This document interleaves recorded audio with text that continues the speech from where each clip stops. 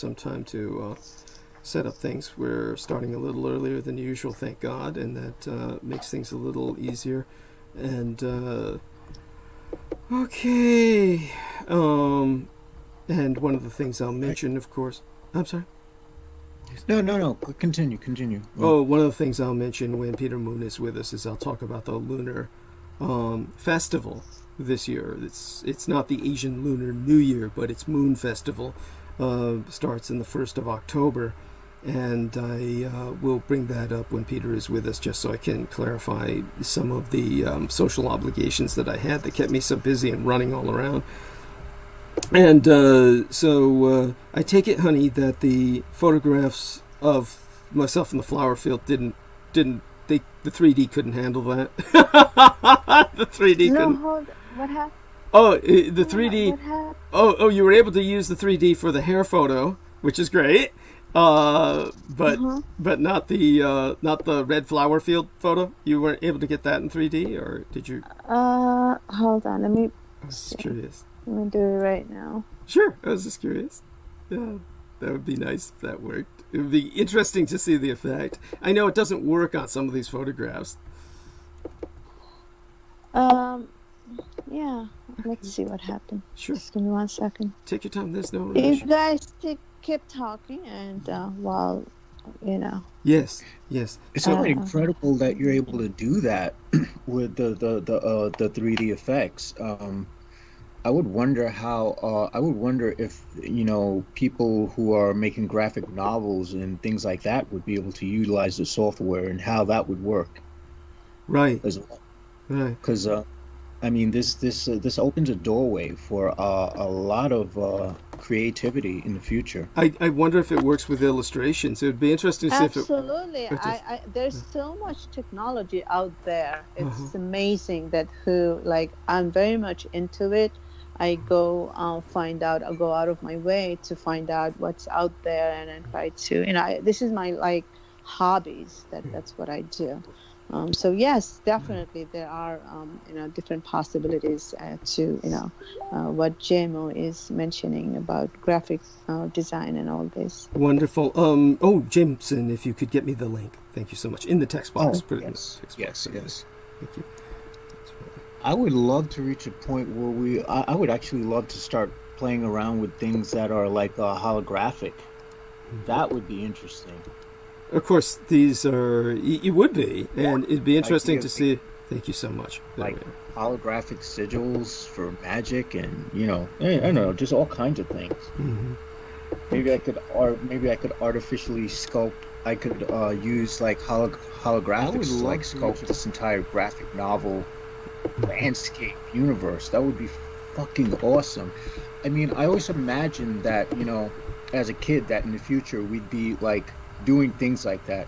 Instead, we're just figuring out new ways to blow each other to the fucking smithereens. Well, we're doing both, really. We're kind of doing both. How would I say it? Fucking awesome. There we are. I mean, so I it always works. imagined that, we do have the 3D printing, but I figured, but what I was really looking forward to the most was the holographic, the idea of some kind of artistic holographic interface. Mm-hmm. Yeah. That I think would just, I would totally be able to get lost in that. Mm-hmm. I resonate.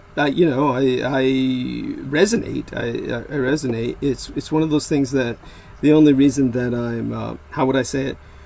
It's not skeptical. That's not the word for it. It's just that I remember when I was working with the project, the name I don't even remember now.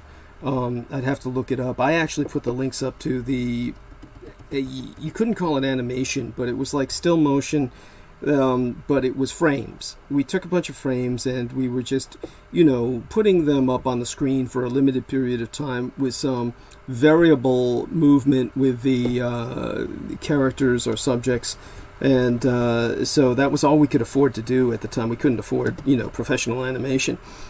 And I'm familiar with that form as well. Yeah, and when it just, the people are so spoiled if you don't give them animation, they just don't go for it.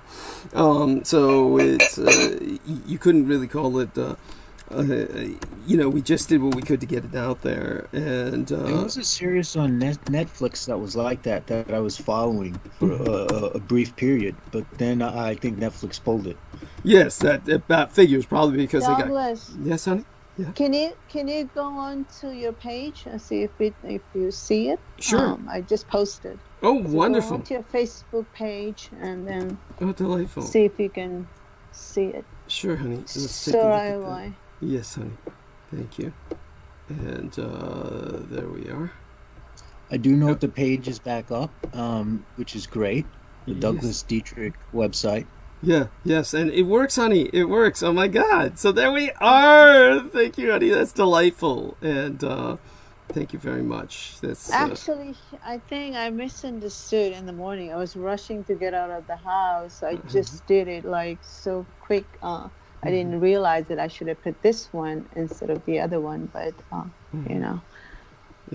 Well, so you do have it now. yes, yes, and I should have given you the other text for it, but that's okay. It'll all work out. And so let me see now. Going to. Okay, I'll share that later. Right now, let me make certain to change the text here. And please continue talking, James, and tell us a little bit about what else has been going on in your neighborhood. I mean, both of you are New York people. Well, my neighborhood, it's been weird. I decided to take a nice little trip to Manhattan again. And I spent the day, I did some drawing on the ferry boat. I walked around like the financial district. I walked around like the area that's not far from like Battery Park. I walked all the way up to around like the Brooklyn Bridge area. And it seems the city has been really, really affected by the COVID-19, closures and shutdowns, because it seems like aside from little clusters of like a handful of tourists here or there, the streets are almost empty. Wow. And this is in the middle of like the afternoon where I'm expecting things to be like super busy like they used to be. No, it's literally a shadow. But the thing is, I did feel I did enjoy the walk, and something about being in Manhattan, it recharged something in me. Good. I'm glad to hear that. Yeah, because it's sort of like, I'm sort of like I sort of feed off of the energy of that city for some reason. Specifically, it's just that specific borough. Yes. There's something about it, especially at night when all the lights are on and it becomes like this wonderful metropolis. There's something about being in the vicinity of all that electricity that just brings me to life. And having gone without that for so long, it was sort of like someone going without sex for a long period of time. I can imagine. Yes. Well, that's well, thank you for that. Yeah, I feel the same way about Manhattan, because a big part of my life that I still do go there, but my childhood and then hanging out in Manhattan in middle of the night with friends, relatives. So it's so much that Manhattan has to offer, that if people don't go there, not familiar with it, they will not like it. Like years ago, my nieces and nephew, they came to visit. They live in Canada, and so I told them, I dropped them in Times Square, and then I said, I'll come pick you up. There are three of them, two brothers and the sister. So three of them were like, in 2 hours, we're done. I said, look, you guys supposed to be, hanging out in the evening, and there's so much to do. They're like, oh, no, we don't kind of like it. It's too much for us. So, but for me, this is the place to be. I will never. Probably Manhattan is the reason that I will never move anywhere. I'll live in New York, wherever I am living right now. But because of Manhattan, it's so much that People don't know unless they live here and familiar with the city and all the entertainment, all this culture. It's just amazing to see this. There's this part. I don't know, Jamo, if you're familiar with it. There's you pass, you go onto the other side of. You go onto the Hudson River side, that the other side is Jersey City. So you take a boat. It's like probably like 2 minutes boat ride from New York side to Jersey City, and then you go there. It's the Jersey City financial district, and then summertime there's this nice bar. You go around, walk around, like you do so much. It's just amazing. There's no word for it. So it's so much. I love Manhattan. Especially when it's cooler like it is, because, I feel like now that the summer's gone, things feel a little more laid back. The only reservation I have is, because I'm someone who likes to function at night. So for me, while I've been waking up at like literally 8 o'clock every day, automatically, like I prefer to be awake at night and sleep in the daytime. And I used to do that, and I used to just take the ferry at night and head to the city. I would walk all the way to Central Park, and I would walk around Central Park and walk all the way back to South Ferry and take the ferry home and watch the sunrise. But my reservation about doing that now is the fact that there has been an increase in thefts and shootings. And there's a lot of people a lot of these young, I guess, gangbang hood types, and there are some white gangbang hood types too. And there's a lot of shootings going on in Manhattan. On the upper side, like uptown Manhattan. Wow. And I've noticed that in the news, and that's been troubling to me. Yeah, I can imagine, it's always troubling to see that level. It's been like so many months that I haven't been to Manhattan, so I know this detective that was my client, and kind of like I asked him like what's going on. So he's kind of like warning everyone that shouldn't go to New York, especially Manhattan, uptown, downtown, pretty much everywhere. Yeah, you're right, Jamo. Looters, these are all petty crimes. They're not criminals. They're just on the street. People that they have no clue about life. So these are the people who go all direction, do everything. They have fun. They get involved in stealing, robbing, all these things. But that should not be real Manhattan. This is a transition right now that we are going through.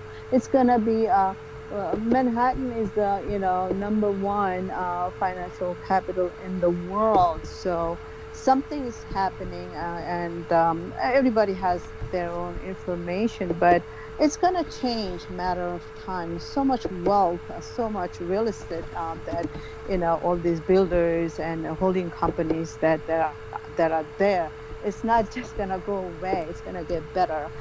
So like they're turning this Hudson Yard. They started in 2018 or something. They just finished this area. It's all tourist attractions, and it's all so beautiful. So I'm just waiting for a day that I'll just go visit, because it's part of my business. I have our main office is in New York, so we have so many events that takes place that we didn't get a chance to do any of those things, that because the Douglas Elliman didn't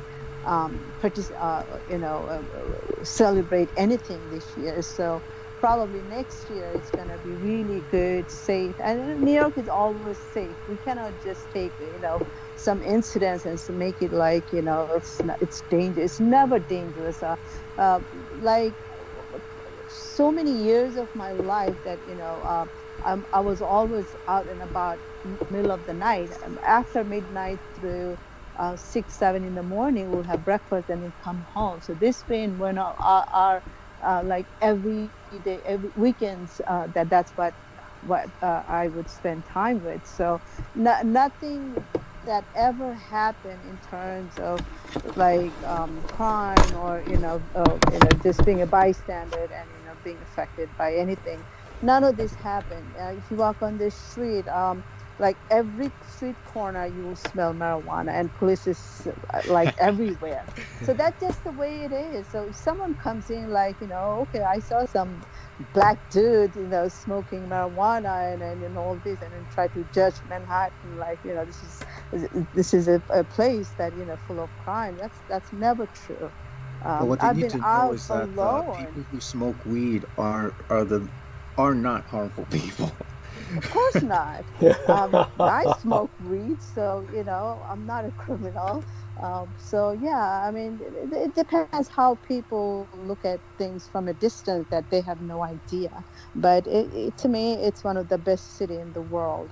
So. Oh, it is. I don't see myself wanting to move out of New York, honestly. I would, while I'm not a fan of the drinking water, even though they claim to have the best drinking water in the world, I did learn that their drinking water is not filtered.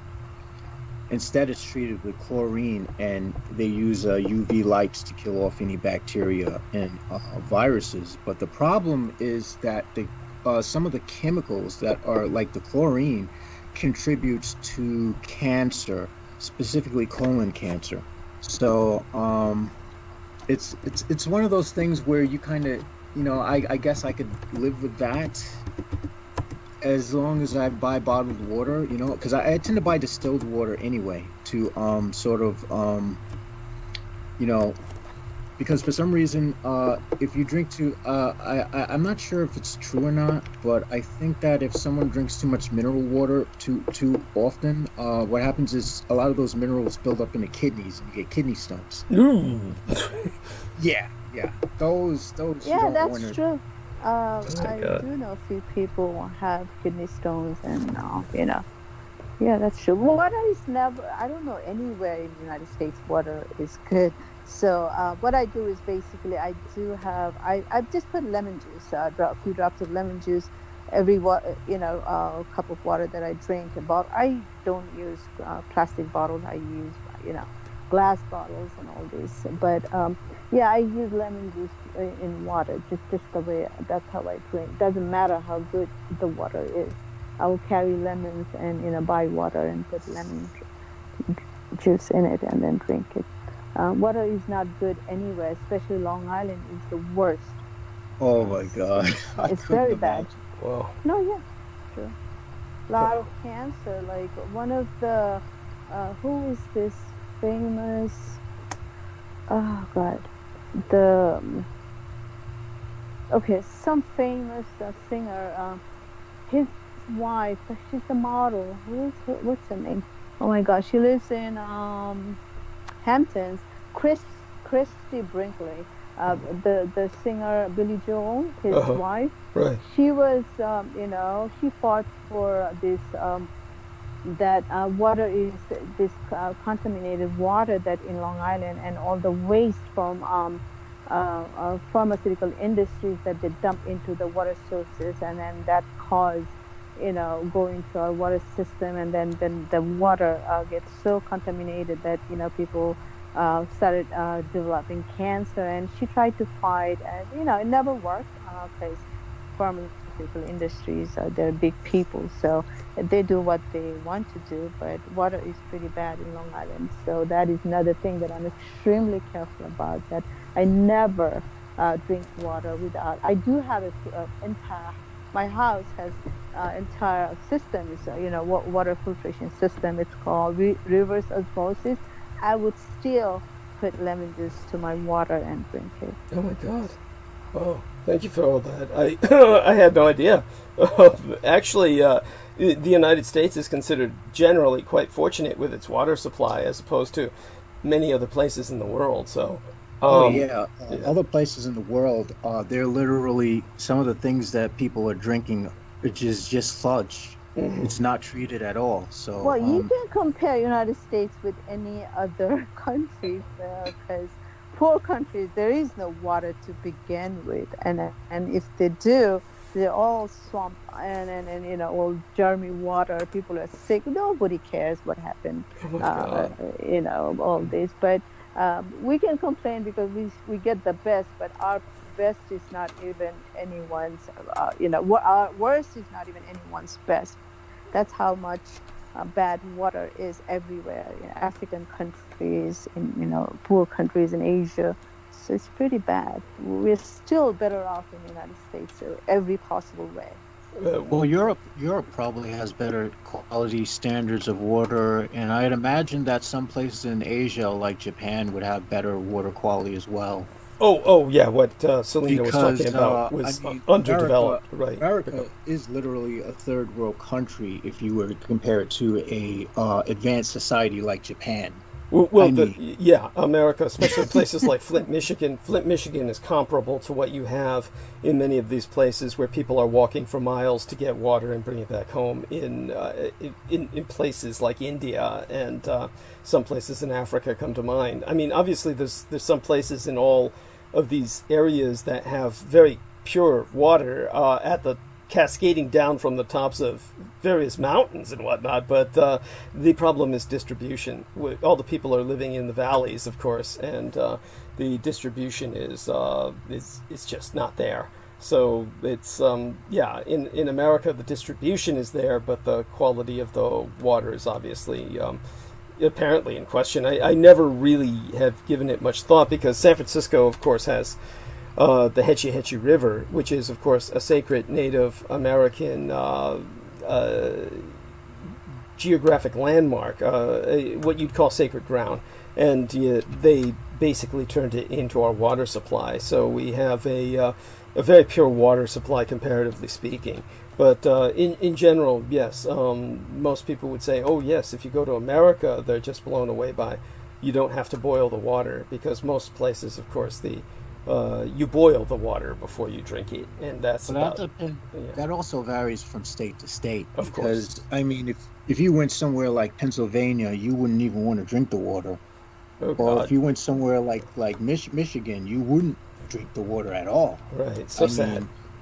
I mean, so it's pretty bad how there's disparities from state to state, and you know, it's interesting because I was watching this documentary that was about the Navajo Indians and how a lake that they were getting their water from was contaminated in New Mexico by the nuclear testing, right, and the fact that they were like mining uranium and whatnot, and that the people were never informed as to, you know, of course not. And of course, you know, some idiot on YouTube asked the question why, and I decided to say, yeah, that's about the dumbest fucking question. Stop asking why. You know, we're a country that's founded off of genocide, slavery, indifference, and annihilation of everything human. Yes. And you're gonna ask why. Yes. Thank you. And then someone else, some other buffoon comments, well, that's the right of power. Oh my God. And so I'm like, oh yeah, that Ayn Randian might equals right bullshit, you know. Thank you. And this is some, and meanwhile this person's icon on there, like this is like some fat white piece of shit. I'm like, yeah, it figures you would say some shit like that. I hate to say it, some of these stereotypes are obviously absolutely true. And so there you have just the manifestation of that kind of stereotype, unless, of course, they were using a false icon, which I see no reason why they would. No, I don't think they were using a false icon. Right. They're just incredibly naive. And in terms of their appearance and how they appear to other people. But I want to thank everyone for providing the small talk to take us to the top of the hour. We are now officially starting transmission. I'm going to check into the chat room and let everyone know that we will be having our wonderful manager, Selena Khan, provide us a little bit of information on a new feature which you'll see with the $sign at the bottom of your super chat. It's no longer a chat room, it is a super chat room. So we are now part of the YouTube partnership program. So we'll be happy to give you more specific details through my managers in but a moment. I'm going to take a look at her message sent to me. And let's see now. Hi, Douglas. Love your show. Hugs. Oh, wonderful. From True Jihadi. Thank you, True Jihadi. And love you dearly. That soon the authorities will think, of course, that I'm providing succor to various extremist organizations. Obviously, when people say True Jihadi, they're talking about the spiritual pilgrimage within the self. The kind of religious crusade that a Christian evangelical would interpret the term crusade as in the postmodern era. Just to clarify for all the feds listening in, a little bit of theological education there. I don't know how serious they'll take it. All right. Daniel Arola says, hi, of course, H-I-G-H, all in the uppercase. Just carved down some pizza and got my dubage on hand. What on earth is that? That's probably a name for some kind of musical instrument or something, I hope. Or he's titillating himself with a new toy. At any rate, glad to have you with us, Daniel. If you want to come on, just let us know, and I'll certainly be happy to bring you on. And Sarah Shields, who is in the chat room, as Underfell Girl Sand, says, hi, Douglas and friends. Have a very nice transmission. Thank you, honey. And Jamie Hillier Rubies sends us many kind hearts and prayers and flowers in terms of the emojis. And Marcus Grix says, fly for president. There we are. Best candidate out of the group.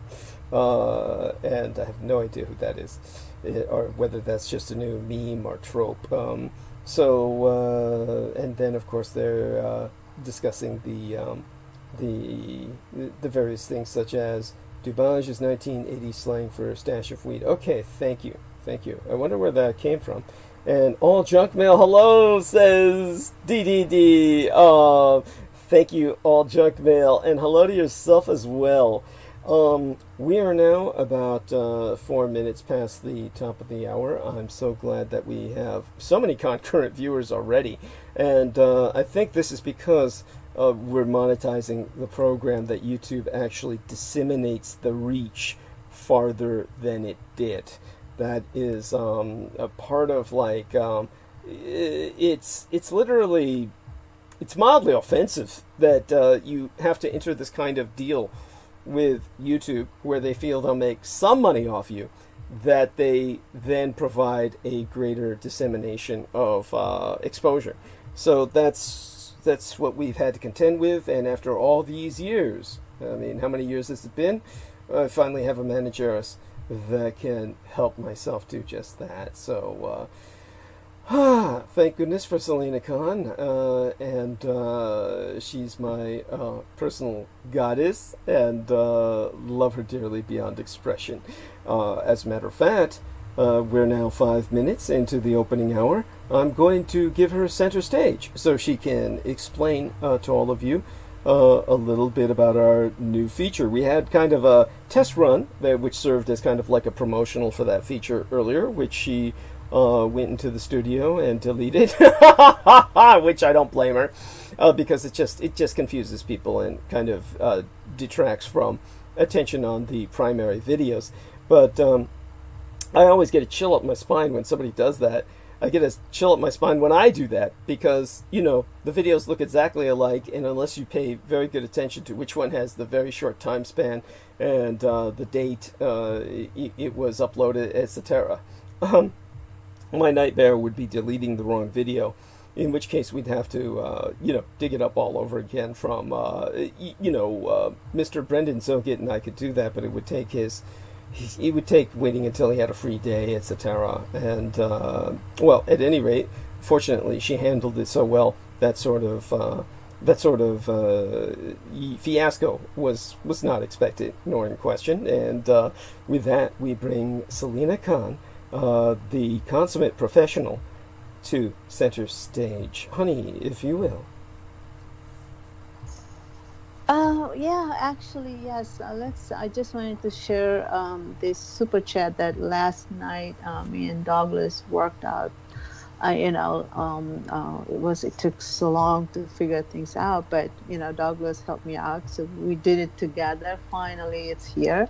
So basically, I'm sure everyone knows what super chat is. Is that so if anyone like to contribute, which we all encourage everyone to donate. So now what happens is that this is so convenient for anyone. It's such a small amount here that anyone can come and then just contribute. It's just like you're in a theater, you're going to watch a movie, and then you just buy some coffee or popcorn, whatnot. But over here you buy $5, those emojis that it's going to show up under your name that you contributed. It's kind of like fun ways to donate. So that's the whole idea here. It's not that you have to. It's just that if anyone wishes, it's just convenient. So there you have it. Anyone, feel free to donate $5, $10, anything, any amount. But yeah, that's about it. Oh, wonderful, honey. Thank you so much. Now, tell us a bit about your day and how busy it's been lately. I know that obviously there's client privilege and you can't share anything personal about your clients, but we'd certainly like to hear about some of your experiences, what you feel free to share. Well, oh my God, there's so many things that lately that we are up against as agents, that what basically Department of State they do, they send testers to see how agents behave with buyers and tenants and renters, whatnot. So we get briefing every week through office meeting that just be careful, do your part, follow governor's order, wear a mask, fill out forms. So we all do it very religiously. That's the most important thing as an agent, that we follow rules. It's not like so. There's this buyer that came like 3-4 days ago, and he came as in like you can see their body language. You can tell that whether or not they're really buyers. So this woman come in, she looks like a very bohemian type clothes. She has this she came alone. So I said like, oh, so you're here to see the house? She goes like, yeah, can I look at it? So she's kind of like commanding me instead of like usual bye, go say hello. So so I take her inside. She goes inside, walked around so fast. She's like, oh well, I'll let you know what happened. Probably my guess is that she's probably a tester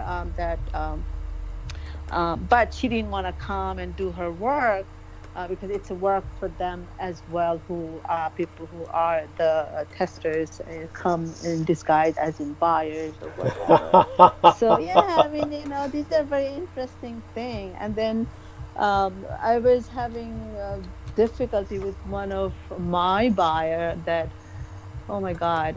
So this buyer had an incident. We're gonna go planning to, preparing to go to closing, and they will get the house and all this. So I'm gonna get paid. So very exciting time, and I'm so happy.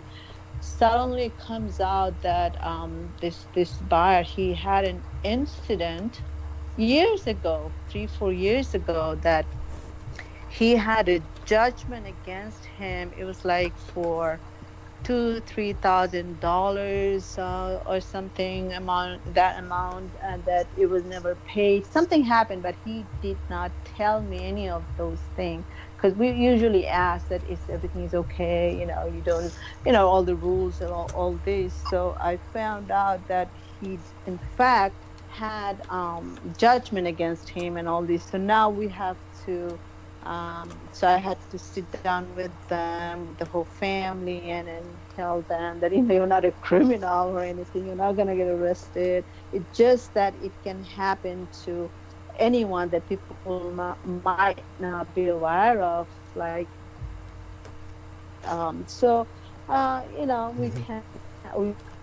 tell them what to do and they resolve the matter. So it's gonna take, instead of like, a lot of things happen. Like recent, oh God, I didn't even know that I was driving. I'm just bringing up, random stuff. It's fine. Oh my God. So I had to pay $1,100 all together. I was in last year. I was coming back from Philly. So I was, I had to. I was supposed to meet a client. So it was Monday. So I left Pennsylvania like around 4 in the morning, and then, I reached. It was like almost 7 a.m. in the morning when I was on the highway, one of the highway in New York. Basically, it was so bright and sunny, so I was just trying to see which exit that I should take. So I came in such a speed that I wasn't speeding. I got nervous because it was so sunny. It was blinding sun. So I kind of like covered my eyes, and I had my cell phone in my hand. I didn't even realize it because I didn't want to, take a wrong exit and then be, late for appointment and all this. So I was just rushing, but not speeding up quite. It just came in kind of like, lost control, not like in a bad way. So I got pulled over, and then so they gave me a ticket. So it was like $175. So okay, so I'm like, okay, fine. Holy so, shit! Came back home.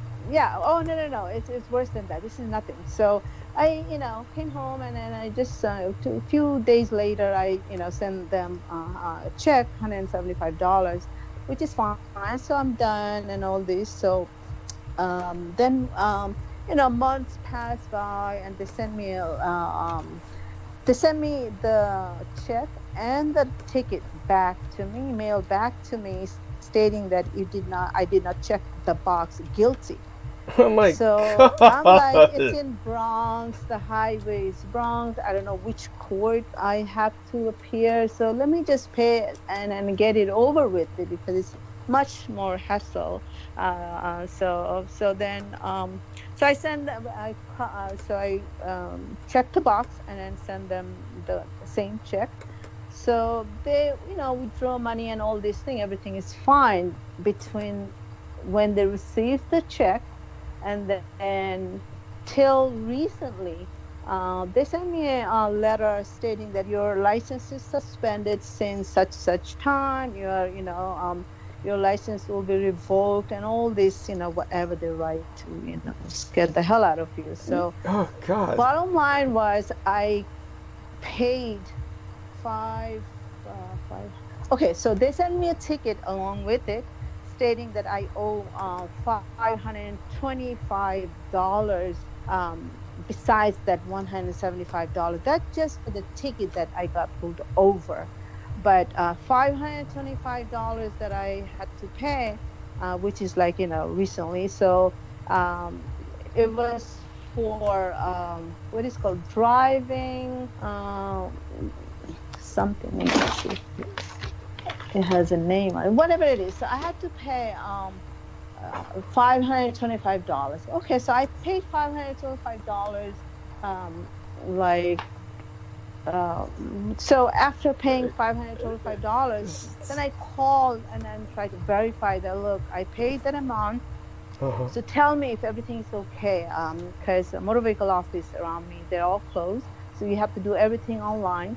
So then they said, oh, no, you paid $525. It's just the ticket that your license got suspended after that.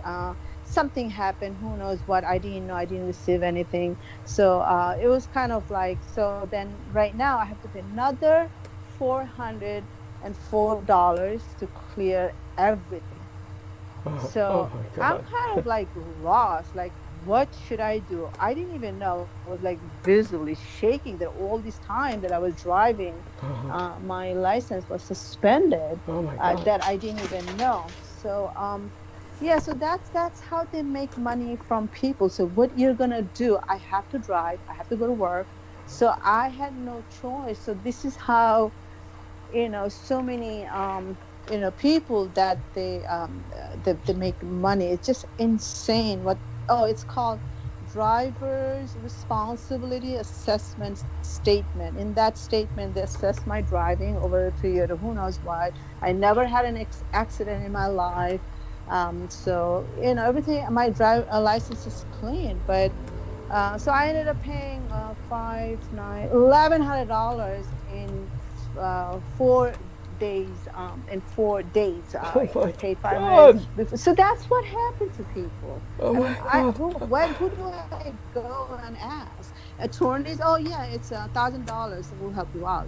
Yes. Really? Right. So you Oh my have to do it on God. your own. So whether or not you eat or not, you have a place to live or not, you have to pay your whatever it is they're demanding. It's just crazy. Oh my God. That's horrible. I mean, that's devastating. I mean, that's like, how can anyone even live? It's depressing. Yes. Oh my God. I'm. My $1,100. I'm gonna put this ticket, that letter, and I put it on a frame and put it in a museum or something. Yes. This is the highest paid ticket ever someone paid for doing nothing God. wrong. Yeah. I mean, this is just awful. I mean, I'm sure there's horror stories worse than this. Probably much worse, but this is bad enough. Sure. I mean, this is like, how can people even live in such an environment where the city is that ravenous and that rapacious? It is. So it's not just that. There are areas that if you go, especially Great Neck in Nassau County. Nassau County is so small. Nassau County is one of the richest county in USA. That if they have 10 richest county, Nassau County is one of them, and and then a law enforcement agency in Nassau County, they all make money from people, from residents, however way possible. I go to Great Neck last year, same situation. Like I wasn't feeling well. I stopped at the stop sign. It was not long enough, so these police officers just waiting by the stop sign, hiding themselves. So I just passed and I got onto the road. Oh shit! This is like thugs. This is like thugs lurking to. $203. It just never ends. Oh my God! Oh my God! This is like it's like they're thugs waiting to gang rape somebody. It's It is, and police officer, they don't have to do anything. Like they just sit down, chit chat, and friendly and nice. They're afraid to go to New York because New York is bad. They're happy in Long Island because it's so convenient. They don't have to work. They just sit in the car, just hang out, and here and there stop people for a petty thing that just. That's how they make money. They don't have anything to do. There's no crime here in Nassau County, a part of Nassau County. This police officers just take money from residents and then get paid and enjoy life. Yes, I get what you're saying. It's good to be a my police God. officer in Nassau County or rich counties, and then you don't have to work. Yes. You just, get all the benefits. Yes. Oh my God. That's like I hate to say it, but it's true. It's one of those things. It is true story. I'm not exaggerating. I do have all the payments, all this thing as evidence that I'm not making fun of anything. It's my hard-earned money. It's painful. Yes. Yeah. Oh well, thank you for sharing those horror stories. I feel I'm just I can't understand how anyone can make a living. It's and survive. unfathomable. Yes. The city is predatory. This is the energy that Jameson Reese is feeding off of. The city is this giant meat grinder. Yeah, I totally believe him. What he talks about. It's all true. Yes. By the way, I want to thank Bugman 4560 is providing us his greetings and a wonderful clasp of hands in the Buddhistic sense of greeting to Bugman 4560 as well. Marcus Grix, by the way, has been saying hi, as I said, and he was saying something looks like a butt. Oh, that was it. He did donate $1.49. And he got the peach. Oh my God! I didn't even. So I'll. These emojis come up, and I try to just punch them in. It's almost like a random selection. It's almost like playing a slot machine. So that's what came up for Marcus Griggs. He got the peach that looks like a butt. So it's there you have that. And so thank you, Marcus, for accepting that. Whether he accepts it or not, that's what came up when we pulled the one-armed bandit mechanism digitally, of course. And K Majlaton says, "Hey Douglas, happy early birthday. Mine is on the 17th of Saturday. Happy birthday!" And he says, "I'm on my way to Atlantic City to gamble and party with trashy woman. May Libra's scales tip in our favor this year." Yes, my brother Libra, along with Crystal River. It's basically we're the only inanimate object on the Western Zodiac, so we can all relate. And Tammy Millar says, "Hey y'all." So hello to Tammy Millar. By that fort in Florida. I forget which fort. She can tell us. And but I do remember she's a Floridan, and therefore is in one of the how would I say it? Florida is always in the news. Like my dad would say, there's something in the water. And of course their water is very exotic, full of gators and various other things that we don't have in other places. And geographically, of course, Florida is what makes the United States recognizable. It looks completely different when it's all submerged in the Hunger Games, when it's off the map and submerged under the sea because it's at sea level. Otherwise, it serves as the penis of North America on the map. So, which makes America look like definitely a rampaging male across the globe, which goes a long way towards explaining why America does what it does as an empire. So, it basically has an erection that won't go down, manifest in Florida. True Jihadi just donated $10. Let me provide an emoji to True Jihadi, and I'm going to press the slot machine and see if that does something. There we are. It entered. Oh, it works. Now I've got to make certain that I keep an eye on donations, so I can keep slapping that the emojis. So I do hope that anyone who happens to be in the chat room and you notice a donation, do bring it to my attention, because you know me, I don't look in the chat room. I have a habit of totally ignoring the chat room, which I'm going to have to change completely. So that's part of a new behavior modification that comes with new developments. And of course, shout out to Michaela Nastasia, by the way, who has been interacting with myself on the promotional banner and has shared it. So you definitely appreciate that. And everyone feel free to share the holographic promotional banners, which are provided by the program, which is paid for on a monthly basis or at regular intervals by Selena Khan. So Selena, honey, with all this money going towards basically supporting the city, it's a wonder you have anything left for yourself. This is just devastating. It's like getting mugged. It's like getting mugged repeatedly. But what you can do as well is, I know that you tend to check out when you need to, because your schedule is rather unusual. And in that way, Selena Khan is a lot like myself. We have a schedule that is unconventional.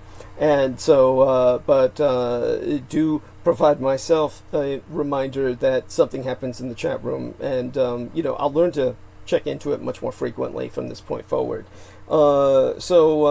With that, honey, what else, Jameson, does that bring to mind anything what Selena has shared with us, that this kind of civic predation? I don't believe you drive, do you? I mean, I walk everywhere. I do not know how to drive. I mean, I probably could. I mean, I've driven before, but not legally. I don't have a legal driver's license. Oh, wow. Well, you must have, do you have a state ID? I'm assuming.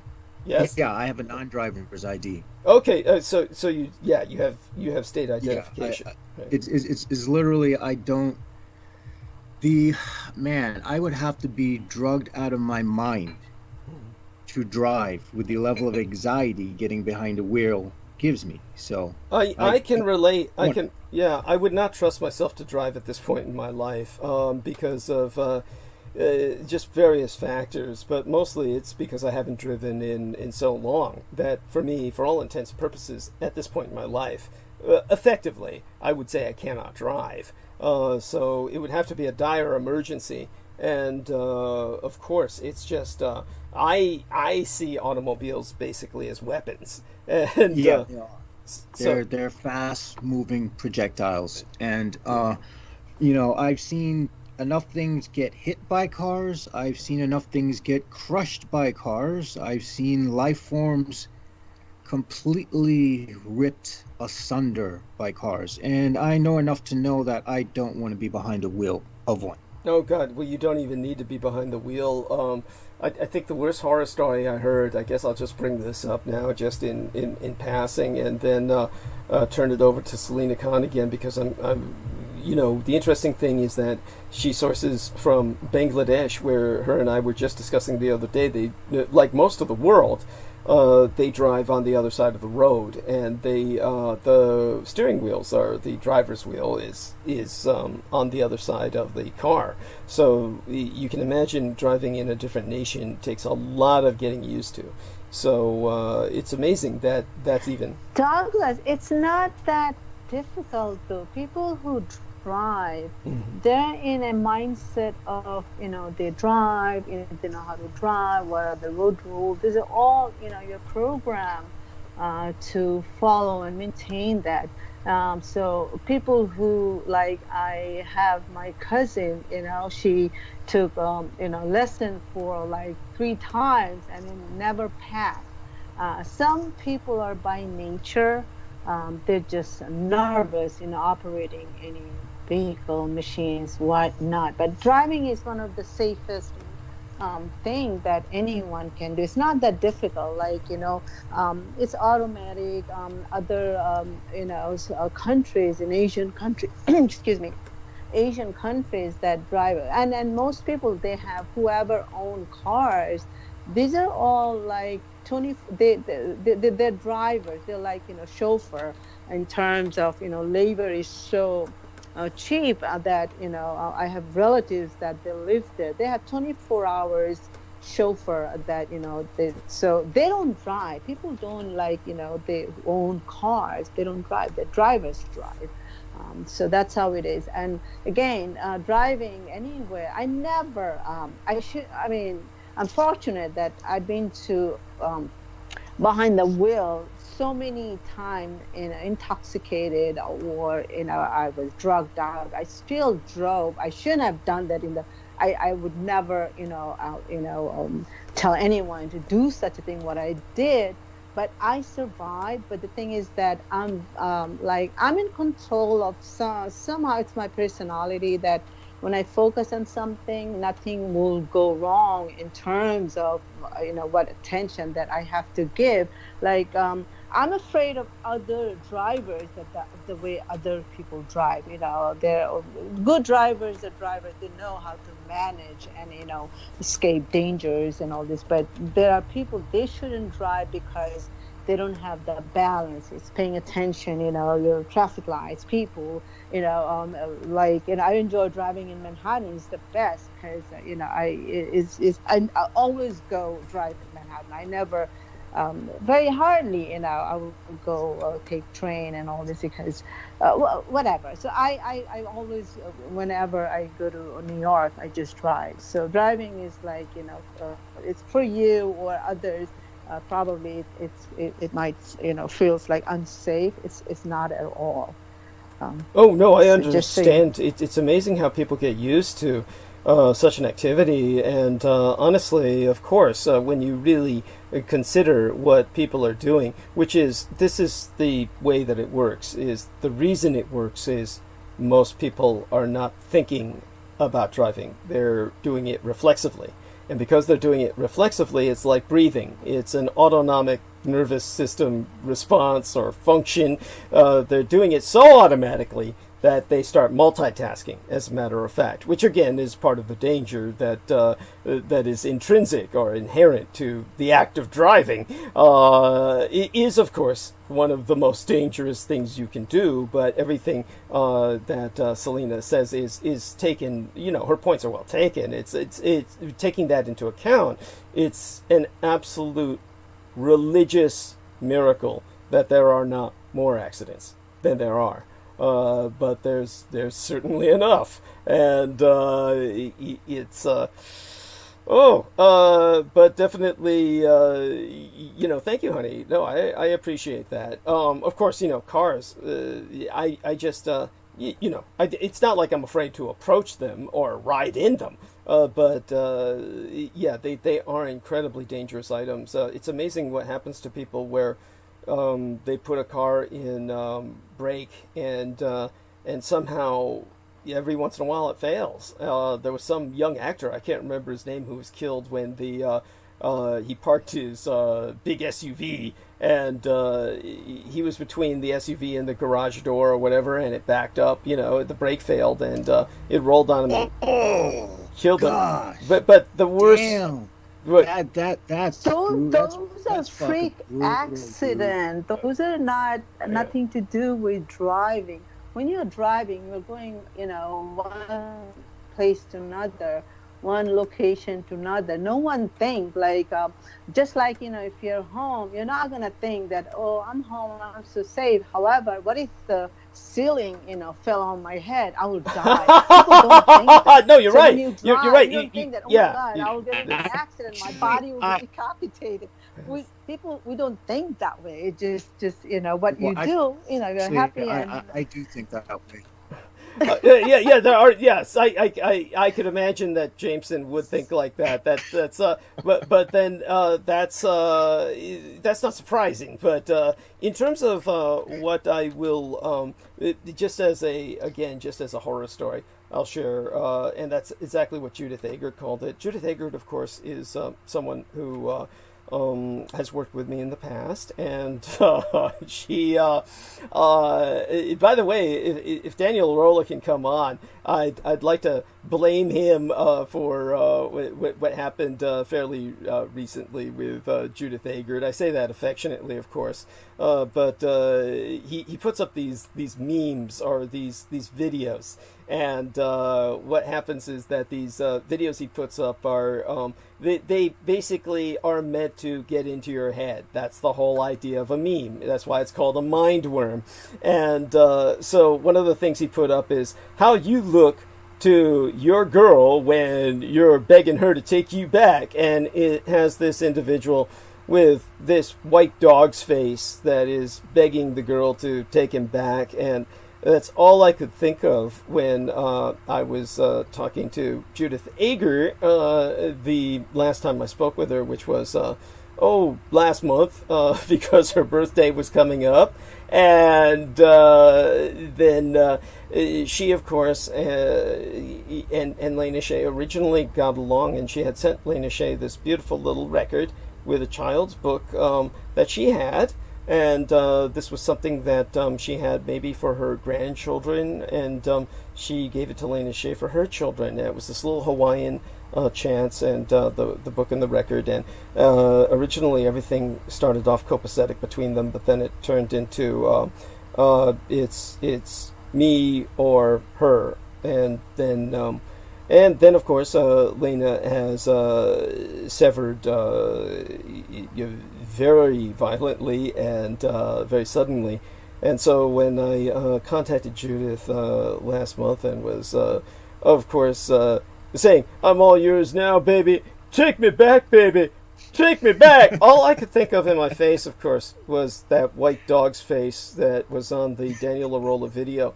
And, of course, she responded, as you would expect, with this, "Oh, your voice makes me sick," and just everything else you can imagine before, hanging up. So before that, of course, she and I had worked together quite a number of times. So there's still hope in that direction, but obviously it worked out the way it did because I blame Daniel, and his meme just ruined it for me. I couldn't think of anything else other than that, and it cramped my style. That's what it did. But I'm sure he'll make up for it in other ways. But in terms of Judith Agert, she was, as people know, she was is a member of Recovery. And so Alcoholics Anonymous, clean and sober for many decades by now, and has her own birthday involved with that organization. And she related a horror story of one woman that was in her group many years ago who was raising children and of course had more than one, and but they were running around in the driveway when she put the big SUV, because she had children.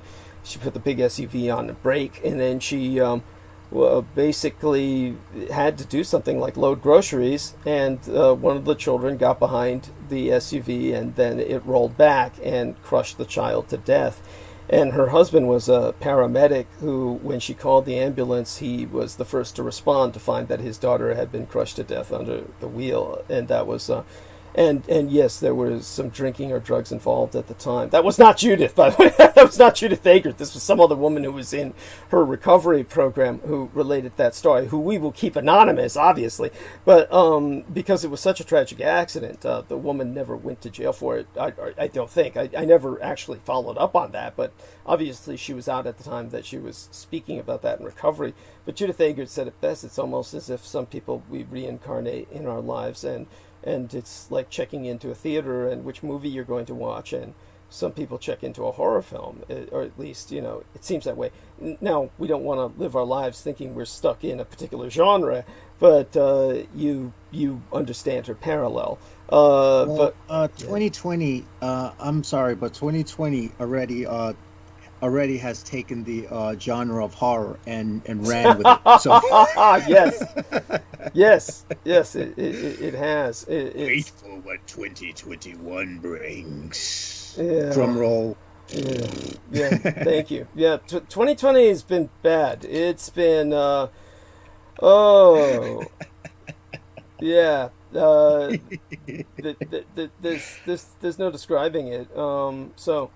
Aside from all of that, I'm sorry, that was like, people may think that that's unnecessary to relate a horror story like that even, but it kind of makes the point. It's that we have to be careful around cars and treat them with respect. That's all. That they are more deadly than firearms. I won't drive. Yeah.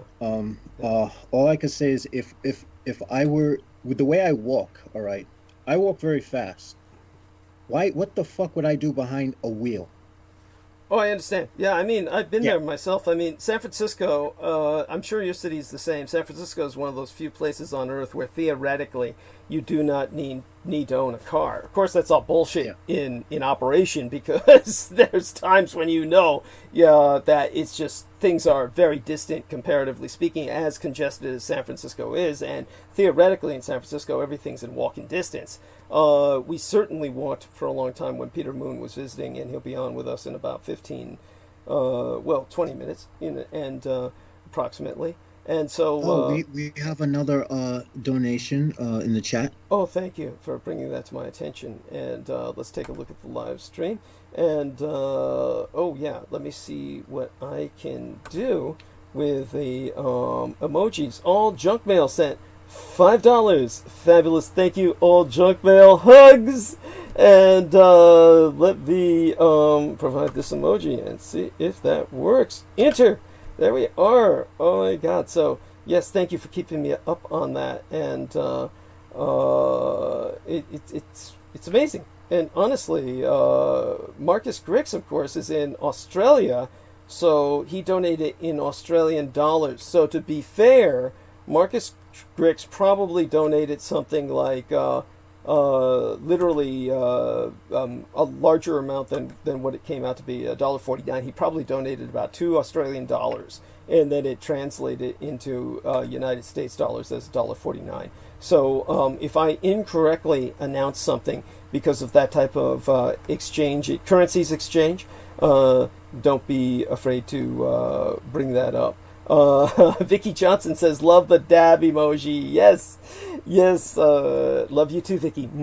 Glad you're with us. And with that in mind, of course, it will bring back the lovely manager, Selena Khan. We've heard far too little from her over the past several days. So, honey, maybe you could tell people a little bit about what went on the other night when I brought you on call and you didn't talk and then dropped. You know, by the way, I want you to know you didn't miss, when it came to what was going on at that time, you didn't miss shit. It was very bizarre. Jameson can kind of relate it, and we're not here to diss. It's just Noreen Helpcan can get very passionate. She can get very passionate, and she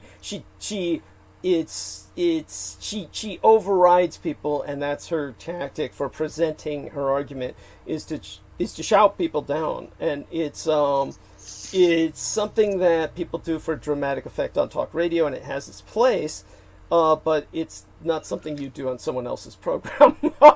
And so I knocked her off the call, and that's when you vanished at exactly the same time.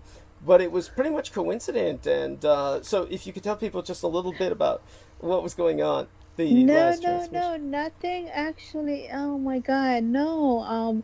I worked.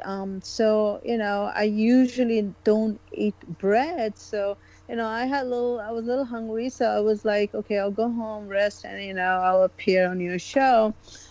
So basically, so after having a little lunch, I have some sandwich and all this. So I started feeling a little sluggish. So I was like, okay, I'll just go home and, rest and then and be ready. So I came home. I felt a little sleepy. So I'll just take a nap. I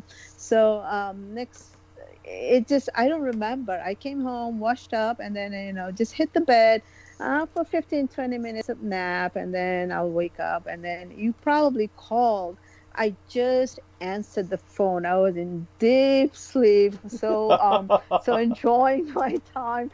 So I'm like, okay, I'll get back, and then I slept through the night, and my habits are really.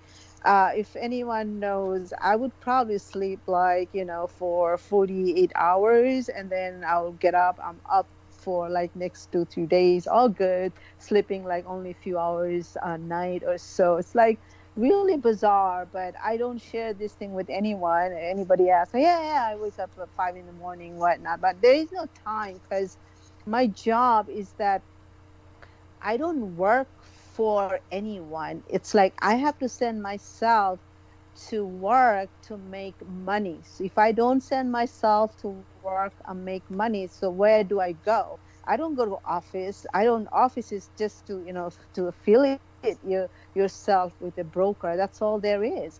Or if there is any issues with with clients, whatnot. Other than that, the office is pretty much nobody goes. So except for office meetings. So now. So I always like schedule my work, based upon what people want. Like yesterday, like 1:00 in the morning, one of my client, just sent me messages. I was like, you say something, I need to know. I have to inform the, other parties, buyers, attorneys, what not. So I pretty much like communicate with everyone 24 hours basis. So I'll probably like middle of the night, I went to bed, let's say midnight, and I'll wake up like 3 o'clock in the morning and then just send messages. So this is what my business is like. I'm like a 24 hours agent. Try to make money, and so that's what my work is. Yeah, similar to Douglas. He's just so busy all the time. Like every time I try to call him, he's just somewhere. But but we work together, and enjoy time, doing what we do. Like last night we were up till late. And we were on live, and then I didn't even know it was recording. But so yeah, it was like then I think I deleted that or there. Yes. So yeah, I mean, work life is very different for me than rest of the people that they work. It's very strange, but nobody knows how I work. Well, I'm happy to report that on our live stream, the lovely Vicky Johnson, honey, has donated $20. What a wonderful human being. Thanks so much, darling. And so glad she's with us, and really appreciate her participating. And certainly appreciate everyone contributing to the struggle. And I want to thank everyone who's listening as well. And in times like these, basically we are all indoors a lot more, and the one benefit is that we have a lot more time to participate in an extended electronic family, and that's something that I encourage.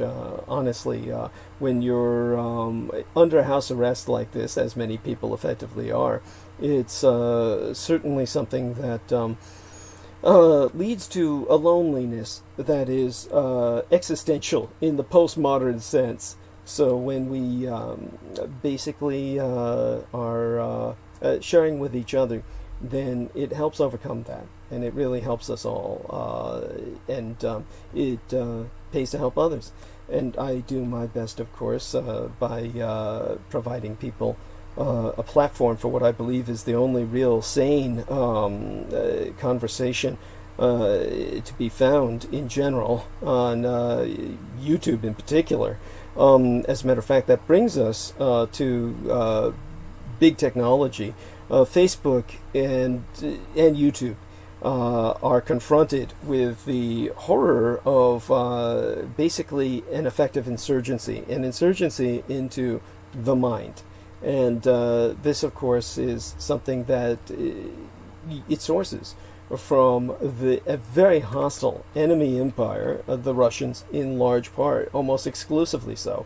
Honestly, it's Russia at one point during the Cold War was, if you were someone like me and you grew up working in the Department of Defense, essentially, which is where I came into maturity, you basically perceived that the biggest problem in the world, the source of so many problems, was the former Soviet Union. Russia, honestly, today retains that same threat level, and it's operating now through high technology, and the technology that permeates our very existence. Every breath we take is impacted in terms of our emotions, our thoughts, our feelings, and these are all triggered by what we see through electronic media. Maria Michaela Grigorich, wonderful lady, shout out to her. She was telling me that up in Canada, somebody was triggered by something they saw on television, a male neighbor who then came out and confronted a female neighbor of hers. It just started shouting at her because he was venting, cathartic, because he was emotionally triggered by something he saw online, and began to accuse her of not being a Christian, and because he knew she was liberal progressive, and he himself is pro-Trump, and this is in Canada. So she was pointing out the fact that he got to the point where he raised his arms against her, and she personally intervened. So it might have gotten physical if she had not performed a personal intervention. And so she was pointing out to me that if it's that crazy up in Canada because of polarized, decisive politics, she cannot begin to imagine what it's going to be like down here in the South, which is the United States, south of Canada, with all of the firearms. We have free floating, essentially. And, of course, it will be a bloodbath. And all too little, all too late, Facebook is expanding its hate speech policy. Facebook says it will now ban, finally, forms of Holocaust denial under its hate speech policy. Now that's a total reversal for the Jewish chief executive officer of Facebook, Mark Zuckerberg, who basically has been one of the largest promoters of Holocaust denial on Earth, and insisted that Holocaust denial should never be removed. Which then he plays the Jew card and says, "But I'm Jewish." So this is the insanity of the world we now live in. What's up is down, what's black is white, what's front is back. This is the surrealism of chaos that the anti-gods thrive upon. And it's obvious by his very stance that he is a cultist of the kings of Edom. Now, Facebook has been criticized for what most generously could be described as an uneven approach to moderating and monitoring hate speech on its platform. And yesterday, last week, the company finally, after years and years of Michael Aquino's legacy running rampage in the minds of the weak and the mad, Facebook finally said it will ban all pages, groups, and Instagram accounts representing the conspiracy theory QAnon. Now, that's an extraordinarily large move, but one which they will find almost impossible to enforce at this point, and one that fellow social media giant YouTube is completely antithetical to following. So the YouTube chieftainess executrix officier, Suzanne Ŵoaumphyieorai, or Wojciechowski is her Polish name. She was interviewed by CNN and said that YouTube has taken steps to reducing the ways QAnon content is always recommended to viewers. See, this is the point. Viewers are actually recommended this shit. So this is how this has gotten to this point where you have people in Canada, a man raising his arms against a woman, a female neighbor, someone that he lives next to and you would think would try to find peace with, over issues that have nothing to do with your immediate existence. And all of because this stuff is recommended to you every time you get online. And YouTube has, of course, said they will not take any broader action other than to, they say, change the aggregate system so that everybody's not recommended QAnon, such as the children. See, up until this point, children were getting recommended QAnon, which is talking about child abuse and pedophilia all the time obsessively, so that children could develop a phobia for pizza and shit. I mean, this is the kind of crap we're dealing with. You live in a shit world. This is why someone like Jameson Reese, who has more time online and more time to think about it, goes into this spiral of revulsion. But this is what we're all dealing with as a challenge. And that takes us up to the point where we're going to bring Peter Moon on in a few minutes.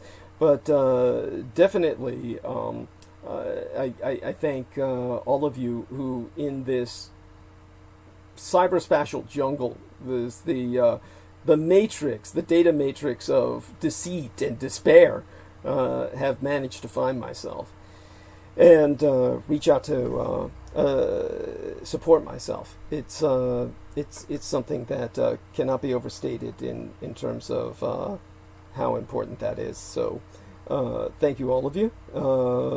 And I noticed that there was someone who might have been a troll, or what was this Seraph 909, Jameson? What was his trip? What was going on with that? Oh, he was saying Douglas is doo-doo. I think that might have been the same guy who was pissed off about me last week because he was like, "You offending hip hop culture." Are you fucking serious? Oh, that's funny. And he was talking about somebody I didn't even know about, and then Derek and you knew who it was. He kept mentioning Scarface. No, the thing is, I didn't even know who it was, but my thing is like this. There's only one way you could catch COVID-19. You're not protecting yourself. Yes. Unless somebody somehow forced you and ripped your mask off and then assaulted you on the street or something. But nothing short of that is going to really, the only way to get it is if you're not covering yourself up. And so, this rapper, whoever he was, he didn't cover himself up. He didn't take it seriously. And the fact of the matter is that there's a lot of people in the black community who aren't taking this shit seriously, and they're the ones who are going to die the worst for it. And you know what? Fuck them. I can hear you on that. What happened to this rapper? Did he die? Did he pay the ultimate price, or is he just... No. He just got COVID-19, and now he's all... Who gives a shit? Welcome to the real world. Oh my God! Okay, I get where that was coming from. Anyhow, that particular individual was mentioning Scarface, and the first thing I thought he was talking about was Al Pacino in the film. and it turns out Derek Talley knew who this rapper was, and so that was interesting. And yeah, he keeps much more track of the music industry than any of us. I honestly, I could give two shits about the entertainment industry or the mainstream industry. Most of what I listen to is created by machines. Yes. Forgive me. I'm not yawning because of you. It's I understand what you're saying. I like a lot of the synthesizer. Did I say that right? Exactly. Music. Yeah, synthesized music. Thank you. So aside from all of that, there was something else that was brought to mind in terms of the COVID-19. I've been out sometimes in pretty intensely packed environments. Not that I'm seeking that, but just by the nature of going out and about, I've been, it's amazing I haven't contracted it. So I guess so long as we do our best to maintain distance and wear... All right, so Derek Talley said, Jameson, us out of line. What an asshole. Okay. All right. Well, okay, let's not... I'm not... Yeah, whatever. Anyhow, yes, let's calm that down. And we will bring Peter Moon on. So let me turn towards this thing we call Skype, which I managed to screw up on my PC, and I have to uninstall it and reinstall it there. Fortunately, it's how would I say it? I don't use it to produce via the PC. I produce via the laptop, where their new upgrade went smoothly, and there we have that. Peter Moon, can you hear me? I can hear you clearly. Wonderful. And say hello, of course, to both the Grandmadame Selena Khan and our producer Jameson Reese. And let's see if they can hear you. Hi, Peter. Hi, Selena. And very well done on getting the website back up. It looks great. Oh, thank you. Appreciate that. Yes, she's worked very hard on it. Put an enormous amount of work into it, and there was a lot that was done to it. And so both in the negative by parties we're not naming right at the moment, and Selena was able to recover it all. So very, very well done. And Jameson, can you hear Mr. Moon? Yes. Excellent. Hi, Jim. Good. Hi, Peter. Good. Wonderful. Now, I want everyone to know that Peter Moon is in many ways my official biographer. I'm going to, of course, speak to him about a number of things that have happened lately that deeply impacted my social schedule. I'm going to try my best to work with him. He and I will get back into a much more intensive involvement with our ongoing project. Of course, October is just a very bad month, and it has been the same with Crystal River, who effectively disappeared on me just like that. It was very strange with all three women in my life who I deal with quite a bit with different things. It kind of disappeared, fell off the map. They're all right, and I've confirmed that with them after just checking back in on them. But it's one of those things where I had basically told Crystal I would Skype her in a few hours. She says, I'll be right here. And then she was gone. And she was gone for several days. So it was like one of those things where I checked back in with her, and thankfully she did respond. So she is okay. V was the same way. It was basically, call you back tonight, and then she was gone for several days. Then I checked in with her, and it was all right. I was very concerned for that reason about Selena Khan disappearing, you know, the way she did off call, and then I didn't know just what was going on with her until we reconnected within about maybe close to 48 hours after that. So it was just odd that kind of could all be Mercury retrograde, as the astrologers say. But just a lot of the ladies in my life just kind of dropped off at once, and it was like they disappeared into thin air. In the meantime, aside from all of that, of course, it's been Asian Lunar New Year, which my son insisted I not speak about to anyone because it was much more subdued than usual because of the COVID-19 in the United States. In China, on the mainland, it was like nothing. It was like COVID-19 never existed. They went all out, balls to the wall, with celebrating the Asian Lunar New Year. But that's across the Pacific. Here on this side of the States, it was much more subdued, but there were still gatherings and social responsibilities, particularly, of course, with my gang brothers. And but the way things have been going, my son didn't want me to emphasize that until effectively the festivities were over. So I just began to talk about the conclusion of the festivities with the Taiwanese national holiday of independence, or the foundation of the Republic of China. And so we had seen elements of that in Chinatown when I was with Peter Moon and his wife Paula, who, of course, I asked if she could drop in tonight, but she was too busy to do so tonight. So hopefully at some point in the future she'll say hello to us again. But certainly she was wonderful the last time that she was on, which was, I believe, either the last transmission or the transmission before last. She was... No, it was last week. That's right, last Wednesday. She was graceful enough to share an hour of her time with us. And those things are very important because they provide an education for people that they otherwise wouldn't get about these parts of the world.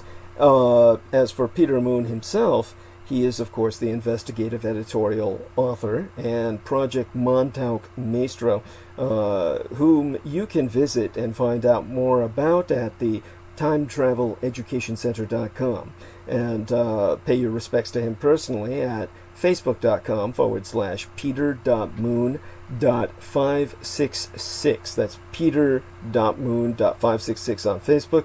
And most importantly of all, of course, all of his books that he's ever published are in print. You can purchase any one of them at SkyBooksUSA.com. So make certain to check out SkyBooksUSA.com over and above and beyond all else. With that, of course, we're going to bring Peter Moon on with some more experiences that we're going to share with everyone about his time in California, not just with myself, but with other people that he met. Paula and himself actually met an older lady who spoke Romanian, who was just hadn't even heard the language spoken in such a long time. So they breakfasted with her for about an hour. I hope that went well. How was that? Well, it was very. It was actually not breakfast. It was we were having a sidewalk ice cream cafe in Sausalito. Mm-hmm. Sausalito is a beautiful city.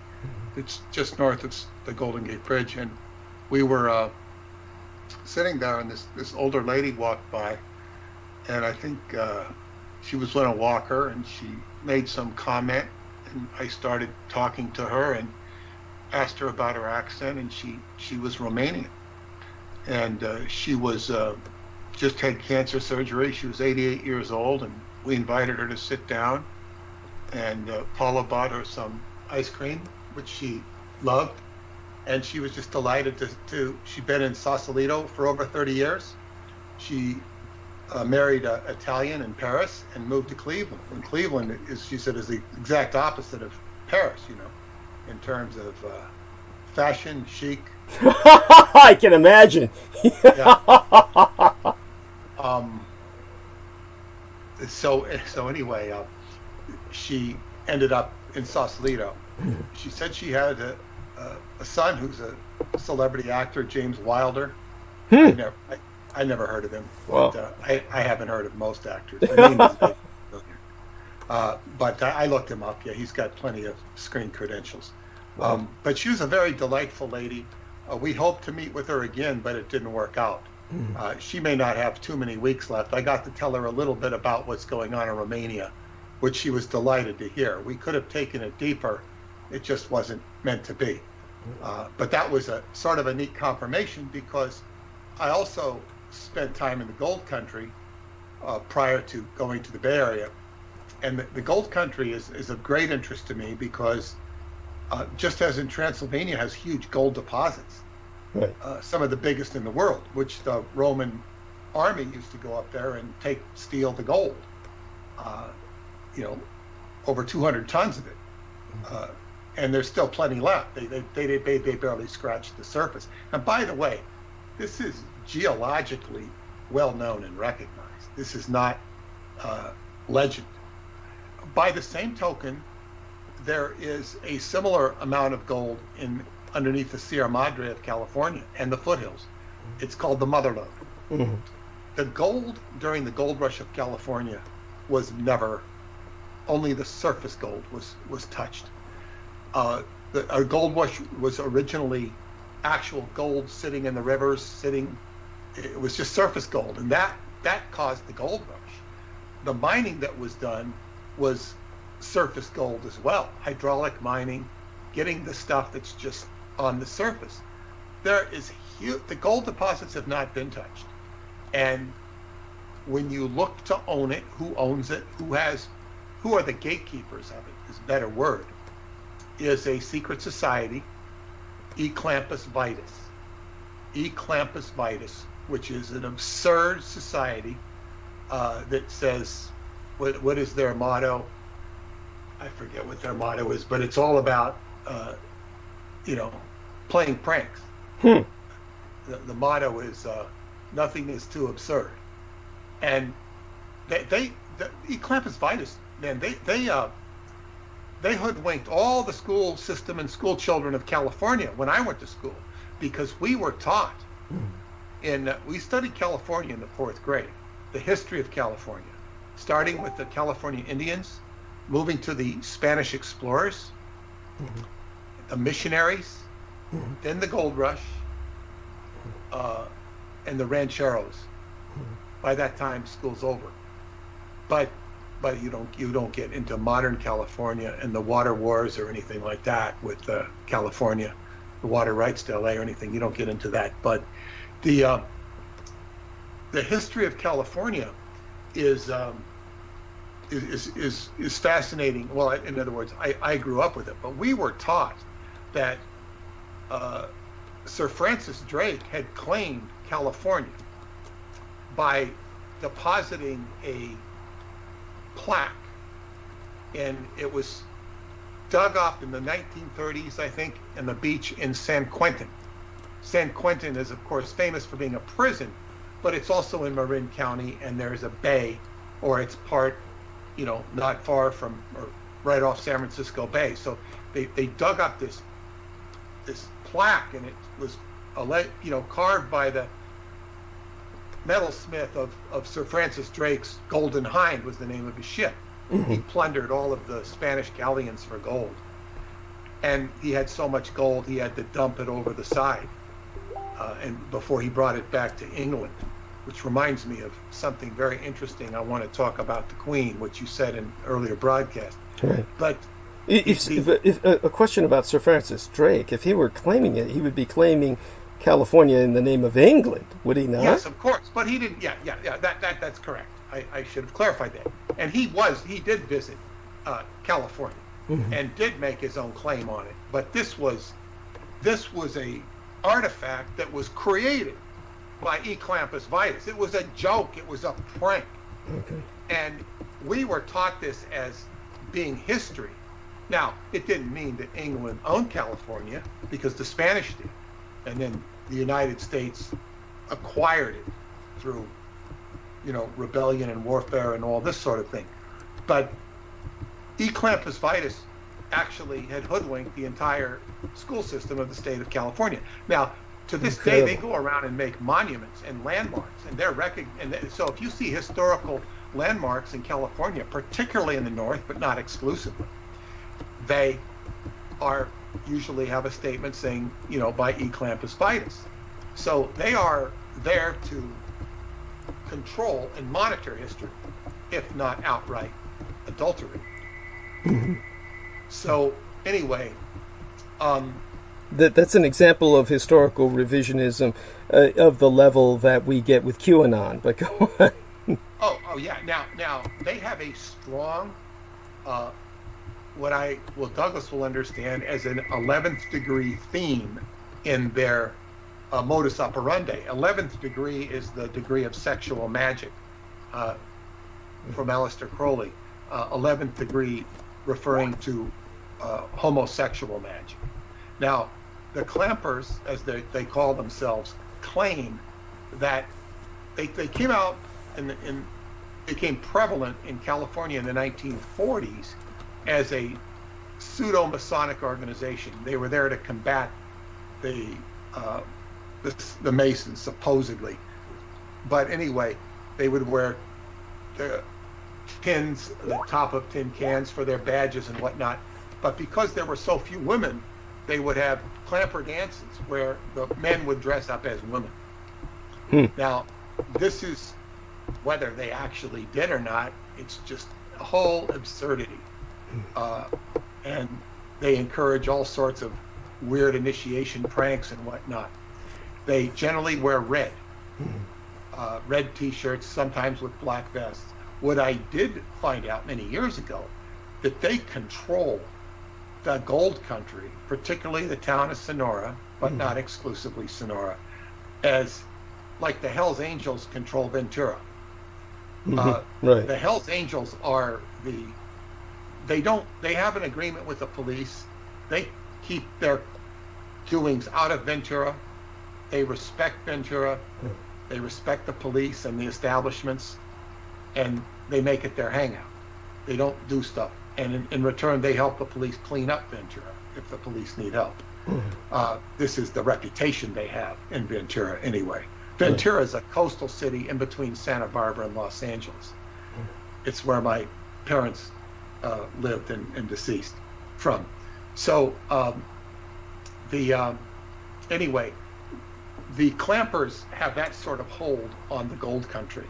And I didn't realize this at first, but one of my friends overheard people that were in some sort of apartment or motel room, and she overheard them talking like they were scared to death of the Clampers.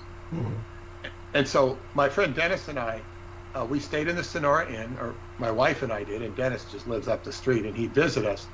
And we all met to go to that day wasn't Yosemite. We were traveling through the gold country, and we had our Clamper T-shirts. I made up red T-shirts, of which one I gave to Douglas. Yes, that's right. Still have it.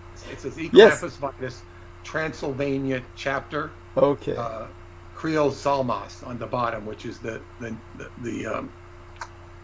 transliteration of what's carved on a golden bed in the caves in Transylvania, according to Radu Cinema's book. That's right. Those were given to me when we ate dinner with Laurie and Ann Fenton, of all people. Oh my God, what a difference between those days and the days we had with Paula, all the more happily and all the more recently. So yes, by all means, yes, go on. I'm sorry. Just yes. So anyway, we had our T-shirts on, and we're going out the door, and one of the guys who worked, he looked like he was the supervisor of the Sonora Inn. He goes, "Oh, clampers, huh?" I go, "Yeah, I'll tell you. It's a long story. I'll tell you all about it when I get back." But I never saw him. I was going to take him out for a drink and not only fill his ear but see what he knew, because it was the first time we got some public recognition for wearing the T-shirts, right, which was kind of interesting. Yes. And so, we just basically went to certain places, and they have like all recreated Western towns from those days, and Paula got to visit those and take pictures and whatnot. So it was a fun day. What we wanted to do was visit a medicine man of the Miwoks, who we have reason to believe might have some information. He was out cutting wood that day, and that was the only day we could have or might have seen him. So that'll happen. Hopefully, if the Shasta event goes off, I will make it my business. The Shasta event we were going to do last June is rescheduled for next June. Right. And if that all comes off as we hope, I will revisit the Gold Country. So I didn't get as much esoteric work done as I would have liked, but it was just nice to be in California. What I also kept realizing on the trip, not only in the Gold Country, but when I got to Muir Woods, was that I want to bring Paula's stepmother, or mother she calls her, Tamarinda. I want to get her out there, and maybe she can have a shamanic interface with this man, because and also I got to go to the underground in the Gold Country. They have different caves. One of them is called Moaning Cave, and you walk down a series of steps right into the rock, and then you go down this long spiral staircase. It's incredibly long, and then you're at the bottom of the cave. They eventually turn out the lights on, and it's incredible, especially if you've never been in a cave. I have been in caves in Romania, and I find the energy much different. I prefer the energy of the caves in Transylvania and Romania in general. They just seem to be more alive. But that's the only cave I've been in California, and it was certainly a neat experience to go there. And was Paula with you in the cave? Yeah, she did not do well. She was. I was right behind the guide, and he was kind of surprised. He says, "You must be a real adventurer." I was following him down. I said, "Well, I go to caves in Transylvania." I invited him actually to come to Romania because he's a cave explorer, and but she got scared. I didn't even know she was scared, because like when we're doing hikes in the mountains and stuff, I had a mate. I have to keep up with her, so I'm not used to being ahead of her. So she had to be. She just was very spooked by the height. She got down, but Dennis did a very good job of what you would call handling her with TLC. I thought, I didn't even know she was having a problem. So he took good care of her. Well, yeah, thank you for sharing that. I mean, it's a different environment, and I noticed that she has certain environments she's much more comfortable in, and others that she's not. So, and one of them is the way that San Francisco has its grid system overlaying a city of hills, which is very disconcerting for a lot of people. So I can understand. And well, Douglas, I thought about that, and you know how I learned to deal with San Francisco hills, because I think I would. I learned how to drive in Northern California at the age of 16, and I learned how to drive in the country roads of Davis and the surrounding area, which is a very easy and good place. It's flat, but I would sometimes go into San Francisco for whatever reason, and I don't remember, but all of a sudden, and every time I would go, I would not by on purpose, by accident, I'd end up going up one of the steepest hills in the city. It was even steeper than the ones we were going up, and you're sitting there, and you know, you go into an instant sort of shock, like how can people even park their cars going up this high? But you just have to suck it up and go. You can't, you know, and all of a sudden you've done it once, you know you can do it again. It's like I didn't have time. When you're driving, you don't have time to be afraid or scared unless you go into a full-fledged panic attack. I'd probably been up those with my father, so I probably knew it was possible. But, you know, you just go up and do it, and once you've done it once, it's you know, I don't like going up those things, but you just do it. Right. You know, we were talking about driving before you came on, and just how intimidating it can be. And I was saying it's miraculous that there's not more accidents. How people, you know, drive reflexively and do what you do. They just, you know, plow ahead when they meet these new challenges in driving. So definitely glad that you handle it as well as you do. And Pac-1 Morales says, you know, he was basically talking about some driving experiences. I'll relate them later. But he was on with us recently. I don't know if you heard his recent guesting, but definitely, you know, it's something that I think is important to review only in the sense that it was a good insight into the military. But you're so busy now. There's no time you have for that, so that can wait a little. I want to touch on something. I was trying to keep up with what you told me to keep up with. Yeah. And I couldn't keep up with all of it, but I did hear what you said, and I was fascinated. But I have to clarify, disambiguate, as you would say. You mentioned that Queen Elizabeth I had a sexual relationship, but I didn't know whether it was Edward Kelly or John Dee. I would assume it was Edward Kelly, but could you clarify which one? And I'll tell you why that's significant to me. Oh, it was John Dee, as far as I understand it. Yeah, why? Well, he spent a lot more time with her than I think Edward Kelly, and he would have been much less objectionable to her, because Edward Kelly was a true bona fide scoundrel. Yes, but a gifted one. And a gifted one, and as much as he was a scoundrel, he wasn't 100%. Understood. Maybe 90%. But, yes. but and for those who are interested in Edward Kelly, study the work of Vincent Bridges. Bridges, just like it sounds, Bridges. He has done some amazing scholarship on John Dee and Edward Kelly, but particularly Edward Kelly and Shakespeare and the whole gang around the Elizabethan times. And Vincent Bridges did have brilliant scholarship, but he was connected to all the wrong people. And that was, I wouldn't say that's his downfall. It could have been, but he's interesting to watch on this subject of John Dee and Edward Kelly, because he's uncovered a lot of things. But this relationship with Queen Elizabeth was fascinating to me, and I'll tell you why. Because and I've written about this in my newsletter, but when I went to Choklavina Cave, and for those who are listening for the first time, Choklavina Cave is the most important cave with regards to, I guess, what you call space-time phenomena or space-time motive force, according to Dr. David Anderson. There was a huge discharge or release of space-time motive force, which is energy that's discharged when time travel takes place, or time relocation takes place, changing timelines through a time reactor, or the equivalent thereof. And basically, he had said this about this area. Now, I have been going to that cave for years, and last year, for the first time, last year it was, yes, 2019, I was able to go into the cave for the first time.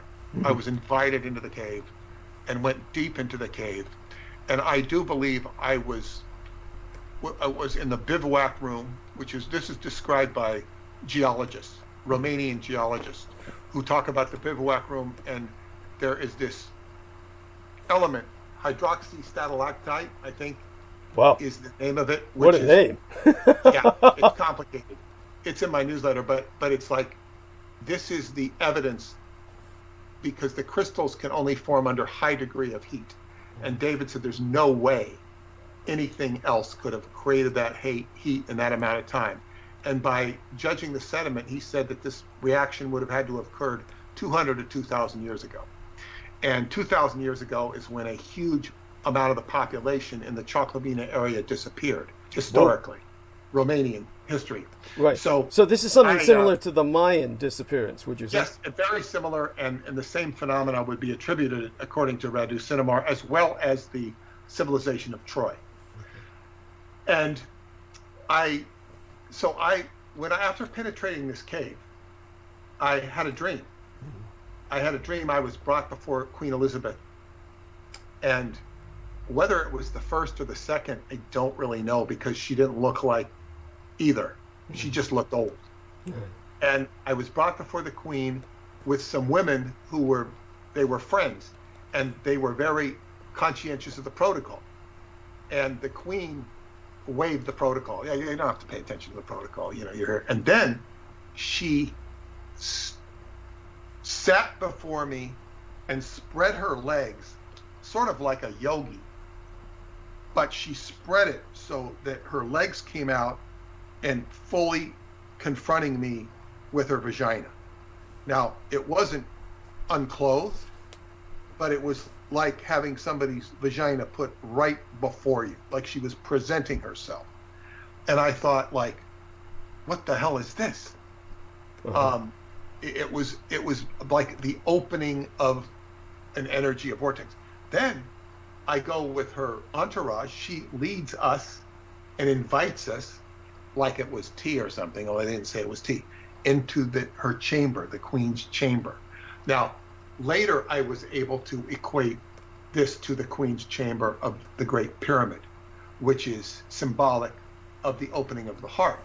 However, after what you said about her being the lover of John Dee, right, I've always stated that David will come into my life, often piggybacked with magical phenomena. Right. Whether it be John Dee, Aleister Crowley, or any of the above.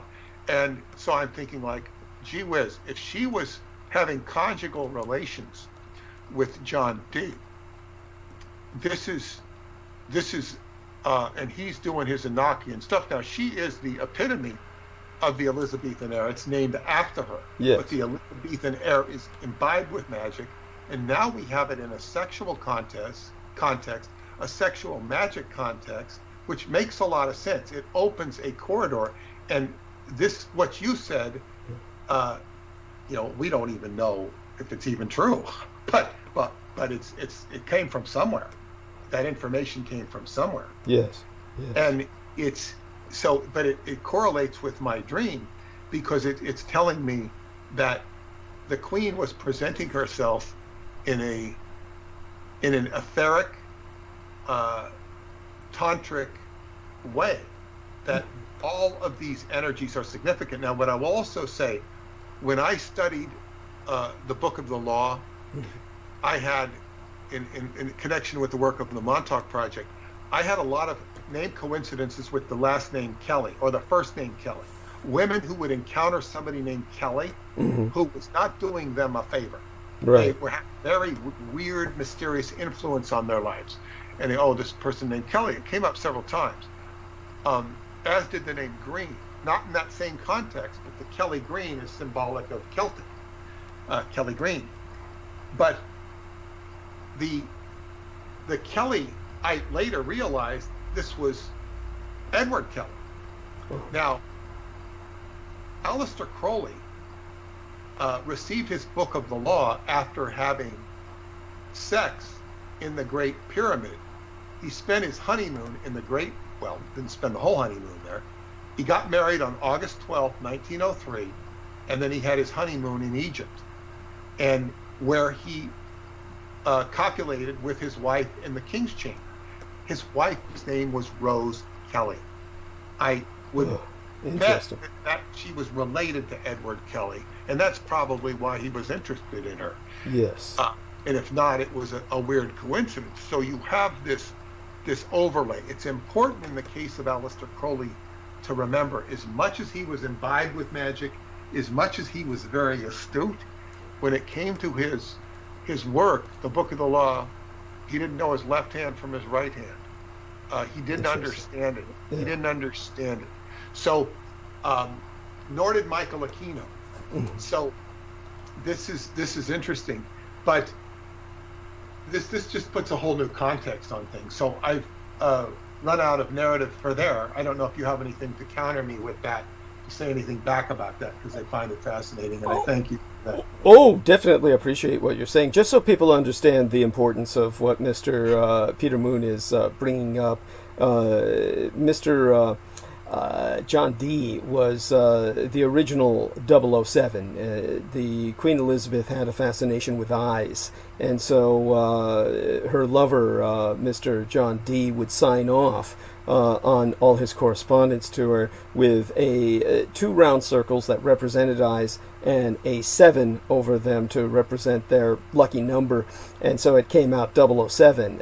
He would make it so that the 7 with its top part of the number would overlap the 2 O's. So it was a stylized signature that came to be the James Bond symbol. If you actually look at the films, you'll see that it's a 7 with an elongated top that covers the 2 O's beneath it. That's the John D logo that they're using for 007.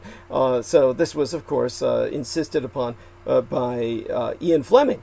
Of course, they add a little gun at the end of the 7 to, stylize it further, which John D didn't do because they didn't have guns as that kind of motif in those days. They didn't think like that. They had a very different sense of art and perspective.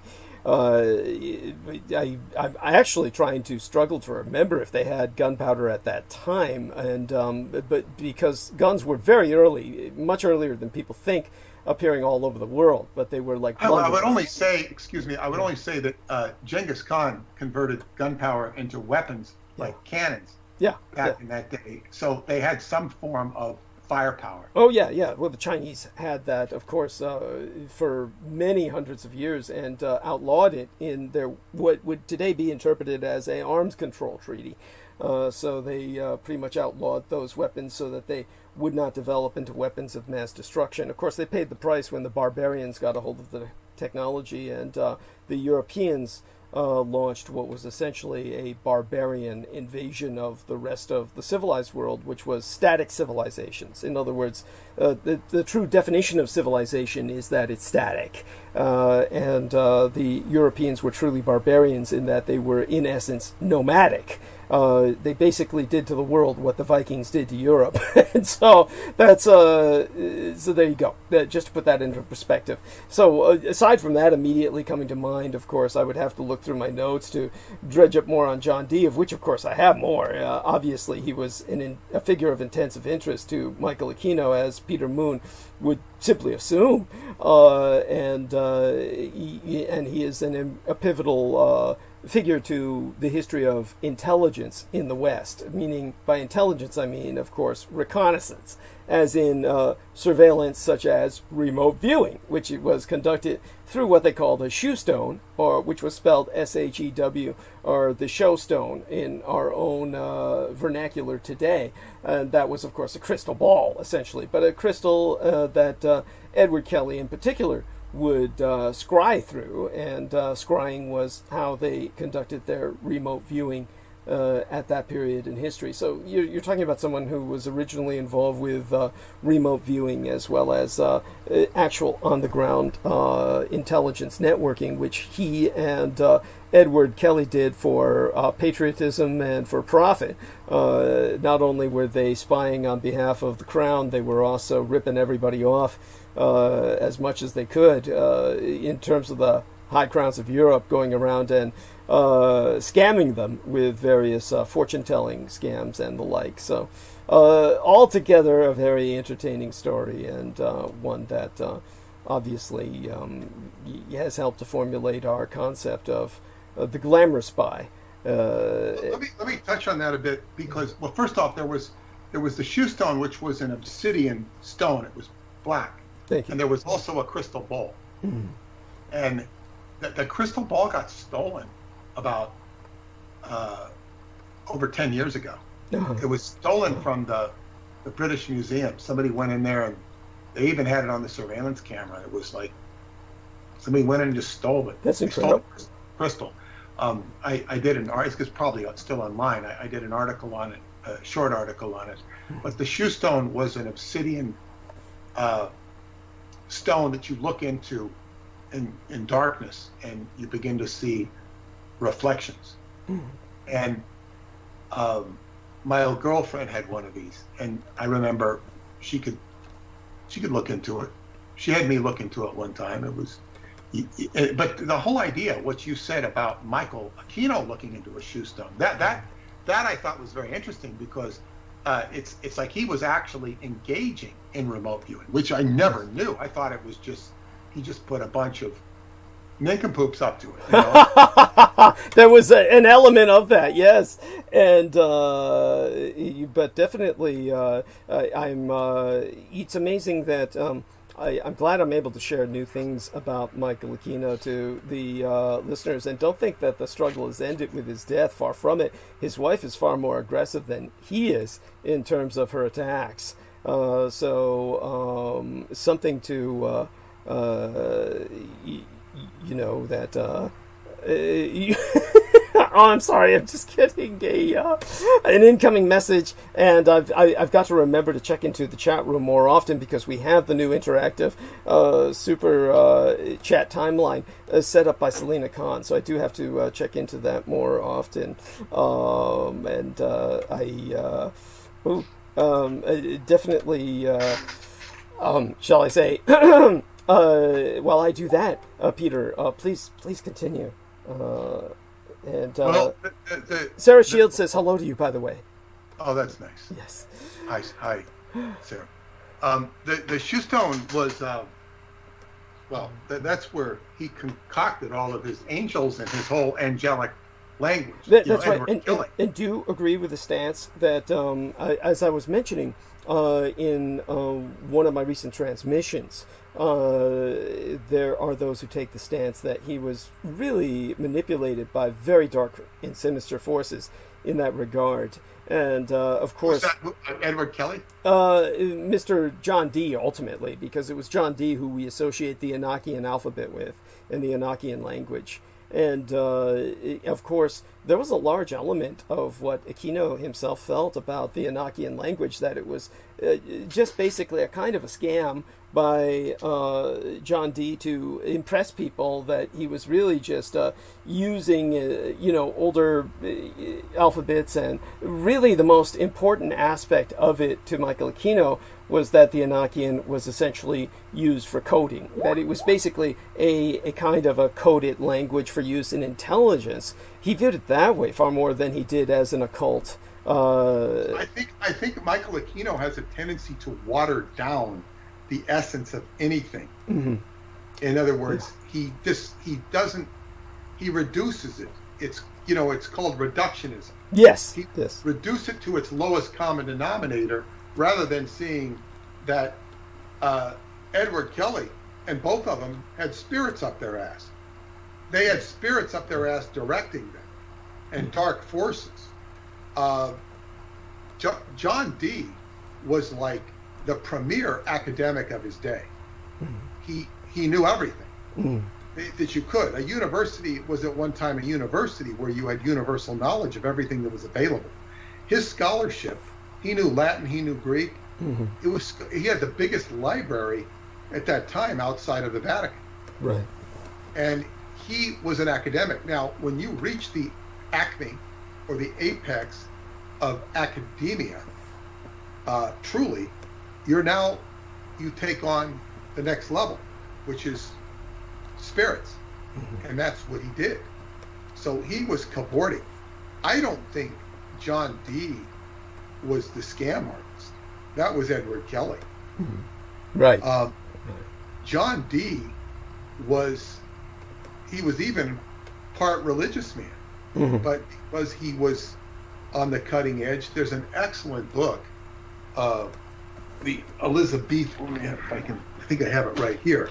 Yes, by Francis Yates, The Occult Philosophy in the Elizabethan Age. Ah, yes, and of course, Mr. Yates is quite the, how would I say it? He's exemplary in terms of the true occult scholar. Scholarship. It's scholarship, and he goes to show the occult influence of what was really going on there. Yes. But John Dee and Edward Kelly, the Vincent Bridges stuff is very interesting because he goes, yeah, there is coding going on for sure there. There's no question about it. And the Enochian language, the angels identify themselves as the same angels that worked with Solomon, the jinn. They're basically the jinn. Right. So yes, when you identify them as jinn, you're going to have a dark and a light side.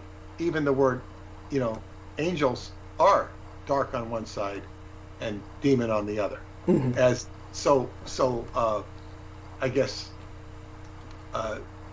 extravagantly displayed in the movie Raiders of the Lost Ark, where they show the angelic host turning into demons and scaring the hell out of people. And that's an accurate portrayal of what can happen in these realms. So there was definitely manipulation going on. Now, I'm not here to sell people on the idea that the Enochian language is good or anything like that. It has its own grammar and its own syntax. This has been recognized academically. But the thing is, it gets results if you use it. Now, that doesn't mean it's good either. But there are certain, I guess what you would call hierarchies in the universe that control and direct certain aspects of the universe. It's just like if you want to get into the gold at Fort Knox, you've got to go through certain protocols, and there are certain people holding certain keys. If you don't follow the protocols, you're breaking the rules. And it's not to say you can't, but so when you get into universal energies, I think Jameson was talking about them the other night, that it becomes rarefied. It's not for everybody. And certainly John Dee was playing with the games of geopolitics, or the angels were playing games with geopolitics. So it gets into where spirit meets civilization. And there are so many interesting entanglements that stem from that period and stem from John Dee himself. When we put the sexuality of the queen into it, to me, it gets a lot more interesting and a lot more, they might have been using her energy in the sense, not only because she was a woman, but she was the magistrate. She was the head. That makes sense, of course. Yes. And so definitely appreciate your taking us down that direction. You've taken us in a very magical direction tonight, which is interesting. And what I intend to do tonight, as I told people, is to not even concentrate too much at all on politics and what's going on in current events. I'm certain people are overwhelmed by that.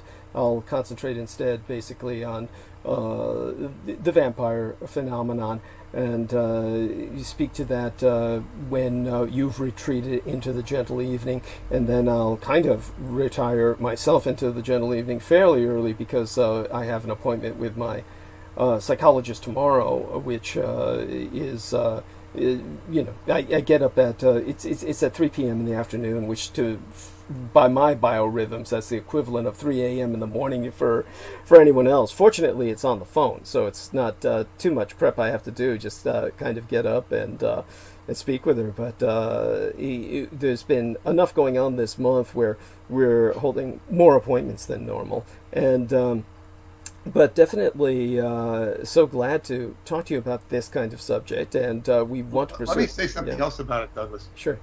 This whole idea again of Aquino looking in the shoestone, yes, and doing his own scrying of this comet coming out of the woodwork and be perceived by Mount Wilson. Right. I will say something about Mount Wilson.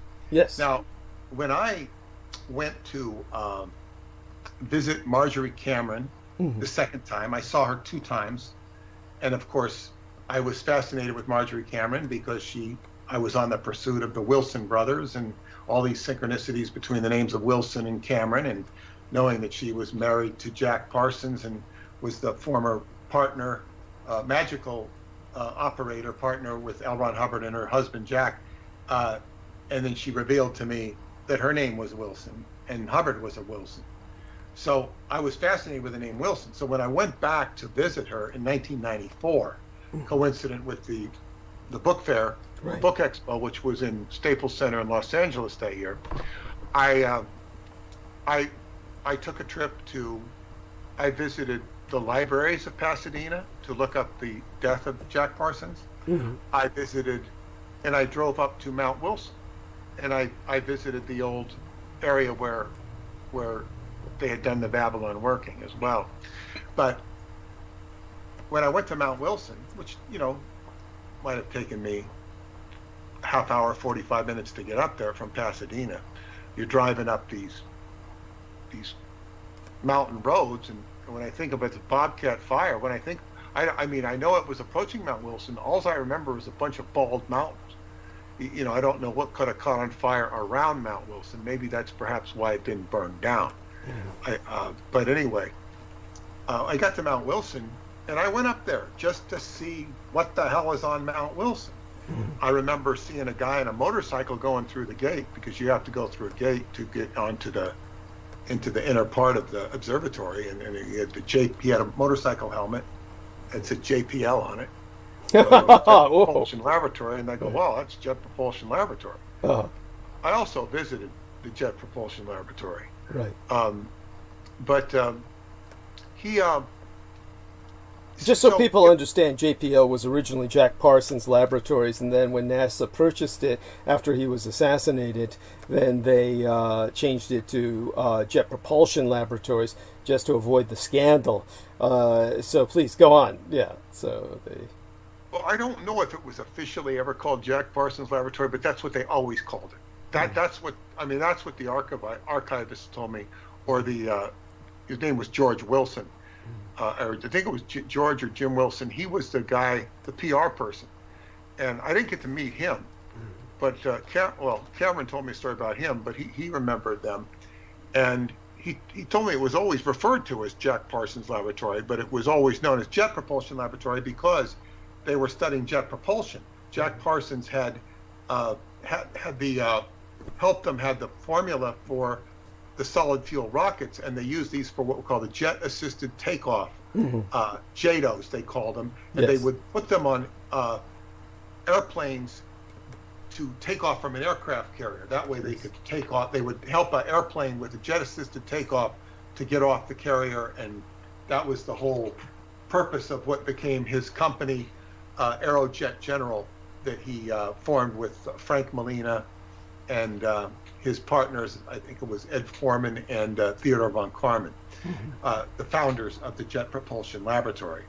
So anyway, but I remember being on Mount Wilson and calling. This is when we had phone booths, and I went to the phone booth where I call you could charge it to your home phone or a credit card or whatever. I would do that. And I remember calling Preston Nichols and asking him about the antennas and all this. And, hey, I'm Preston, I'm on Mount Wilson. Blah, blah, blah, blah, blah. And I just remember going up there, and because I wanted to see it. I wanted to. So why? What is the connection with Mount Wilson other than the fact that it's Wilson? I believe that Mount Wilson was named after George Patton's grandfather. That wouldn't surprise me. He came from Wells. Wilson. He was a Wilson. He was an occultist. George Patton was, and he lived in Southern California. So his grandfather was known as Benito Wilson, which is pretty Wilson or good guy Wilson. He was like a big shot there. I think it was named after him, although they might have said it was named after Woodrow Wilson. But I don't believe it was. Cameron told me that the name Wilson was very dominant in California. She said Pete Wilson was the governor as well. He was the former governor of California. Right. But back to the Mount Wilson. So this is, a key observatory, and the fact that Aquino could see this intrigues me, because his hold, now whether or not he's accurate is another question, but the fact that he was doing his own scrying, it intrigues me, because it means that he was in there trying. Yeah. It's like you can imagine some guy out there playing in the Little League, and I don't mean to diminish his ability as the Little League, but just people out there are trying, and they're trying to hit a baseball. He's out there pitching in, trying to play the game. Mm-hmm. It's something that I never. Now Preston Nichols was somebody who played those games. Mm-hmm. He was doing his own maneuvers and seeing his own scrying, not through that same way, but Preston was very psychoactive with phenomena that was occurring cosmically and otherwise. And unfortunately, when he would talk about it, it would come out in some sort of complex confabulation that made him sound like, he was the hero of the universe. Mm-hmm. And it wasn't always that way, even if he made it sound that way. It would sound self-serving. Right. And sometimes I think he was talking out his ass, and sometimes I don't think he was. For example, he talked about stuff that was going on around the sun, and how the scientists were protecting us from the sun. And it became very clear to me that at one time, whatever stewardship was holding the earth together, keeping the earth in check by what you might call spiritual beings, had been transferred over to the scientific realm by beings you never hear about, that they were actually forming a shield around the planet to reduce the rays of the sun. It became very evident. And then 2 years later, I saw mention of what he was saying in the newspaper. It was very low key. And how could he have known this? It also led me to the conclusion that there was some sort of similar project being done around the sun. It would stand to reason if they were doing something around the earth. Now, he always said, he didn't claim to understand the HART project, and you might have certainly a better journalistic understanding of it than he did. But he said projects like the HART project, they're multifaceted, multi-layered, and complex. Right. So you just can't put them into a box and say, the HART project does this. It does many things. One of which may have been done to protect the earth, just to keep it there. That's arguable. But certainly there were things being done to protect the earth at that time from the sun's rays, which were getting very strong. But right. So I find that Aquino being active in that regard, I tend to be somewhat dismissive of getting into scenarios like Richard Hoagland. Go on. He had convinced a lady that I believe it was a comet, was going to hit the earth, and convinced her to build a house in New Mexico. Right. And she built one for herself, her family, and ultimately for Hoagland. And she ended up having to kick him out, and it became a huge legal battle. And as he lost the legal battle, he had a full-blown heart attack. This was in Florida. I think he was in Florida, and I heard that he skipped out on the bill. Of course. Who can blame him? Well, I find little sympathy for Richard Hoagland. That's but that's beside the point.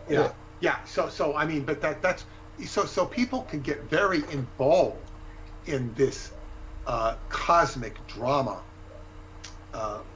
I don't get too involved in it viscerally. I don't get too involved with too much of the drama going on, because I have a very firm sort of foundation that I am here to do certain things, and I will be allowed to do them. and when I'm done with them, I'll be off. I don't need to worry about the platform. Personally, I don't need to worry about the platform. The platform may disappear after the day I die, or I may go down with the platform, but I will have done my work by then. That's just how I kind of have an inner feeling about that, so I don't get too shaken by the sky is falling, Chicken Little and the sky is falling sort of scenarios. Understood. And we were kind of talking about that earlier, talking about just various irrational fears that can, when someone obsesses too much on things that can go wrong. And of course, things can go wrong, but it's best not to dwell on them. You plow ahead. I will give people some comfort in this. Yeah. And some of the greatest stories, and they're very simplistic, the Jataka tales are the birth stories of the Buddha. The birth stories of the Buddha. They have been sort of, in their original appearance, they're voluminous. They're too much, as the Indians will go into great pedantic detail about details you don't need to know about. And they've been shortened into more like children's stories. There's different versions of them. But in all of these stories, they have the Buddha talking. It starts off with a tale from the Buddha. And he will go in, and people asking him questions. And he will go into a tale about animals. And the monkey did this, and the chief monkey did that, and then at the end of each story, he will identify himself, usually as the lion, or sometimes the chief monkey, and all of the players. He will say, well, this was so-and-so, this was so-and-so, and that are in the audience. And they will often come to him and say, oh, so-and-so are plotting to murder you in the next town. They're coming, and they'll lay out this evil plot against him. And he will tell this incredible story and how the story came to naught. And he will never be thrown off his center. He will never be thrown off his center. In Qigong, you do something called push hands, where you try and push the other person off their center, and he tries to push you off your center. And this is something that's done to build up your balance. It's build up. It's sort of a mini martial. It's an introduction to the martial aspect of Qigong, but it's to balance you. And the Buddha is in these stories you don't throw him off his center. You're not pushing him. You're not moving him, because he is content and in his center. So this is what you want to go for, rather than worrying about the fires. Right. Of course, I had to go into the fires, and I was very fortunate that I went in and myself, and didn't even have to suffer the fires. I Right. had a little bit of smoke, but it wasn't. It didn't get in my way. So it's all of these things. And I also remember when we used to have the Montauk night, some people would be all afraid of the tidal wave. The tidal wave that's going to sink Long Island. Right. And which I saw, and I just couldn't get interested in it because Thank you. But these people that were so pushing it, their lives were so miserable that, and at least in their own context, Right. they viewed their lives as they wanted to bring everybody down to their level of misery. Yes, that's what it's about. Yes, exactly. And on the other hand, I even had an amazingly enlightened friend who I call Ken Arthur in my books. Very enlightened. He's passed away. He, because he was told by a channeled entity, Yokar, who he had great dialogues with, who I didn't care for, because I saw him as with so many channeled entities, I see them to be dishonest. It's not that they're not accurate. It's not that they can't see things, but that they're dishonest. So I had one of those instances with this channel, which I went to see one time, sort of at his prodding. But because this Yokar character told his congregation, for lack of a better word, that there was going to be a good word for it. Yes, going to level Long Island. He went up to the Poconos for that weekend, and his family went with him, and his family didn't believe it one iota, but they did it to honor and respect him. And he was, of course, shocked and amazed. And Yokar came back and when all his audience asked him, well, what happened? He says, this was a test. It was a test. It was a boot camp. And most of them bought it. Okay, it was a boot camp to get us ready. Oh my God! This is the type of nonsense that goes on. Yes. With scare scenarios. Yes. And it's just how would I say it? It's why people continue to go for this is beyond me. When it's so obvious, it's painfully obvious, and so when it's honestly, I learned about this again in the, shall we say, the company of Michael Aquino. I was not, as he considered, an apprentice, and at the same time, it was essentially how he thought of myself for a long time. But these entities that you raise, it is a game of the mind in which you basically mind game what they're saying that is applicable, that could possibly be true, but everything is layered in falsehood. So the people who just hear these channelers bring forth these entities and expect something to be straight and on the level, it's bizarre to me. We're not, we're just not equipped for some reason to deal with that level of subterfuge, and it is something that you expect from these entities on the other side that have no stake or interest in your world, other than perhaps amusing or entertaining themselves with your being sent scampering, and so they feed off your fear more than anything. And this was very popular in the 80s. Yes, yes. And I remember at the local metaphysical place seeing this guy.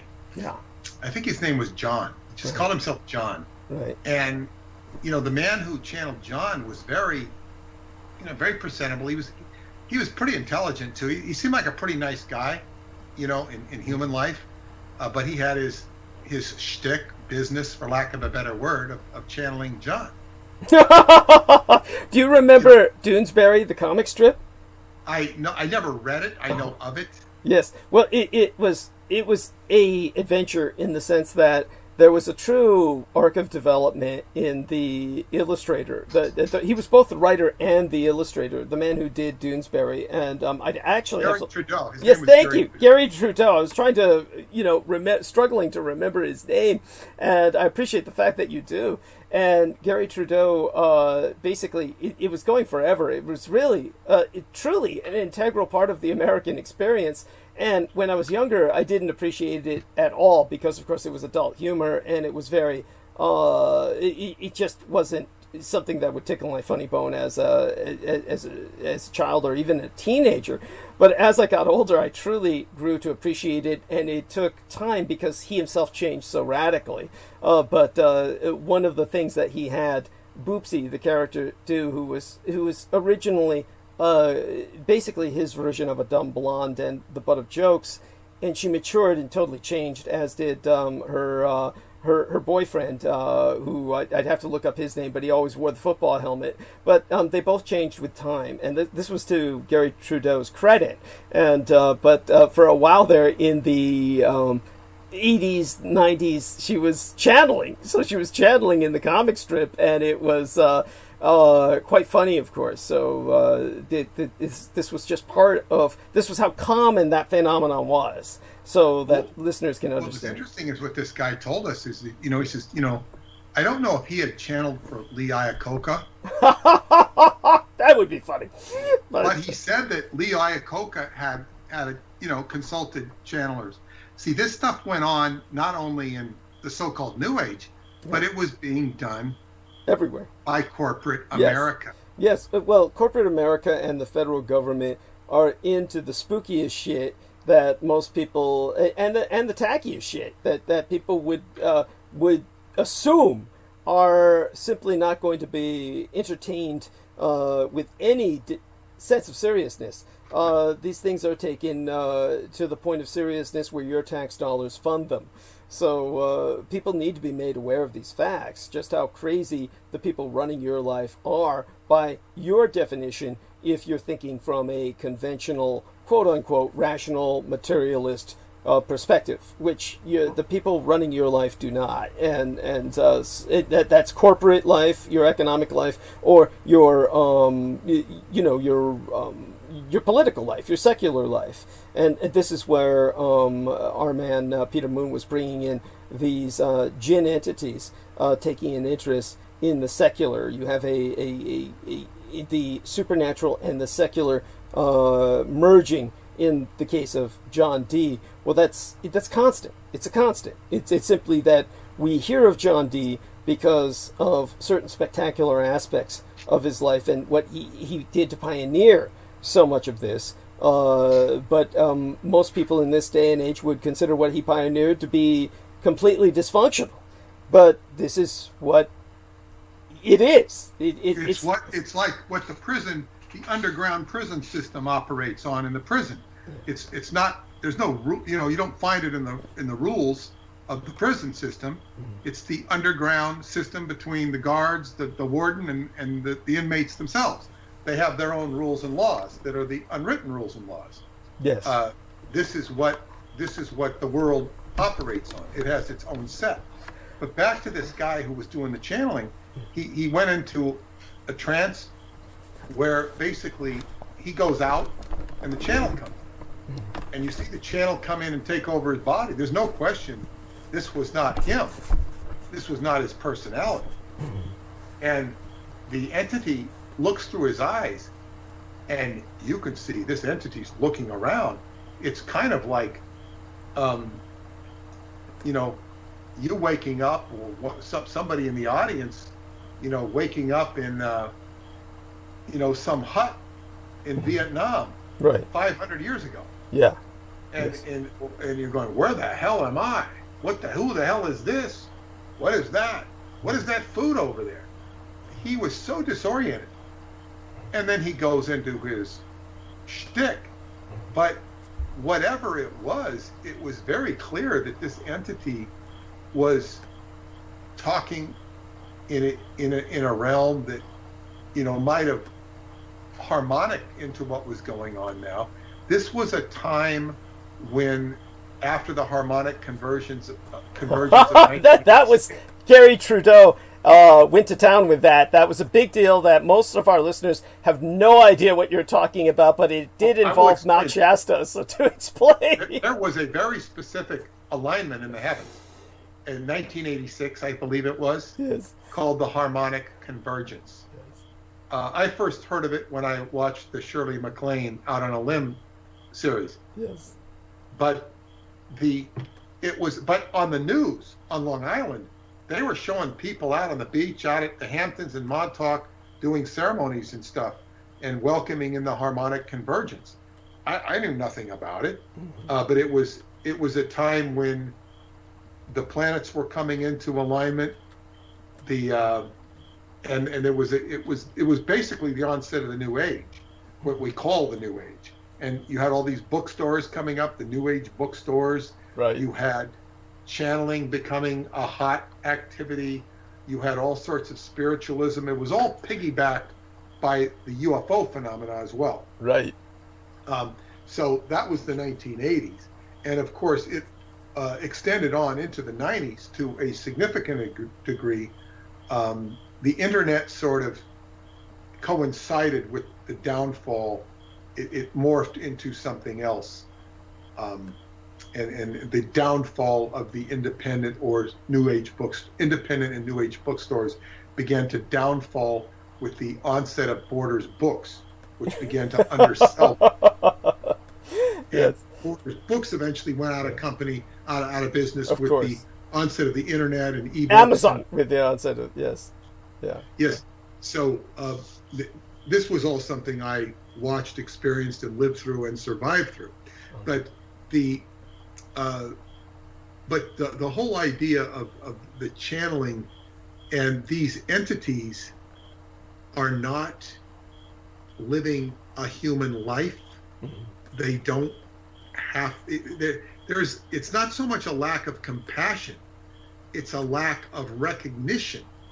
So that when they don't recognize people's problems or what their concerns are, there is no regard for them. It's sort of like, does a killer whale really care about the population of the otters and the seals that it might eat? It doesn't think so much about that. It might on certain levels, but it just eats them. Eats them when it can. Right. And and then with the other sea life that it doesn't even bother to eat, does it really care about that? No, it doesn't. So it's some of these entities aren't really set up to care about you, your loved ones, and whether the I's and the dotted and the T's are crossed in your personal life, whether the lawn is going to be mowed on Saturday. Yes. However, they might come back and associate some of these small, tiny incidents with certain factors that they might lay on to you, like, when the grass is mowed, the money will come, or like, if you build it, he will come. These type of messages, because they do see certain things that line up and deliver a message to you. So this is the game of spirit, and it's, I suppose, some people make a living off of this, and they do a good job for people. There are certain people. I know this guy Daniel, and he's a reader on Long Island. I would run into him occasionally, and he's a good reader. He picks stuff up, and I remember he had a degenerated hip, and I was telling him, I was giving him advice for his hip, and he says, you're so kind, I appreciate this so much, but it's too late. I'm already getting the surgery, or he already got it. And I think he might have gotten 2 hip surgeries, but he when they did it, they put in what he called cadaver crystals. They had to put in certain things from a cadaver to do the operation.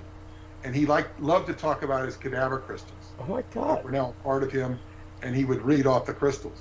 He was not a sinister guy at all. He's very sweet, very kind, and I think he's very good at what he does, in terms of, like, looking at people and seeing, and just helping them direct their life.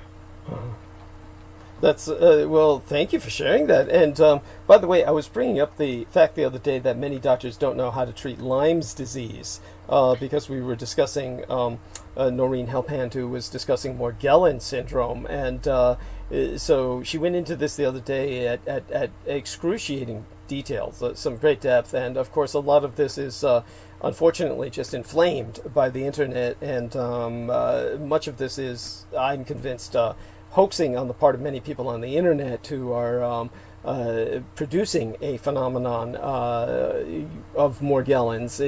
But there's obviously people who are impacted by something, and much of it may be psychological. But at any rate, I don't know how much you know about Morgellons, but tell us what you do know, and tell us what you do know about how people can deal with Lyme's disease. Because I can talk about Lyme's disease. Morgellons, our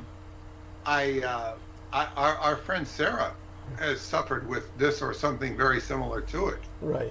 I have not heard from her. I dialogued with her about it. I gave her some remedy that had been supposedly was a remedy. I don't even remember it off the top of my head. There was a book that Tim Beckley had published. There was more of how bad it all was. I don't know if he had any solutions in there. But the last thing I told Sarah, and I don't know if she did it, she can chime in on the chat room, was to balance the pH. There are certain,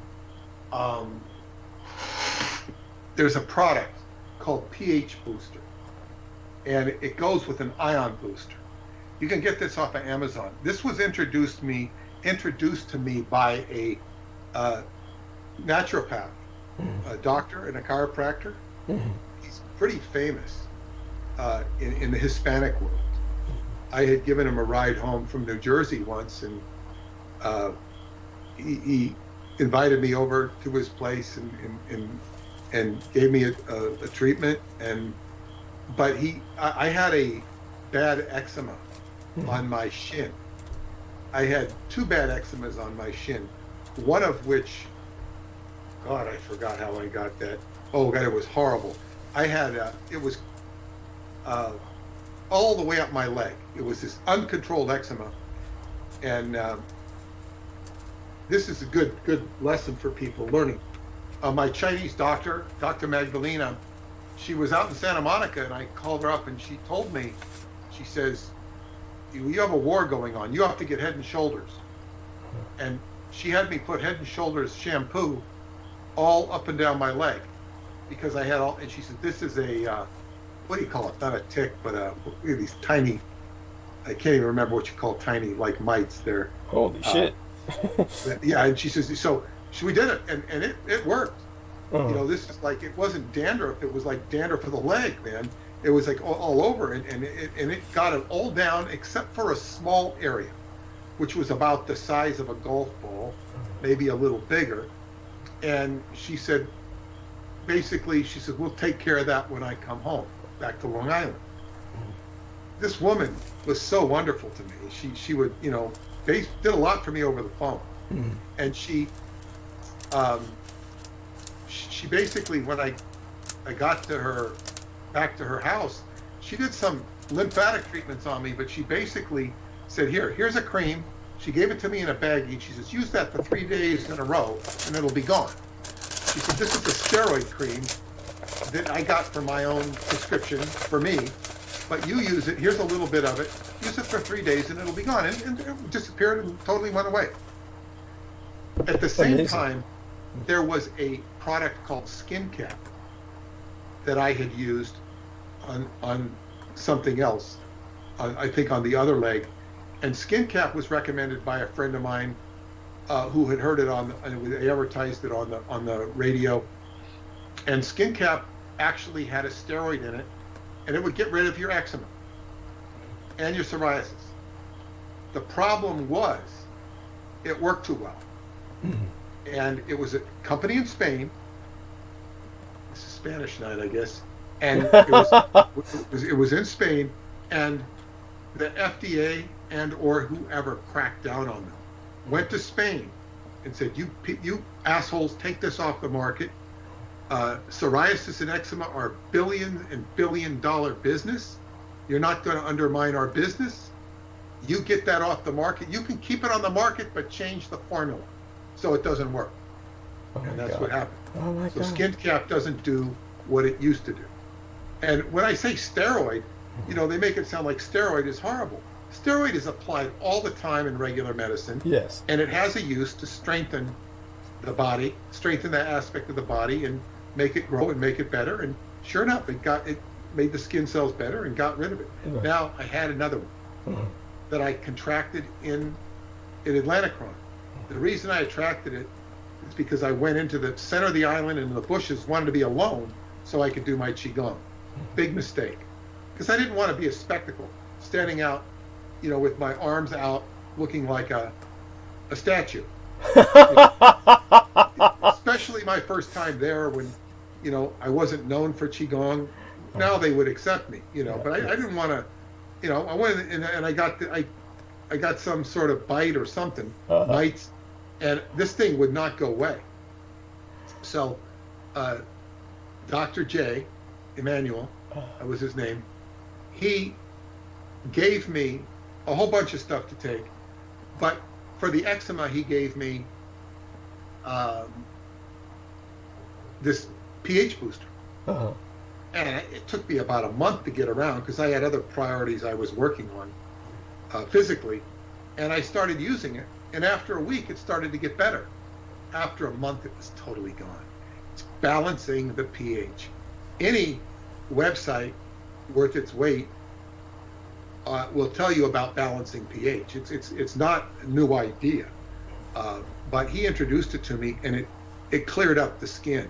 It's excellent for clearing up the skin because it has to do with alkaline and acidic. It makes the body alkaline rather than acidic. There's whole books based on this. The trick is when you have a disease, there is so much inertia and momentum towards keeping that disease in place. And it goes to all levels of the psychological state of mind, the emotional state, and the physical state. So you have to arrange a situation so that the pH can be balanced. And when the pH is balanced, the body will go for a proper equilibrium. The trick is, just like a friend of mine was stressed because she can't sleep. So she wants somebody to invite her away so she can have a place to sleep because she's not getting adequate sleep in her environment. So it's like some friend said, "Oh, yeah, come over here and sleep," and now that friend has reneged on her offer. Oh. So it's like, she needs to retreat from her space.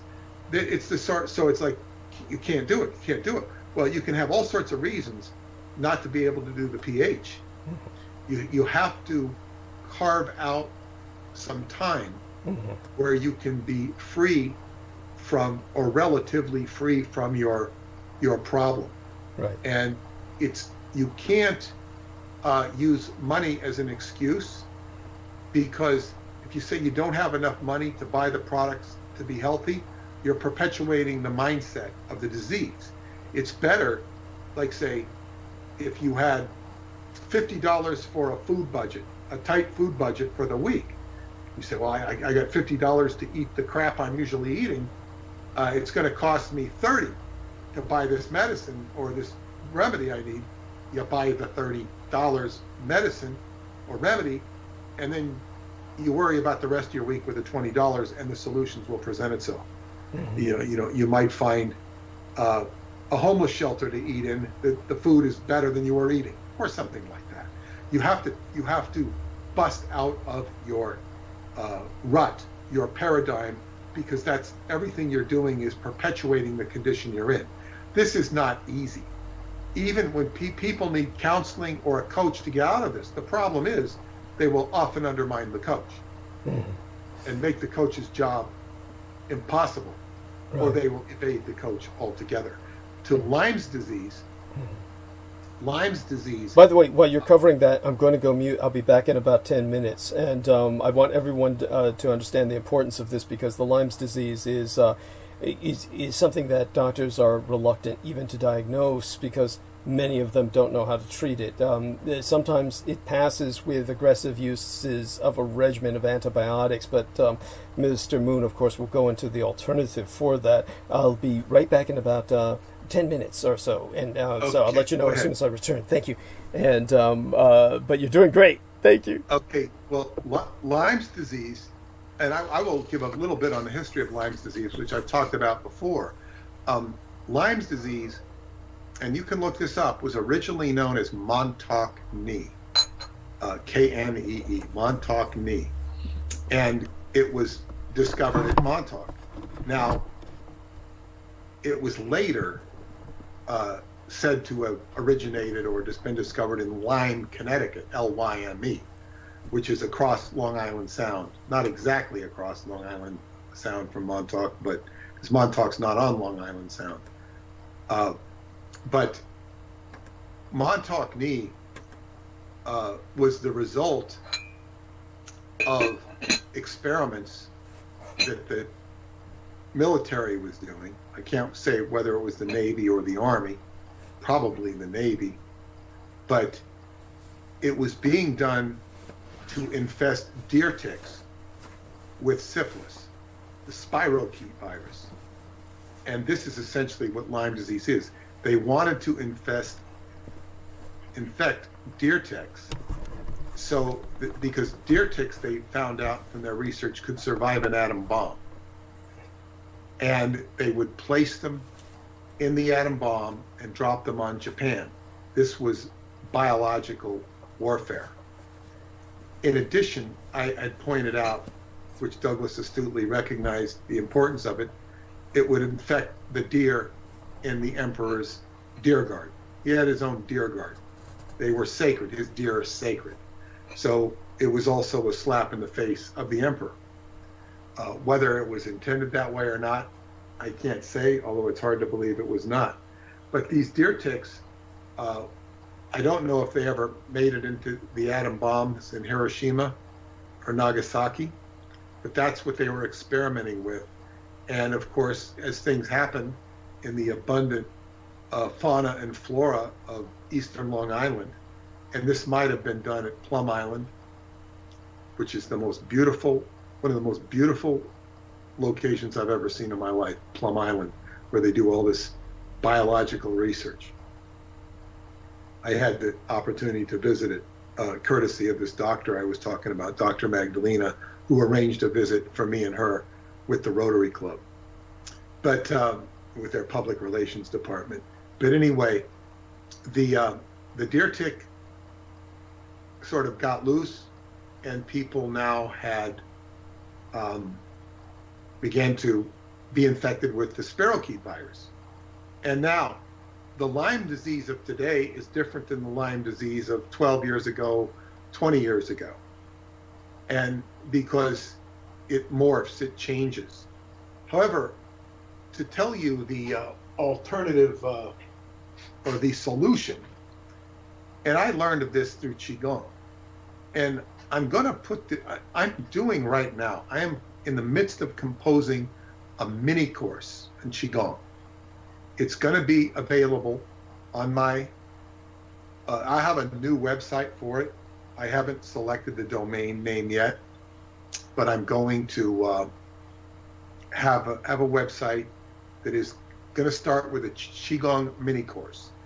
And it's going to basically give people the foundation of Qigong, which is also the foundation of life.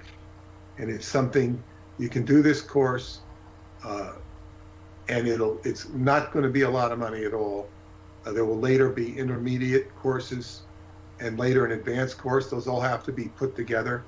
The course is not as hard to put together as I might have thought or feared, so to speak, but it's, and I'm going to share it with you, but included in this course is going to be this exercise that I can't say it will cure you of Lyme disease if you have it.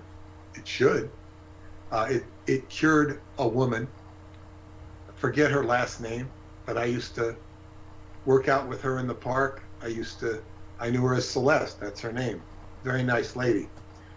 She was a poster success of Qigong in the class because she was a yoga teacher, but she was dying of Lyme disease. She had end-stage Lyme disease. That means she was on the list to croak.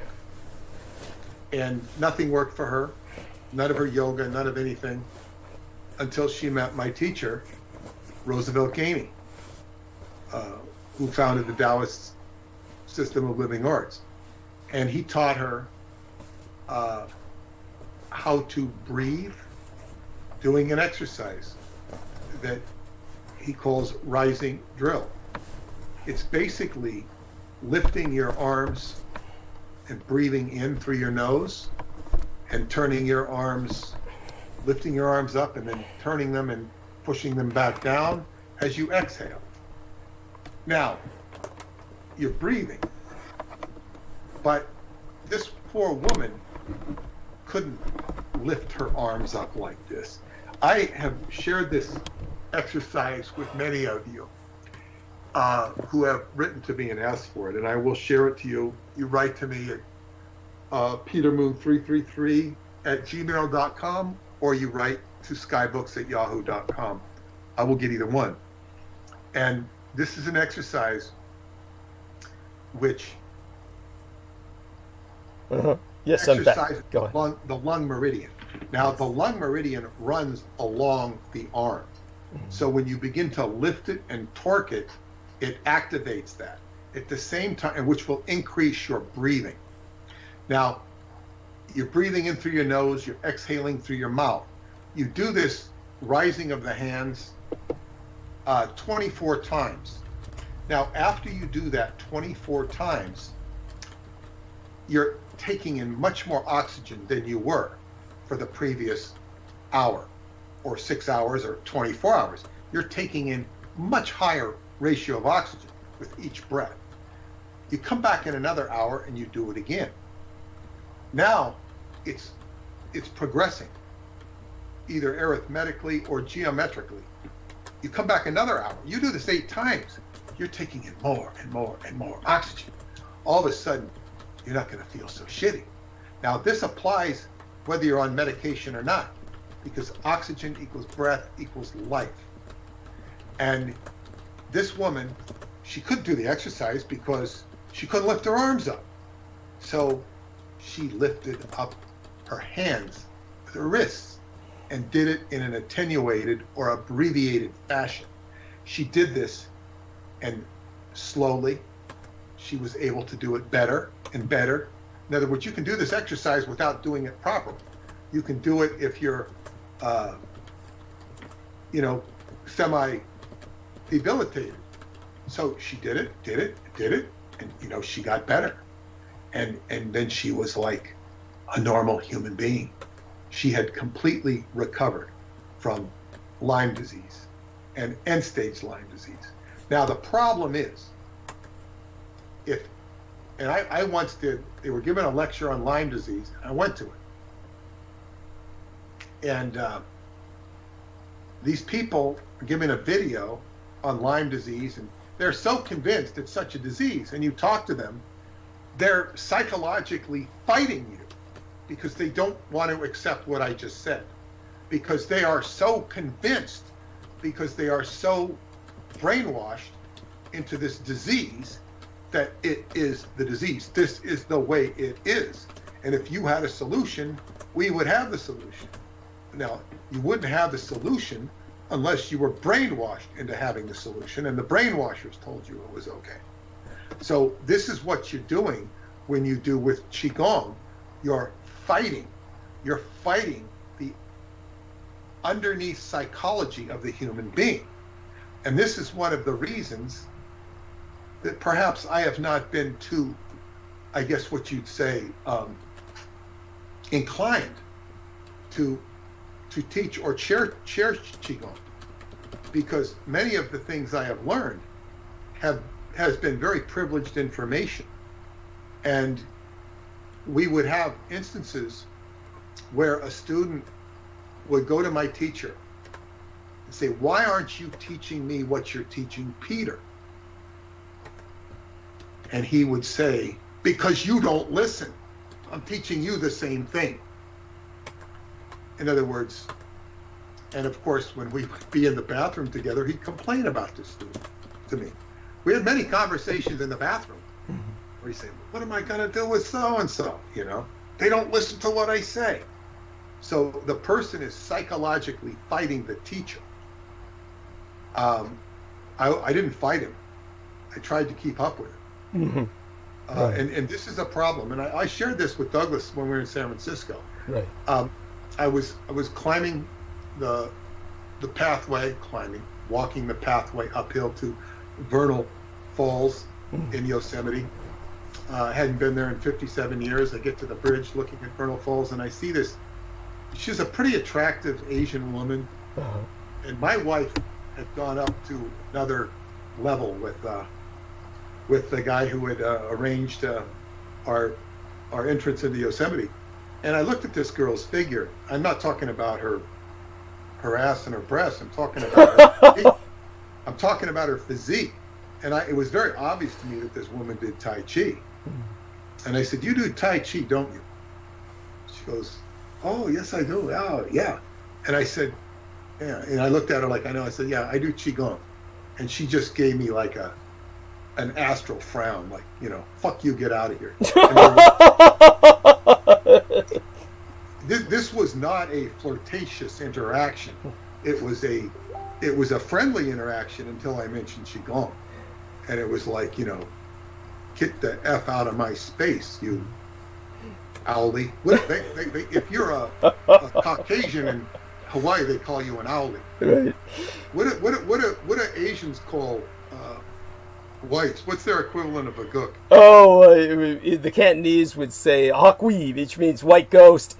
So go on. Yes. Yeah. It's a psychological thing. It's not like she even knows what Qigong is. I don't know that she does.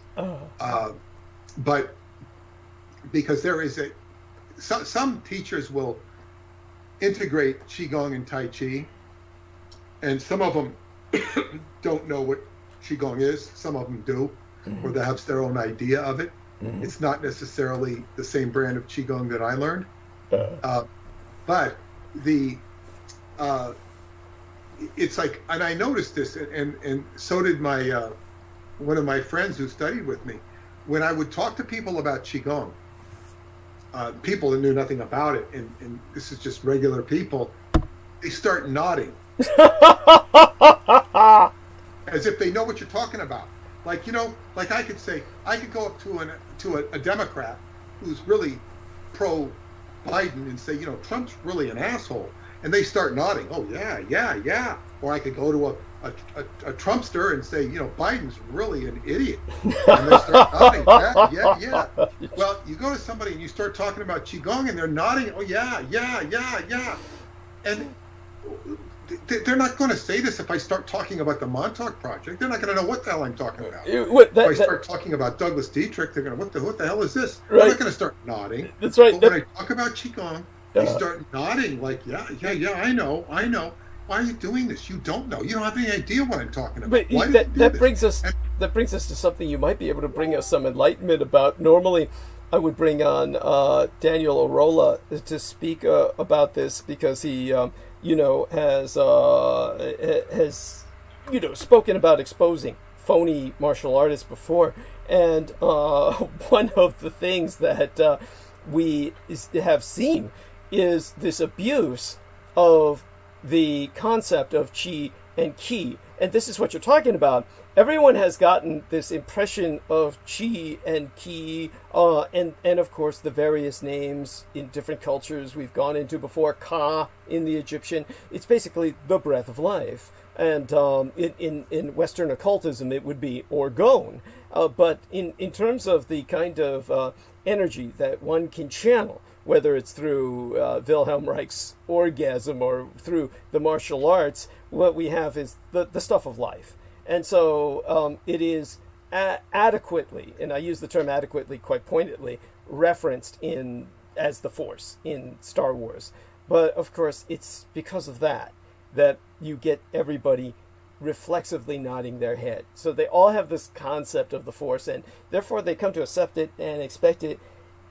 And then what happens is we see these videos where they show basically people who are cooperating with their martial arts instructor, and what some sharp martial arts observers point out is this is all phony, and watch someone who's not trained to accept what the instructor is saying comes up to him, and they come up to the instructor, and the instructor can't do to them what he does to his students. So it's almost as if the students have agreed with this, okay, I'm going to accept that the instructor can push me down, can use the force of my own motion to maneuver me, and so everybody kind of goes along with it, and if anything, it's good exercise. Nobody's getting hurt, but the reality is that what many sharp martial arts observers like Daniel Arola are pointing out is this will get you killed in combat, this will get you killed in a street fight, and you're not going to be able to use this force the way these people are doing it. And yet, so tell us the difference between the reality you were seeing with your instructor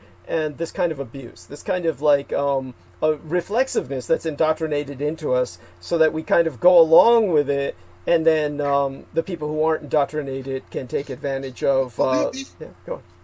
These I will address that, but these people I'm talking about, it's almost as if they're nodding with you, almost to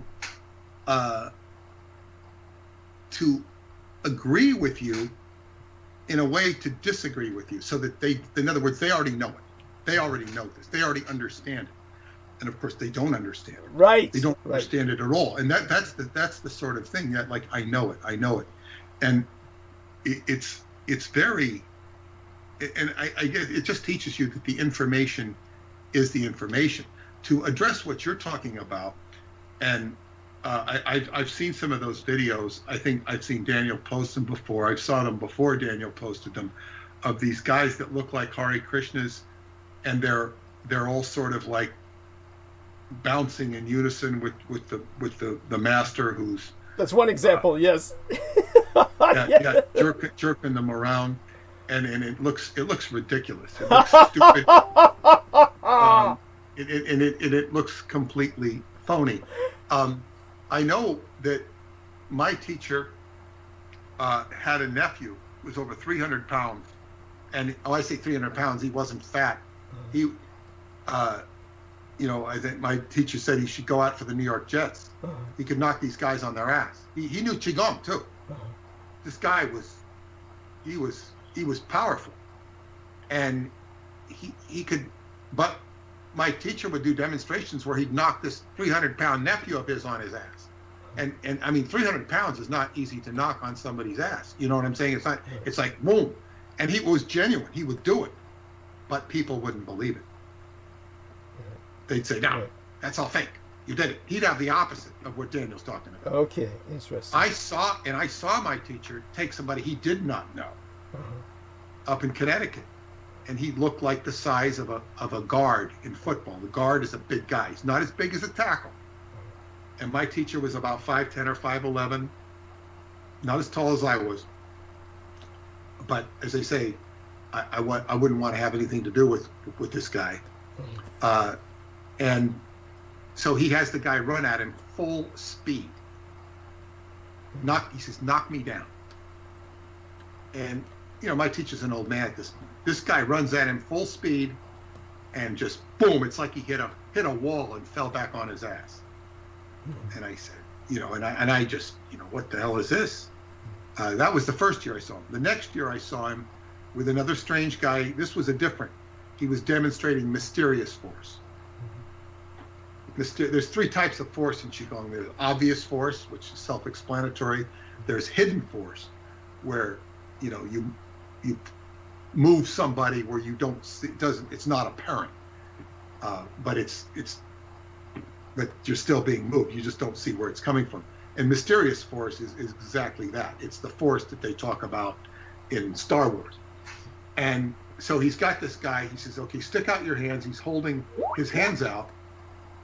And then the guy just immediately collapses. This was not a student. It wasn't a trick. Later, years and years later, I asked him about the guy who ran up against him. I said, "You're teaching us." He was teaching us four things at that time. He says there's weak force, strong force, gravity, and electromagnetic. And weak force and strong force are kind of obvious.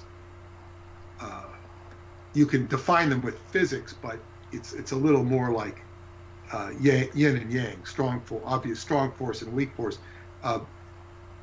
Gravity is sort of sinking down into the ground. There's a simple way to explain it, using gravity to maneuver. And electromagnetic force is a little trickier to identify with, but if you can imagine energy. But anyway, I asked him, I said, "When you did that with that guy back then," because he remembered it, I said, "Was that strong force, weak force, electromagnetic, or gravity?" He says, "All four. All four." He was very advanced. I don't know that if I practiced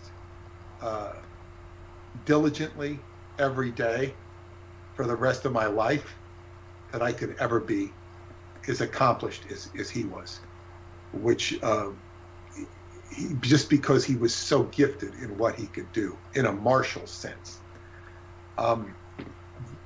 But so he had the opposite. He could really do stuff. He says, I can do a demonstration and bring in thousands of students, but he says, I don't want them.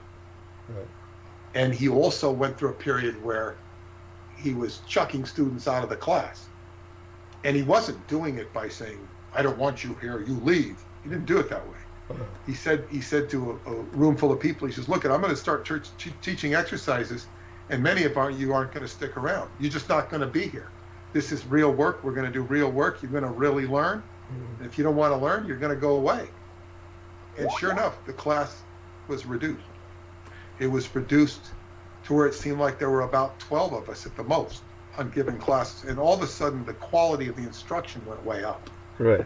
And you start really learning. And it was undermined by his top assistant, who was actually bringing in lots of students and was kind of gave a motherly atmosphere to it. And all of a sudden, she's gone. And the quality of the teaching, the students reduced, the quality of the teaching gets way better. Yes. Because she was doing a number on him. Right. I don't know if he was doing a number on her, but she was doing a number on him.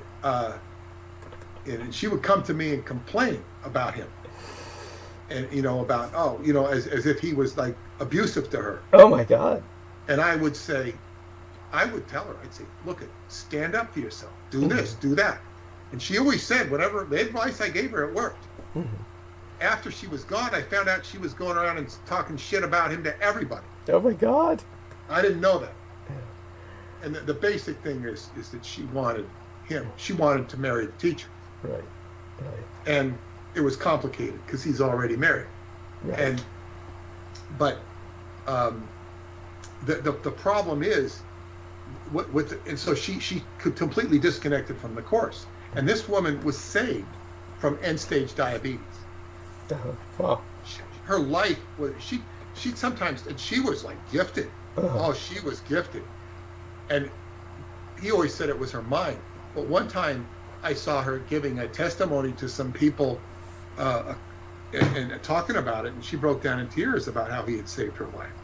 So it's like all this stuff's a double-edged sword. It's like, yes, like how do you, I mean, I did not have to worry about it, but some people needed to be full-time, how to behave so that you didn't piss off the teacher. Right. I didn't have that problem. Right. But man, I mean, people are like fighting, and in her case, it's like if you were a Christian and you had the opportunity to be with Jesus Christ, but you want to marry him instead of, learning eternal life and saving your soul, and you get hung up on him. Right. This is kind of, I mean, it's a metaphor.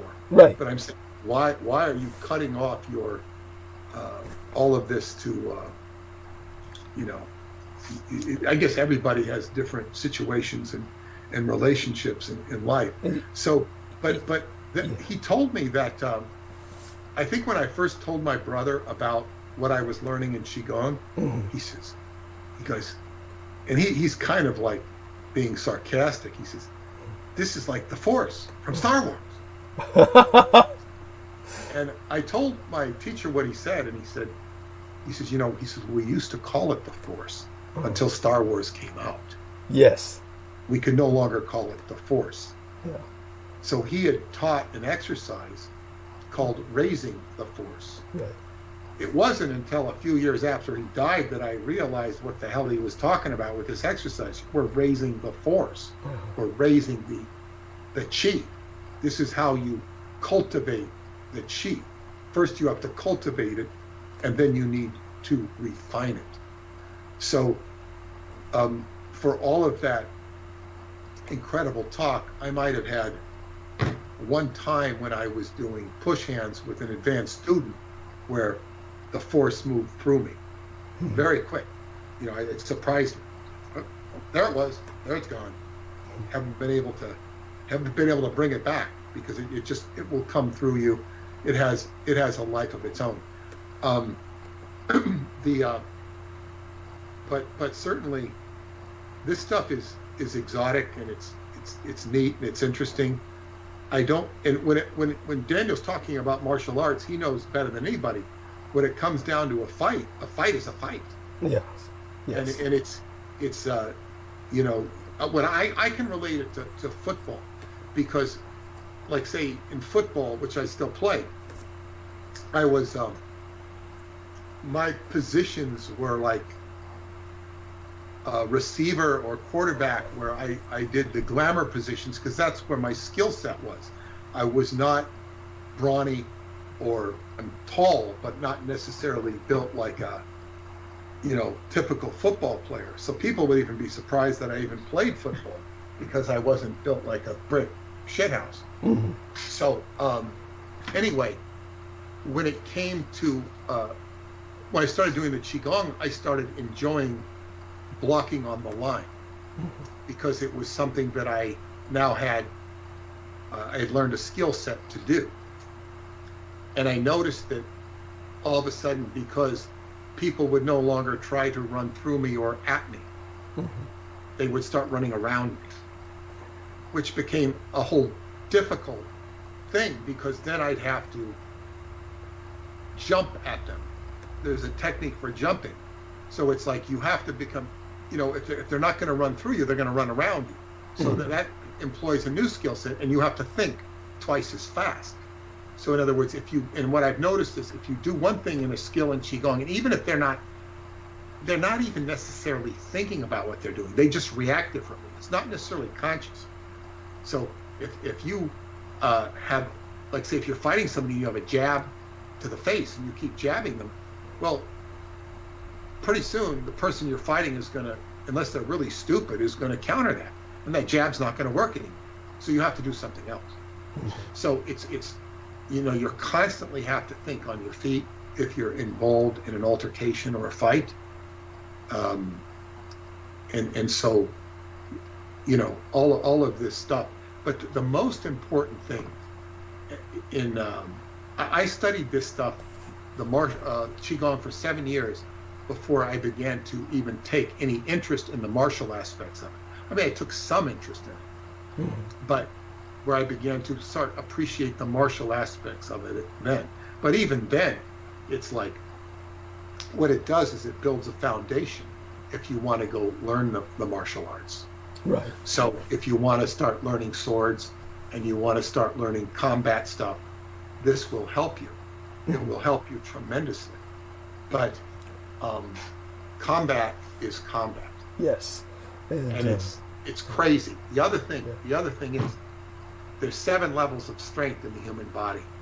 Like when you get up to level 7, which you want to cultivate, that's what a crazy person has. When a person goes psycho and super strong people have super strong strength, up to level 7. And you say, if you're dealing with a crazy person, you're going to have to knock them out with level 7 strength. You're not going to be able to use chi on them. You might, if it's just chi is super strong, but in other words, you're dealing with a crazy ass person who's going to only respond on the most physical level because that's all that they're ingrained in. But the most important thing about, and true martial artists know this, and when I say true martial arts, I mean martial is Mars fighting.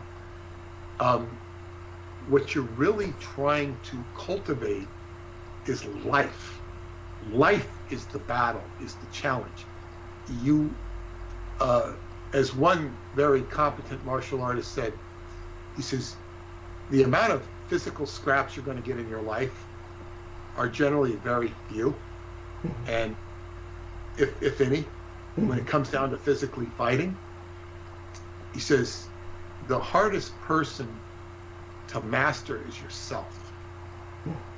And master yourself and master your life. And this is, and then if you can really cultivate the force, it's not necessarily have to be towards beating your neighbor or impressing your neighbor. It's how do you conduct yourself? Like right now, I have to conduct putting my house together. That's life. Putting your book together, putting this Qigong course together. And the most amazing thing to me is when I finish this series of courses, I'm going to have and somebody who actually does the courses, because it's going to be much more user friendly than what I learned in class. because I might go to a class which is the equivalent of $30 and learn one thing, and with not necessarily much context to it. The context will be learned over a period of months or years, but it's kind of like you learn one thing. Whereas I'm going to be giving an introduction package to life. I'm also going to share something in that which will help anybody with COVID, and I'll explain that in just a second. Great. I can explain it over the phone. I mean, not over the phone, over the radio. Right. But when you have, like, I'll give you an example. That I once talked to an EMT, and I was asking about his skills compared to a doctor. An EMT, an emergency medical technician on an ambulance, he's going to go out. He says, what I will do, he says, I can deal with a bleeding person or a person in an extreme emergency much better than a doctor can. Yeah, I can handle the emergency situation much quicker and faster because I'm trained in it. I'll put him in a package, wrap him all up, tape him all up, so that the doctor can then deal with it. Right. He's packaging him for the doctor. This is what I will, when the time you get done with these courses, I will have basically packaged a person so that they could go to my teacher and actually be recognized as a student that he could teach. The only thing is my teacher's not around anymore. Right. So when I get them to that package, my level of teaching, I'm going to have to fulfill that. But that's more of an in-person context. Right. As opposed to, we'll see where it goes. So I hope I've... you did great. What was I going to say? I was going to say something about COVID. Yeah. Very interesting. I learned this directly from my teacher. I was talking about the lung meridian. Well, I had a girlfriend who is still my friend to this day, and she had asthma, very bad lung problems throughout her life. Almost died at the age of 2. So she had really bad lungs, and she had called me on the phone one night and said, "Would you please be available if I need you on the phone? I think something's going to happen. Will you be there for me?" I said, "Yeah, I'll be there." And then all of a sudden, the phone went dead. I couldn't find out what happened to it for days. Finally, I emailed one of her friends who I figured might know, and she gave me the number in her hospital room. I called her in the hospital room, and I basically had to reorient her back to life. She had died. She medically died. It wasn't the first time she medically died. But what had happened is she collapsed while talking on the phone. Her breath had run out. I think it was related to her asthma. One of her friends, he's an occult friend, went to check on her. He had a feeling. He went to her house. I don't even know how he got in the front door. But he got the EMTs there. They took her to the Trump hospital, and she was dead. They revived her. And by the time she got on the phone with me, she didn't know what the hell was going on. She was very confused. Over the phone, I got her back into some semblance of, I told her what had happened. She eventually told me what had happened with this guy that had saved her. And then when she was recovered enough to go back to the house, I took her to Qigong class. She once went to Qigong class and got so messed up that she could never go again. It was a bad class for her. All her muscles locked up. She had a bad condition with her back. She couldn't go. So anyway, I brought her in. I paid for her a special session with my teacher. It was a special session. I did this to gift her. And what he did was, he's putting a lot of chi energy into this, but he puts her on a table, has her lay on the table with her, she's not laying, her feet are on the ground, and he's putting her elbows and the back of his forearms into rubbing the back of her butt and moving up the lower back. Uh-huh. And she starts to breathe again. Now she was better, but she was in deep trouble. And he did this, and I say, and just to give you an example of how strong his chi was, one time he told me that his teacher had made him take a sack of rice. Uh-huh. It was a sack maybe the size of smaller than your fist, but he says he had him rub that sack until the rice in it was crushed into powder. Mm-hmm. And I raised my hand and I said, why did he have you do that? I was the only one who asked. He says, I'll show you. Come here. He takes his thumb and he starts rubbing my scapula. That's the shoulder blade. He starts rubbing up my scapula.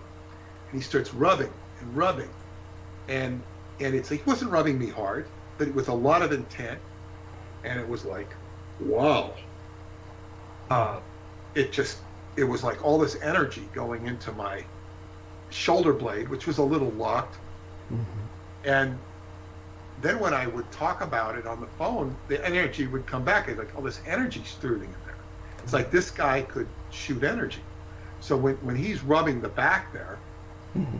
her breathing completely cleared up. Wow. And he explained to me that those muscles back there, the whole fascia back there, and you can even read this online if you look in the right place, it all involves the breathing process. Mm-hmm. So the lower back. What I'm saying is, if you had a person in acute respiratory disorder, meaning COVID-19 or any similarly related acute respiratory disorder, and you start rubbing their back, and I've been told by EMTs that this is what they will do to recover a person. Start rubbing their back as low as the buttocks, moving up, moving up, moving up, but concentrating on their area, and watch what happens with their breath. By the same token, you can massage the clavicle, it will increase your breathing. You can look up online and study how to increase somebody's breathing with acute respiratory disorder, how to touch them. And this is something they don't do in emergency wards with COVID-19. They don't do it. And it would help people tremendously, aside from the human touch. Now, people in such instances do have to wear protection, but in other words, it's a whole avenue of approach that's not being done for acute cases, or even for cases that aren't so acute. You get the breathing done.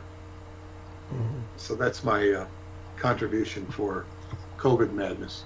Thank you. I really appreciate it, and I definitely want to let everyone know you're going to be back again very soon. I want to get into the subject of vampirism. I'll just cover a few current events tonight simply because of the necessity of the world we're in. But honestly, I think that you've helped to add a dimension to tonight's program that was very much needed. And these subjects like COVID-19 and these other unknown diseases, they're really becoming a factor of obsession for so many of us.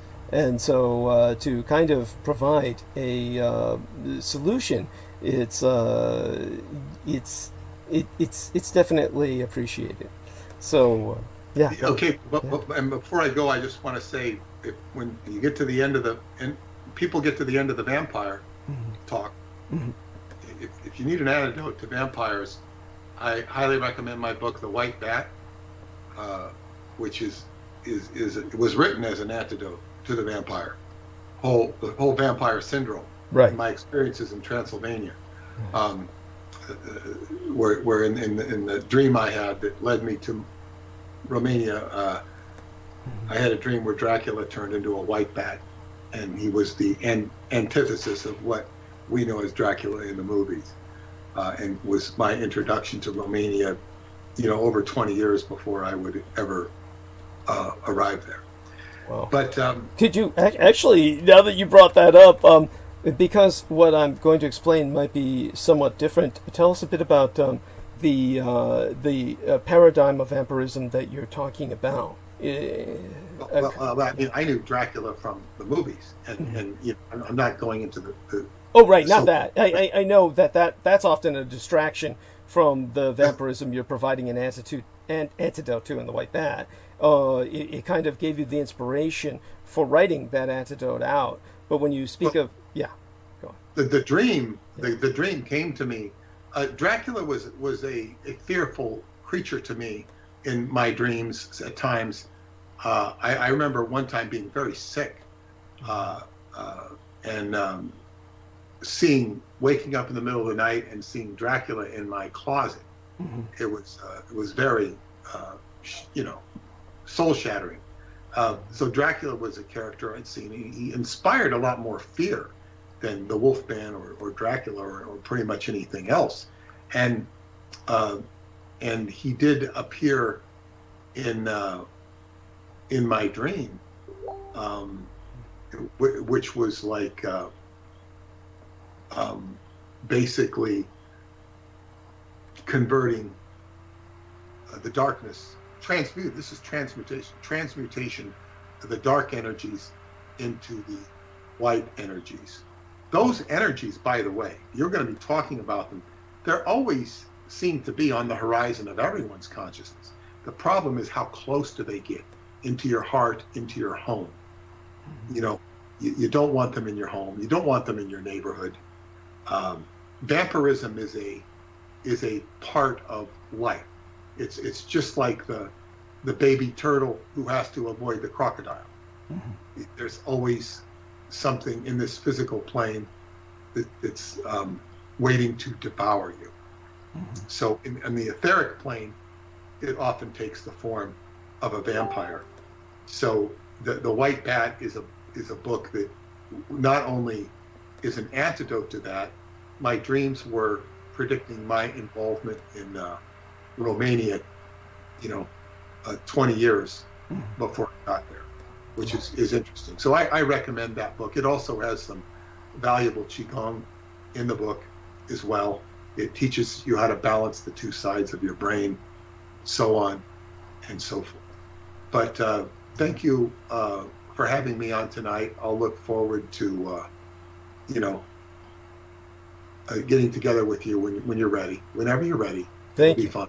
Thank you. And I wish you a happy birthday ahead of time. Well, we'll be speaking before the 20th.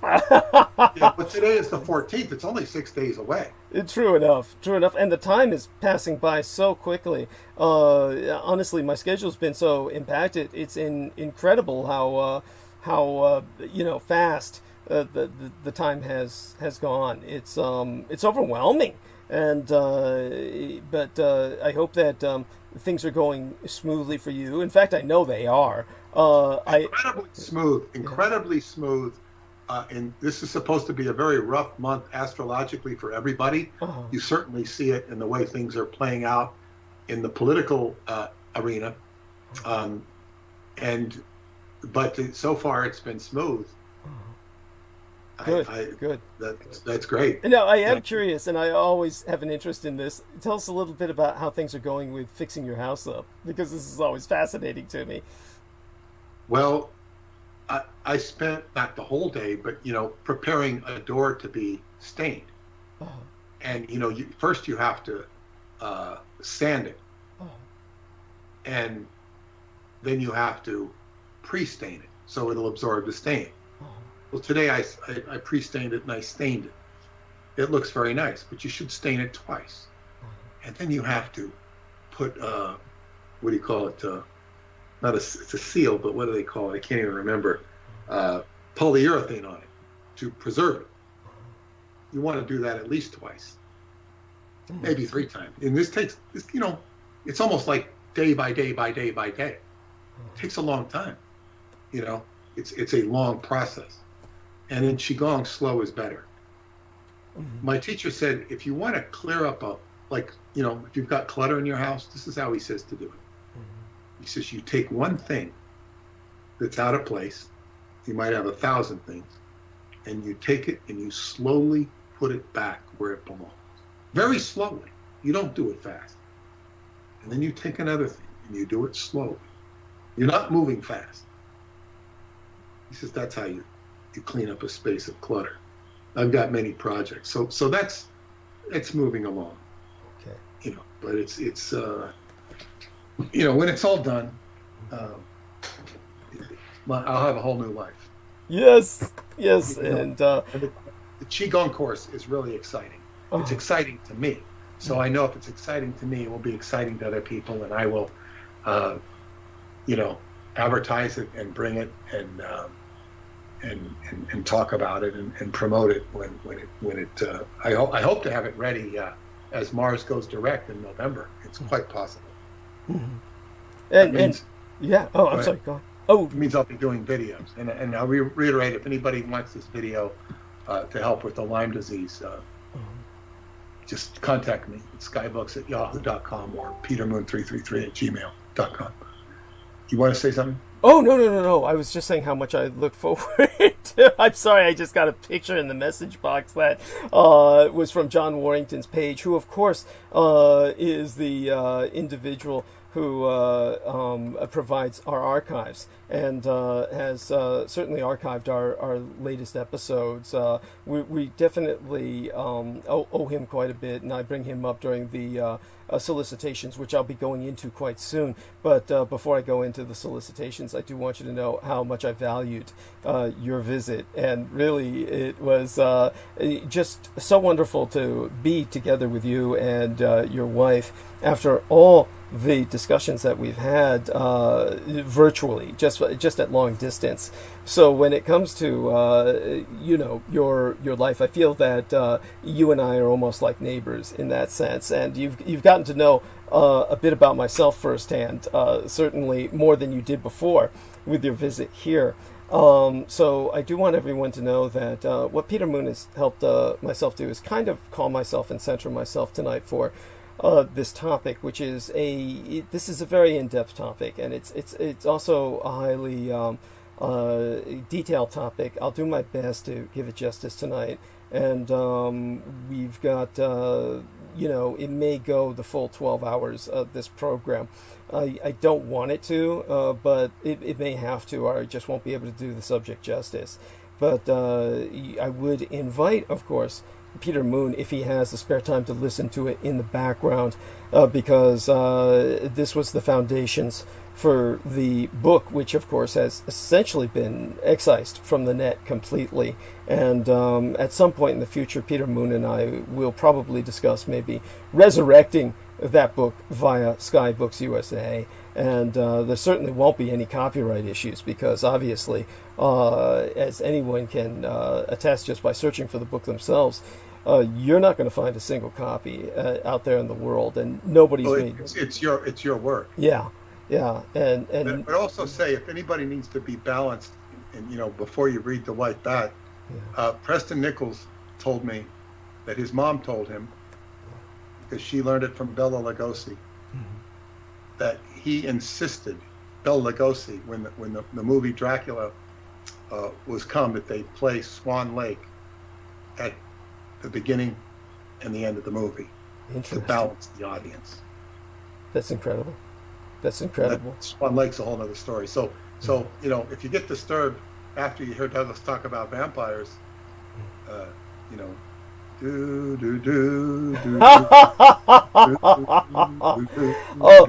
by the way, RJD says that he always enjoys the magic tangents. So you certainly took us on that earlier this evening. Yeah, we could have gone deeper, but it's okay. We'll do so in the future. We've got a lifetime ahead of us, in which we'll hopefully be working together. And as you say, there's certain things that you and I will be tending to, and love you dearly and share our love. And I'll tune back in if I wake up early enough and you're still kicking and nobody's put a stake through your heart, I'll say hello. Sounds good. Sounds good. And definitely appreciate that. And give our love to Paula as well. Take care for tonight. All right? Okay. All right. Good night, all. Good night. And that was Peter Moon, of course, and very glad to have him with us tonight to add a sense of balance to tonight's program. And of course, balance is always a struggle. And Mein Kampf, my struggle be thine own. Contribute to this struggle at paypal.me/Douglas Dietrich, where we now be accepting contributions via PayPal Holdings Incorporated at douglasdietrich.com. And in all due acknowledgement unto our own personal hero, we ask it of everyone moral and or fiscal support on behalf of our dearest English brother in battle, John Henry McMills Warrington, whom you can friend and follow via his Facebook timeline at facebook.com/John.War, and subscribe to the Maggot channel via YouTube at youtube.com/C/Maggot which itself be spelled MAGGOTAUR, he being the property manager thereof, who also serves as Team Dietrich's, Dietrich's or Dragon's ultimate post-episodic producer, and our final productions archivist at douglasdietrich.com. For where no fahina, all videographic works of the internationally recognized renegade military historian would have been lost. So if financial aid no be prohibitive per budgetary constraints, electronically relay monetary assistance via PayPal, where you can donate to the Maggot Man, aka John Henry McMills Warrington, by clicking send on your PayPal account page and then placing or entering his email address, john_war@hotmail.com. If anyone deserved any fiscal recompense aside myself, it would be he, because he, of his own initiative, downloaded into his personal hard drives much of what I had published on YouTube, and therefore through him we were able to reconstruct much of my legacy that was wiped out no less than three times by the enemy, and therefore maintain a legacy for me to contextualize what I speak of to yourself on nights like this. And therefore, in a very real sense, as the bridge between the Akashic records and the cyberspatial data matrix of our material world, John Warrington is my creator. So now you too can do your part to help in the fight against total annihilation, whether of my legacy or my Vulcan intervention to assist yourselves on Earth. This is, of course, a metaphor, which most people, if they don't listen to me or don't understand my background, wouldn't get. But then again, getting people to understand the context of what I express is always part of that struggle. You too can play your part in it by spreading the word about Douglas Dietrich, that he, the biological son of Adolfus Jacob Hitler, which you can find out more about at douglasdietrich.com/2019//05/08/Douglas Dietrich, son of Adolf Hitler, fighting against white supremacist neo-Nazis.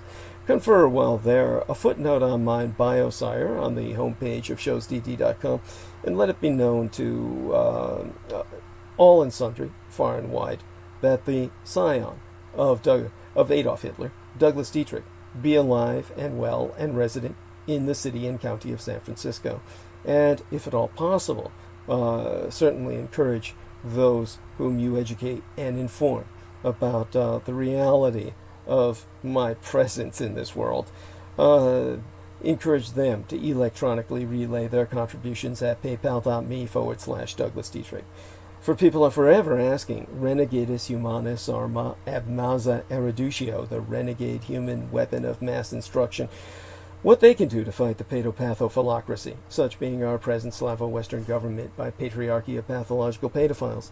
You can all help spread awareness by supporting myself. We have a new contribution page on douglasdietrich.com where you can make a donation online using either thy credit or debit card.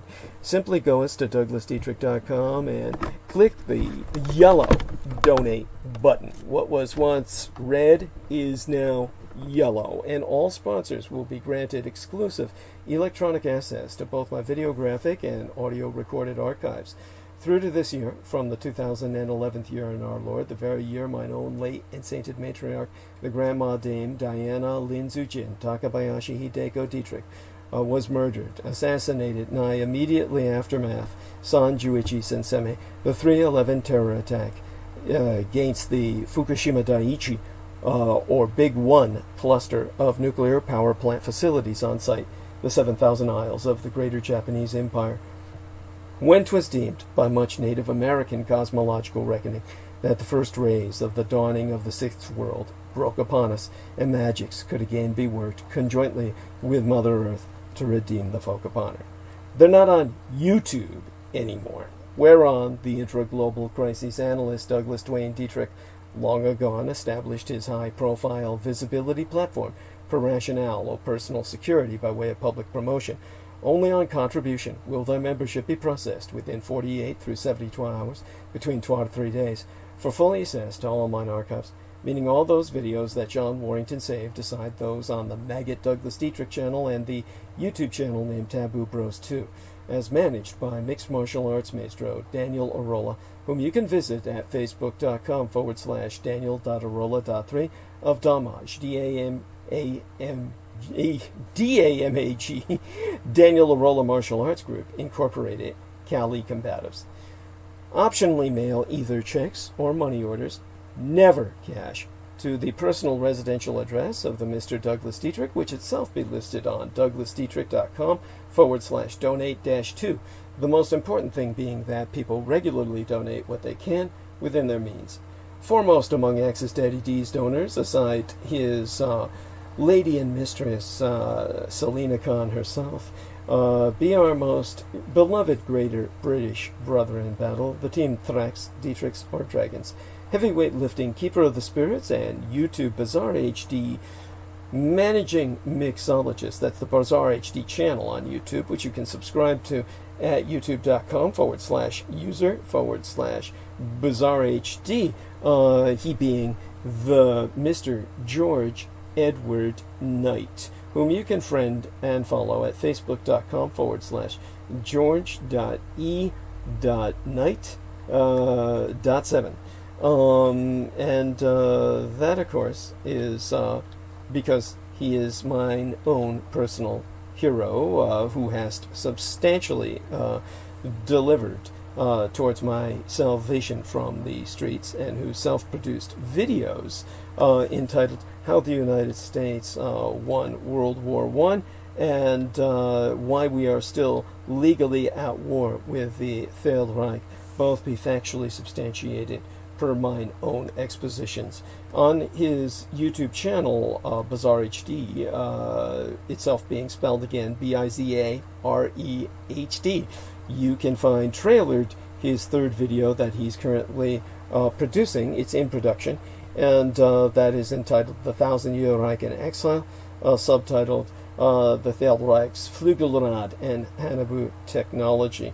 Oh gosh, I neglected to bring up David Hatcher Childress with our man Peter Moon. We'll cover that another time, sometime in the near future, the next time he visits here. Impossible to keep track of so many incoming developments. And indeed, the last Dietrich Govies, the son of Dietrich's, or son of a dragon's, Anglo-corrupted as Dracula's expositions via YouTube, would not be possible sans generous benefactions from my listeners on a monthly basis.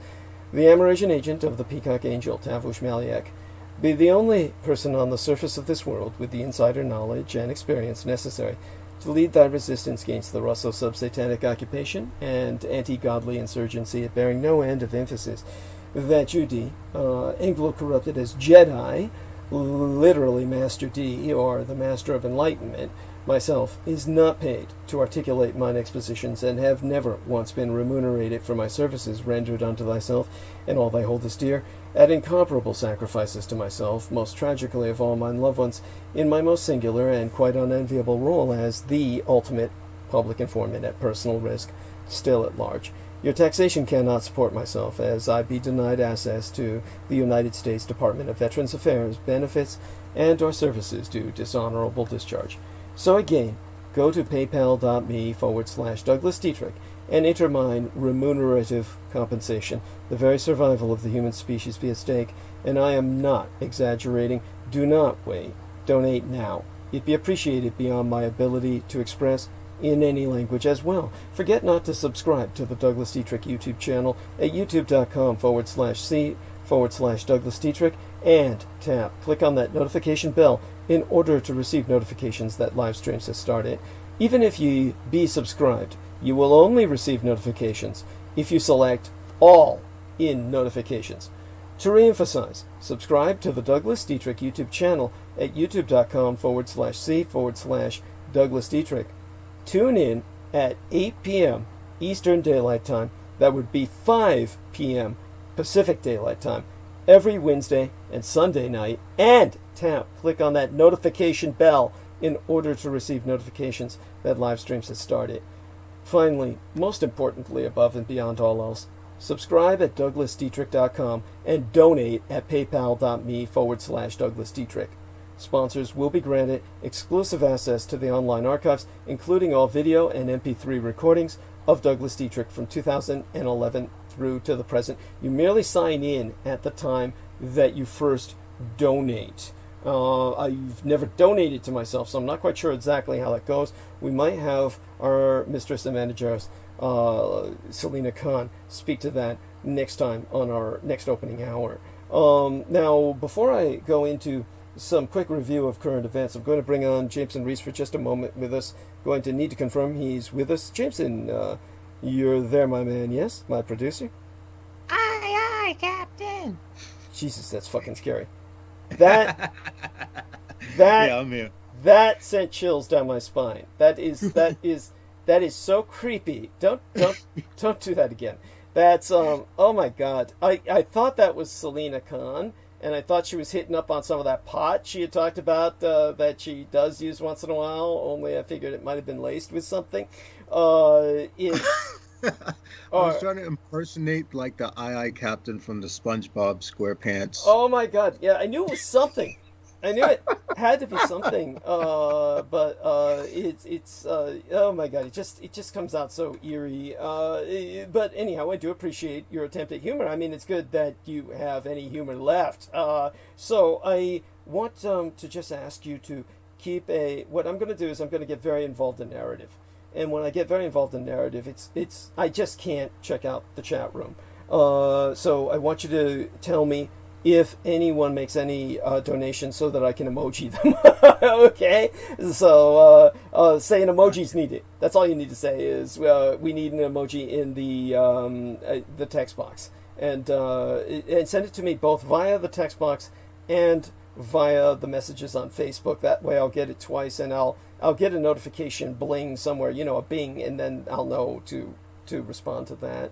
Yeah, I'll have to get back on Facebook. They changed the format on Facebook now, and the format is, oh god, it's worse. Oh my god, let me get this to Selena Khan's attention right away. Honey, Devon Bulldog, who's in Canada, says that he tried donating with my debit card, says there is a glitch, try later, so I'll try later. So if you could check into that, darling. I have to run to mommy, because this is, of course, well beyond myself, and maybe beyond all of us. Douglas, I'm sorry to interrupt you. Yes.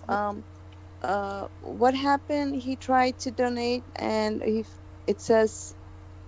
Devon Bulldog, who's in Canada, which might be an issue, he said I tried donating with my debit card, says there's a glitch, try later. Apparently what the display told him is there is a glitch, try later. So he says he'll try later.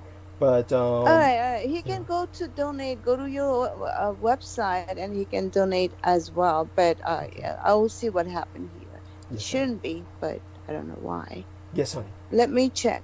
Yes, honey. Thank you so much. And deeply appreciate her being there. Now, interestingly enough, we've just got a total drop-off in the current viewers from over 100 down to 0 concurrent viewers, because that means there is a glitch. Something's going on with YouTube. So, going to reset the page and see how that settles in, and that will hopefully get us the numbers. We're back up to the concurrent viewers. So there was a glitch in YouTube. YouTube's glitching. There is no doubt about that. So definitely appreciate the patience of everyone who's with us tonight. And we got 20 upvotes, and of course the one downvote from the faggot Richard K. Cole, who tried to friend Pac-1 Morales. Obviously wants a piece of his ass, and Pac-1 said no. So he's crying in his beer tonight. All right, so let's get started with just a few current events I'll get out of the way. And thank you so much, Jameson.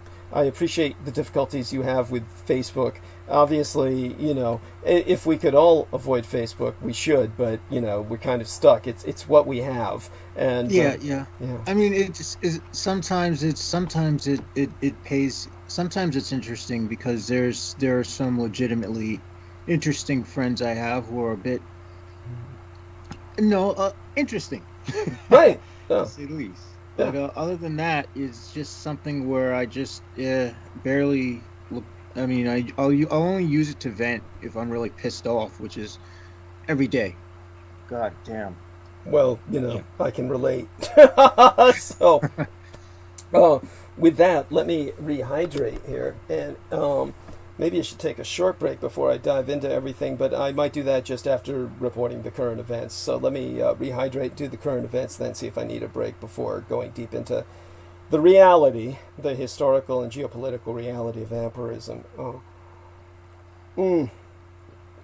Hurricane Delta has taken its toll, leaving 4 dead and hundreds of thousands without power along the Gulf of Mexico. And after scorching more than 50,000 acres and claiming at least 4 lives, California's massive Zogg wildfire, spelled Z-O-G-G, is finally fully contained. One among many. As for the Supreme Court, which is inescapable, Amy Coney Barrett faced questions from the Senate Judiciary Committee members yesterday, and unlike the contentious Brett Kavanaugh hearings circa 2018, the lines of conversation remained mostly calm. Barrett gave detailed answers but revealed characteristically little about her personal judicial beliefs. At one point, a Republican senator asked her to show the notes she had prepared for the hearing, and she held up a blank notepad, which supporters took as a sign of her intelligence and knowledge on the subjects before her. It's amazing how we can read into a blank notepad as something that is the antithesis of absolute ignorance and vapidity. But that just goes to show how one paradigm can see black, whereas the other paradigm sees white. Barrett provided comments on abortion law, healthcare, and the state of race in America. She claimed the killing of George Floyd was, quote-unquote, very emotional for her family, and that it is an uncontroversial and obvious statement that, quote-unquote, racism persists in our country. Which, at this point, if she didn't acknowledge at least that, there would be no point. You would just, you may as well go home. The first day of confirmation hearings for the Supreme Court nominee, Amy Coney Barrett, featured plenty of fiery moments, but a lot of them revolved around the upcoming election instead of Barrett herself. Exempli gratiae, all eyes were on Vice Presidential nominee Kamala Harris, a former prosecutor herself, when she delivered an opening statement criticizing President Trump and the Republicans for attacking the Affordable Care Act. Both sides have all but agreed Barrett's confirmation by the Republican machinated Senate is tragically a done deal. So Democrats instead used some of their questioning time to make a pitch to save the Affordable Care Act. Republicans, meanwhile, criticized Democrats for bringing up Barrett's Catholic faith and her association with the Christian group People of Praise, saying it amounted to, as Missouri Senator Josh Hawley said, religious bigotry. Progressives are worried that with another religion-led reactionary on the bench, abortion rights cases could be dismantled. Amy Coney Barrett herself will not comment on whether she'd recuse herself from election cases. So the Supreme Court nominee, Amy Coney Barrett, refused to comment on how she'd rule in possible cases on critical issues like abortion, and refused to say throughout her Supreme Court hearing yesterday whether she'd recuse herself from any 2020 election cases. Barrett said in her confirmation hearing that she has not been asked by Trump or anyone else on how she'd rule in upcoming cases, including the election. She said it would be a gross violation of judicial independence to make its commitment on how she'd rule. On abortion, Barrett said she refuses to answer questions about whether she would rule that Roe v. Wade should be overturned because she would not join the court with some agenda on the subject. She said her only agenda is to stick to the rule of law and decide cases as they come.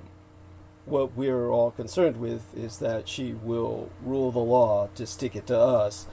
That brings us to the bumpy road from Bork to Barrett. You see, this week's big story might have been the second presidential debate, except that it was canceled. It could have been early voting, as Americans turn in absentee and mail ballots in record numbers. Or it could have been President Trump's return to the campaign trail just over a week after being hospitalized with COVID-19, which is suspect in and of itself. What is the miracle cure? Nobody else is getting. But the story that's dominated Washington, even amid so much potential news, is the confirmation hearing of Amy Coney Barrett, Trump's third nominee to the Supreme Court. A contentious 4 days of testimony before the Senate Judiciary Committee is now at its midway point.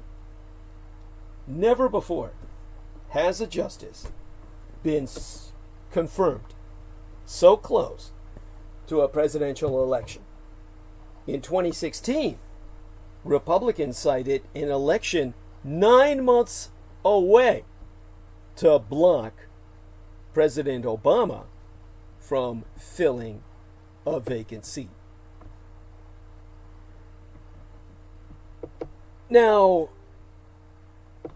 Barrett's nomination is... Oh, by the way, we're getting a message. Am I allowed to read this, honey? This is from Selena Khan, who's updating us. No, just for you to know. Okay. All right. So, thank you for clarifying that. Love you, honey. And that was my mistress and managers.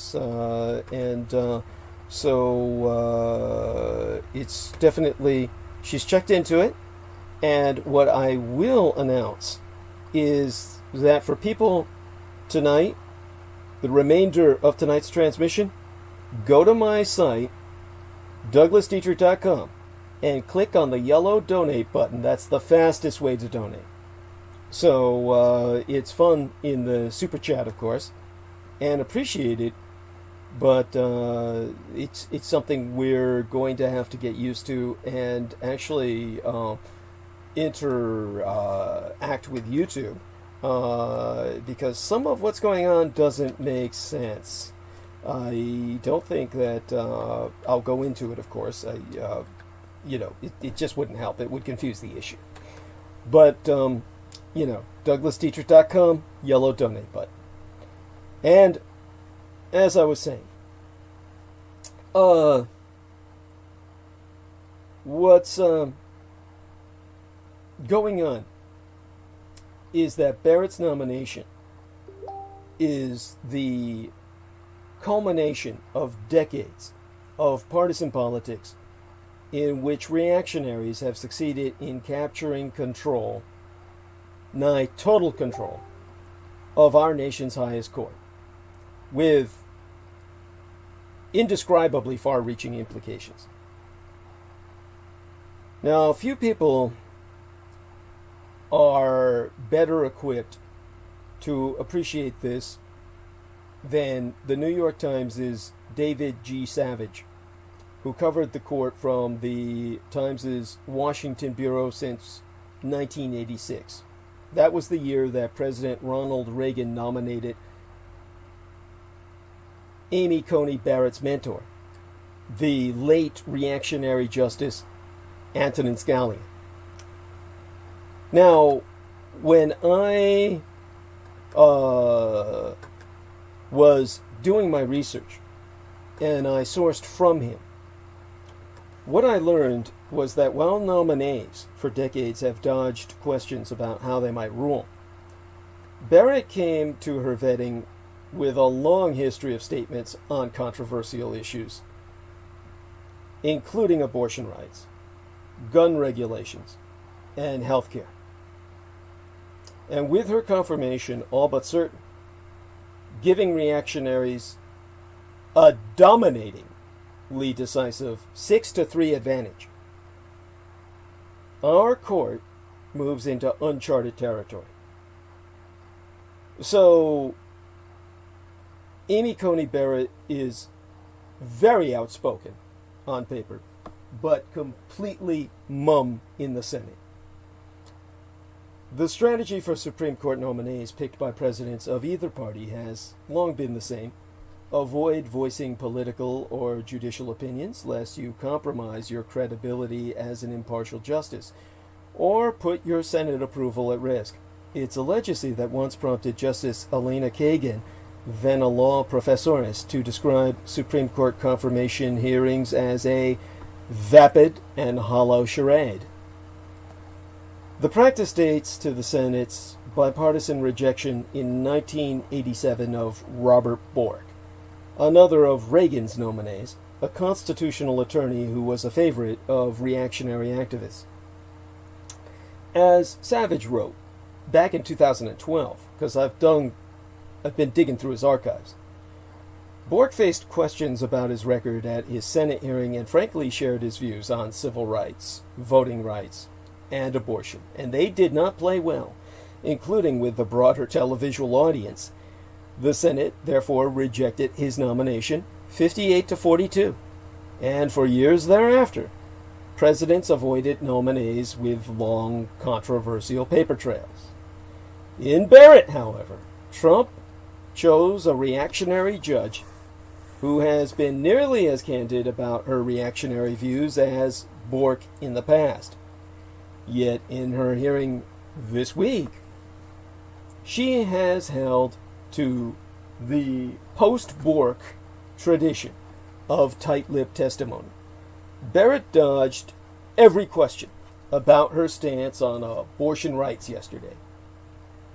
But in terms of her past advocacy, it's painfully obvious. She signed a public letter in 2013 that condemned the Supreme Court's quote-unquote infamous Roe v. Wade decision and called for quote-unquote the unborn to be protected under law.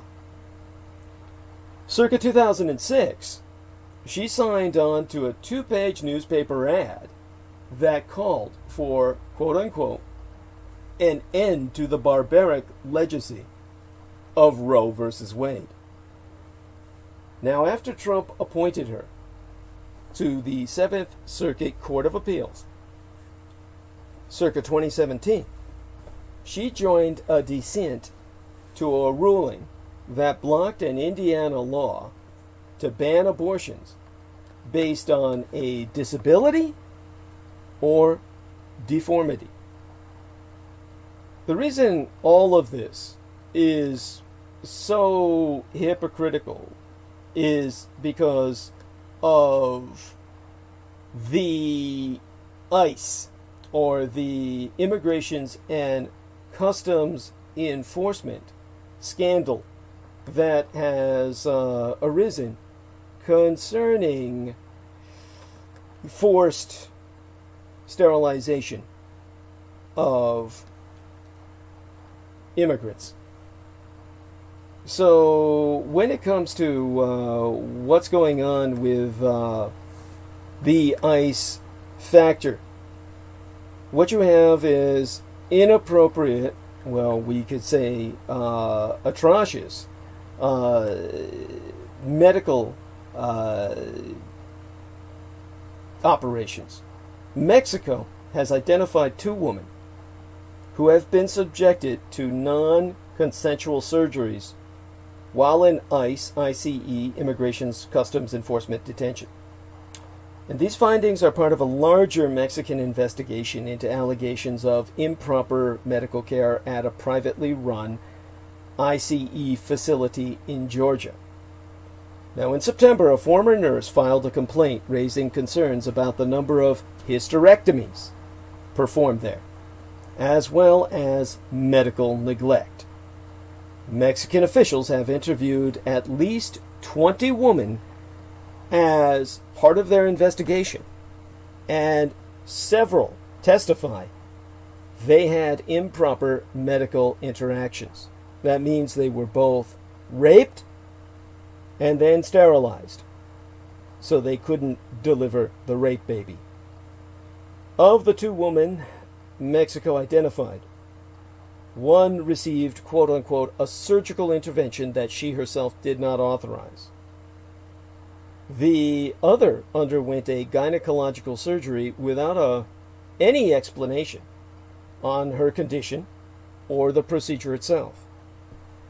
So what we have is that these reactionaries are deciding that it's okay to prematurely abort, to proactively sterilize women of color who cannot fight back, who are powerless, which is the way the reactionaries want all women to be, completely powerless.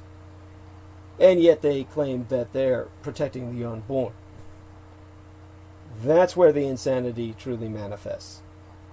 And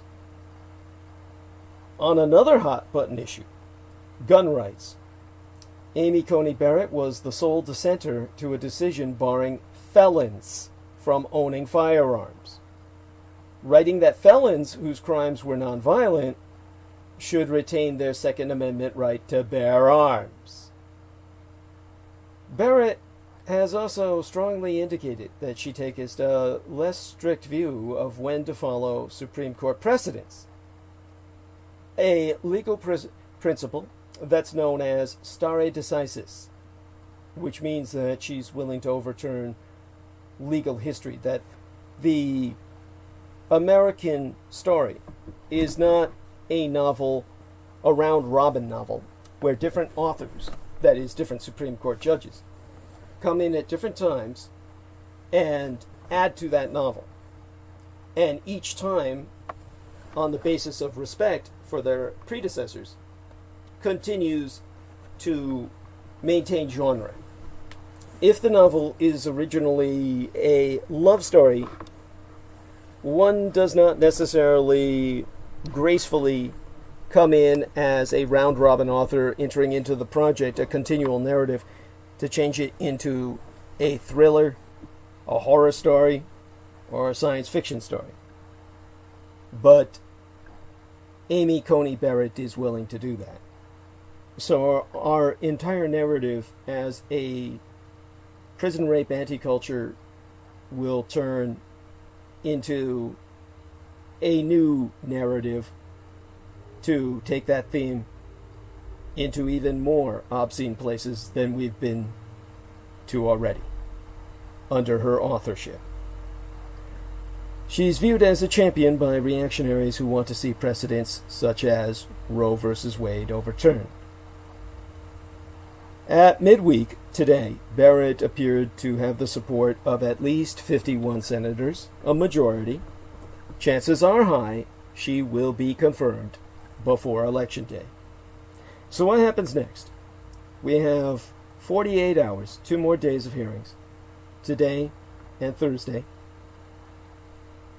The senators spent another day questioning Barrett on her record and judicial approach, and then they will hear from people who know her and from legal experts tomorrow. On a broader level, there are some other things to be watching. The fallout from this confirmation process could affect the outcome of several political races. Republican Senator Lindsey Graham is presiding over the hearing as committee chair while struggling to maintain a solid lead in his bid for re-election in South Carolina. California Senatoress Kamala Harris, a Democratic committee member, is also in the midst of a major campaign as Joe Biden's running mate.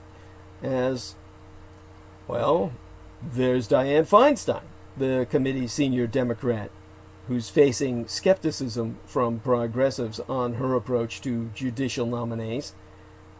All these stakes are underscored by the upcoming slate of cases at the Supreme Court, including one on the Affordable Care Act. All of this brings us to the election of this year, because early in-person voting has started and it's already a mess. A technical glitch at an Atlanta voting supersite and hours-long lines around the state plagued voters in Georgia. Election watchers have long worried that technical problems, along with pandemic protocols and reduced polling staff, will create untenable situations for discouraged voters. California is dealing with another problem. The state's Republican Party has been asked to remove unofficial ballot drop boxes placed in at least 3 counties. Such actions are completely illegal, since only county election officials have the authority to oversee ballot drop boxes. In New York, the New York Police Department has told all uniformed members to prepare to be deployed for protests before and after election, possibly well into 2021, since a winner will not be promptly and securely decided by all reckoning. And even more states are reaching important voting milestones, and that's bringing even more woes. Texas voters endured long lines and waits on their first day of in-person voting, and in Virginia, the state's online voter registration site crashed on the last day before the registration deadline. Officials say the issue stemmed from a cut fiber line sabotaged. Virginia Governor Ralph Northam says he's looking into ways to extend the deadline. In Pennsylvania, special agents with the United States Postal Service, U.S. postal inspectors, discovered trash bags full of undelivered mail outside a postal worker's house, creating the potential for even more distrust as the United States Postal Service plays its most pivotal election role ever in American history. And as if the stakes of next month's election could get any higher, an American credit rating agency confirms a contested election will cost the United States its prized AAA credit rating. Now, if America chose its presidents on the basis of the popular vote, Democrat Joseph Biden would be home and dry already. National polls show him leading President Donald Trump by double digits or more, a massive gap 20 days before Election Day.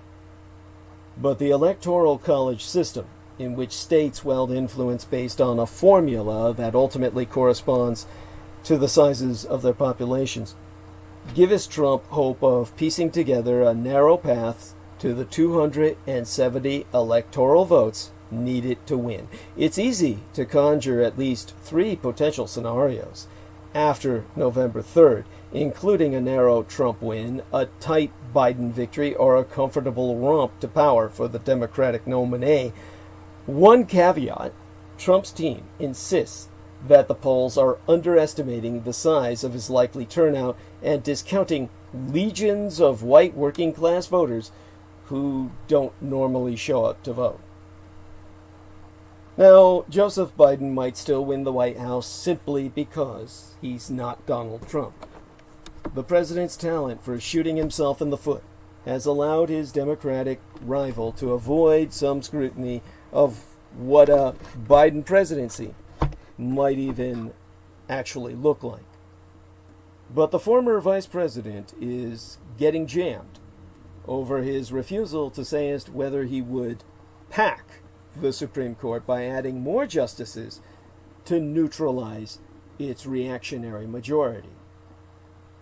Congress has the power to expand or shrink the court's bench, but it hasn't done so for at least some 150 years.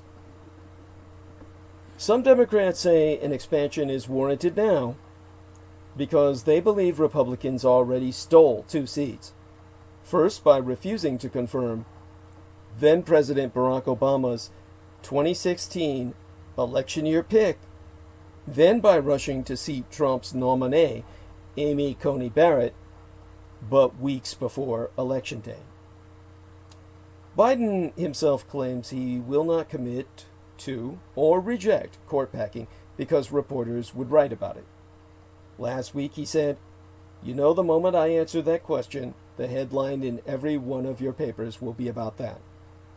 He's reasoning that sitting on the fence is safer than jumping down on either side. If he comes out for court packing, he could scare off Republican voters who disdain Trump and are mulling a once-in-a-lifetime vote for a Democrat. If he promises not to expand the court, a stance suggested by his previous statements, he could dampen liberal enthusiasm for himself. Americans, well, so Biden says, will know my opinion on court packing when the election is over. And his campaign is urging reporters to focus on Republican hypocrisy over Barrett's nomination and Trump's botched handling of the virus. When a presidential candidate refuses to tell voters what he plans to do after the election, he deserves a grilling. But Biden's probably right to bet he can get away with it, given his lead in the polls. That's what leads us to the bloodbath. Because with Trump's popularity fading, vulnerable Republican lawmakers may be weighing cutting him loose to save themselves. Some are certainly feeling the heat. Senator Ted Cruz of Texas, who has the luck not to be up for re-election this year, said on CNBC last week what many colleagues are thinking. Though Trump has, or still has a shot, Republicans face a potential bloodbath if voters are angry and depressed when they cast their ballots. Arizona's Senatoress Martha McSally, for instance, repeatedly refused to say in a recent debate whether she was proud of supporting Trump. Iowa's Senator Joni Ernst is another Republican who banked on Trump carrying her to victory, but now may pay the price for her loyalty. There's a long tradition of lawmakers tacking away from a vulnerable commander-in-chief late in campaigns, and even claiming that they could serve as a check on a president of another party. But that's far easier said than done with Donald Trump. The president remains wildly popular with base cultists and has refashioned the pro-free trade elite country club Republican Party into a populist nationalist vehicle for his own personality cult. Senators who repudiate him will get more than an angry tweet from the president himself. They simply cannot win their seats if the Trump cult does not show up to support them. And since the Republican Party let the president take a wrecking ball to the rule of law, dumping him now would hardly be credible. On the other hand, Displaying loyalty to Trump could spark the ire of every voter who knows Trump's made America worse. Vulnerable Republican lawmakers must hope that the president's promise of massive turnout from new, white, working class, MAGA cultists will materialize, carrying them back to Washington. But if the Trump train goeth off the rails, he'll take a large chunk of his party with him. And there's one kind of unmasking even Donald Trump doesn't love. The president is furious that a probe of what he claims is the worst political crime in history has come up empty. In an investigation endlessly hyped by reactionary American media, controlled from across the Pacific by the Australian Murdoch machine, the Justice Department had sought to find whether Obama aides improperly tried to identify U.S. citizens during wiretaps of foreigners, a process known as unmasking, around the 2016 election. But the inquiry has now fizzled out, and its chief investigator refuses to even issue a public report. Leveraging the power of the federal government for his political gain, Trump wanted a big scandal to tout before Election Day, and to drag in Democratic nominee Joe Biden, Barack Obama's vice president. Trump told Newsmax, when asked about the hot air whooshing out of the unmasking balloon, that, "Personally, I think it's ridiculous. It's ridiculous. It's a disgrace. I think it's too bad. I think it's too bad. They're guilty as hell." I'm quoting him verbatim. But national security officials can legitimately request that a name mentioned in top-secret documents be unredacted. In fact, Trump's team has been an enthusiastic intelligence unmasker itself. And what Trump's cheerleaders never seem to mention is that this particular case stems from conversations between top Trump aide Michael Flynn and Russia's ambassador at a time when Moscow interfered in the 2016 election to help Trump win. Flynn later even lied about the chats to the FBI. And that's not the only conspiracy theory that's failing to deliver. Despite Trump's and Fox News' claims that the Russia investigation had dirty origins, the prosecutor involved in that probe has signaled there will be no report before Election Day, and major indictments look unlikely. It seems even Little Billy, William Barr, draws the line somewhere, a fact that has Trump publicly wondering whether to keep his obedient attorney general in a potential second term. But then we'll be really dealing with the coronavirus in depth, because the COVID-19 fall surge is here. There's no point in avoiding the obvious.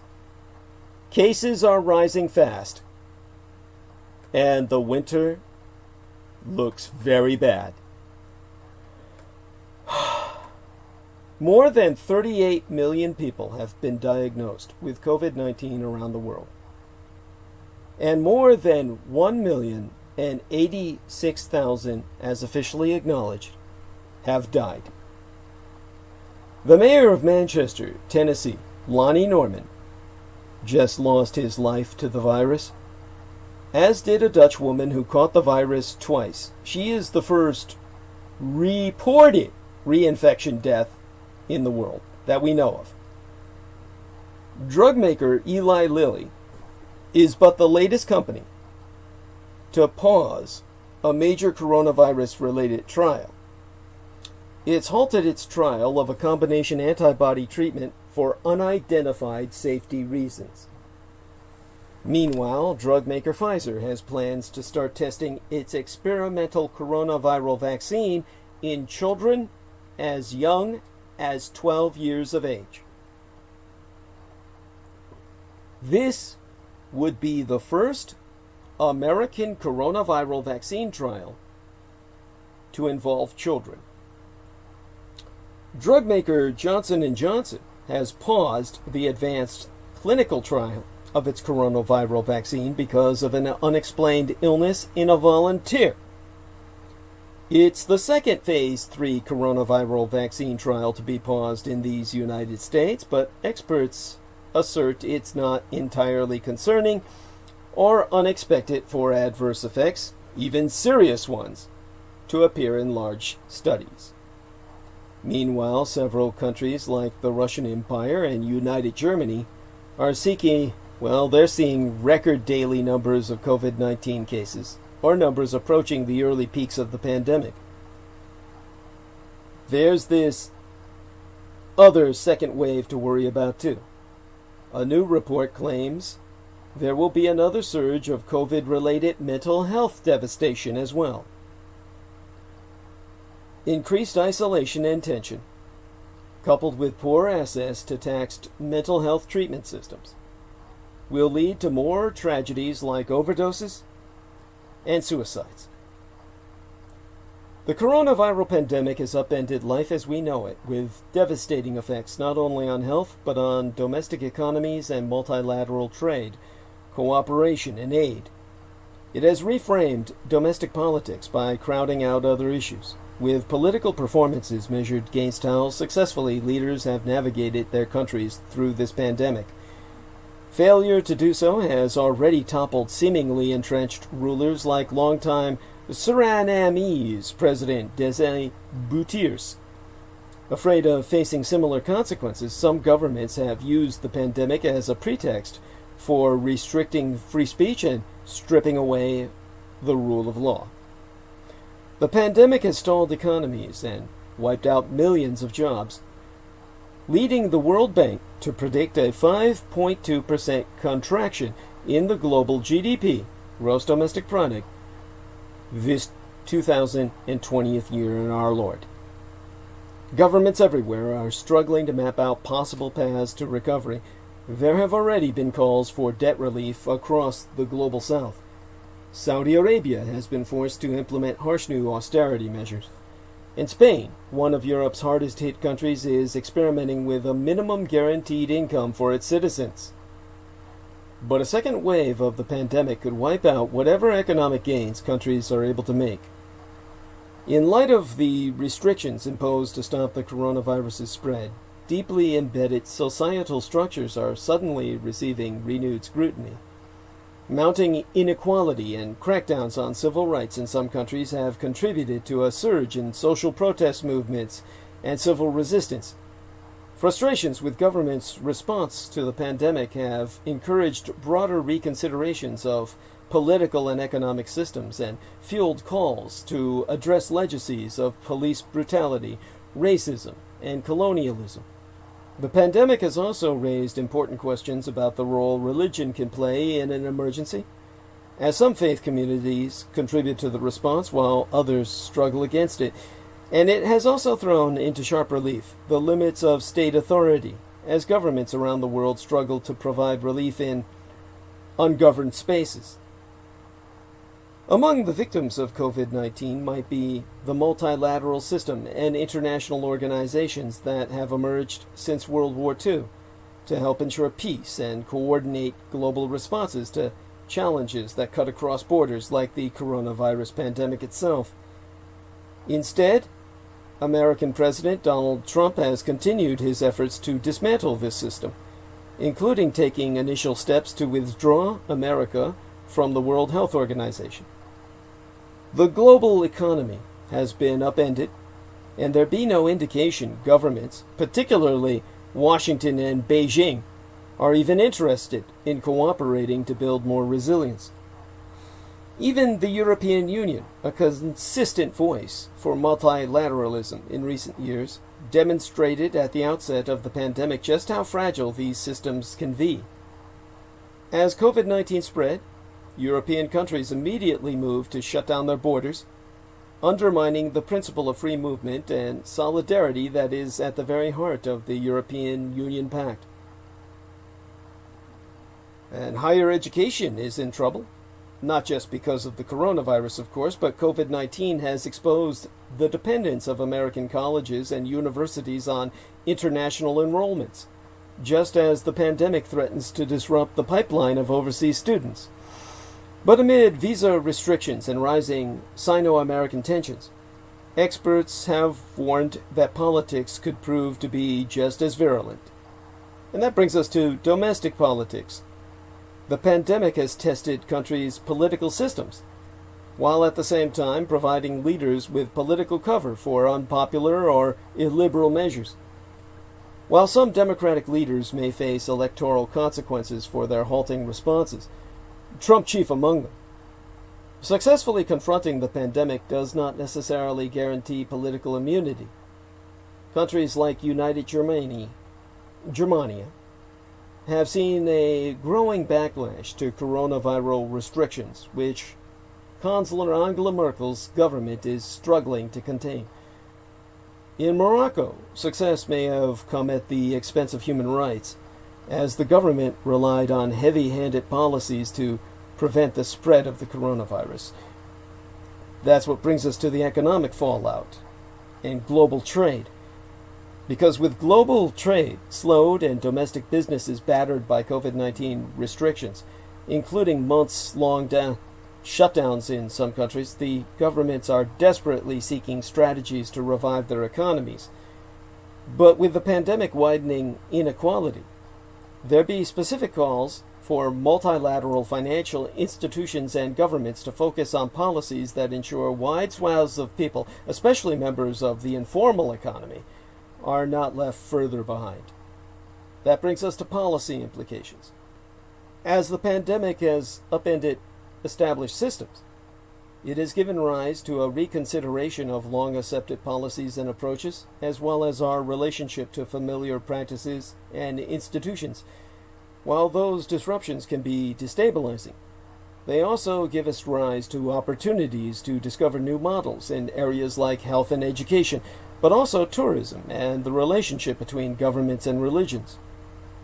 That's what brings us to crisis management and back to multilateralism, because at first glance, the pandemic would seem to be a tailor-made crisis for multilateral cooperation.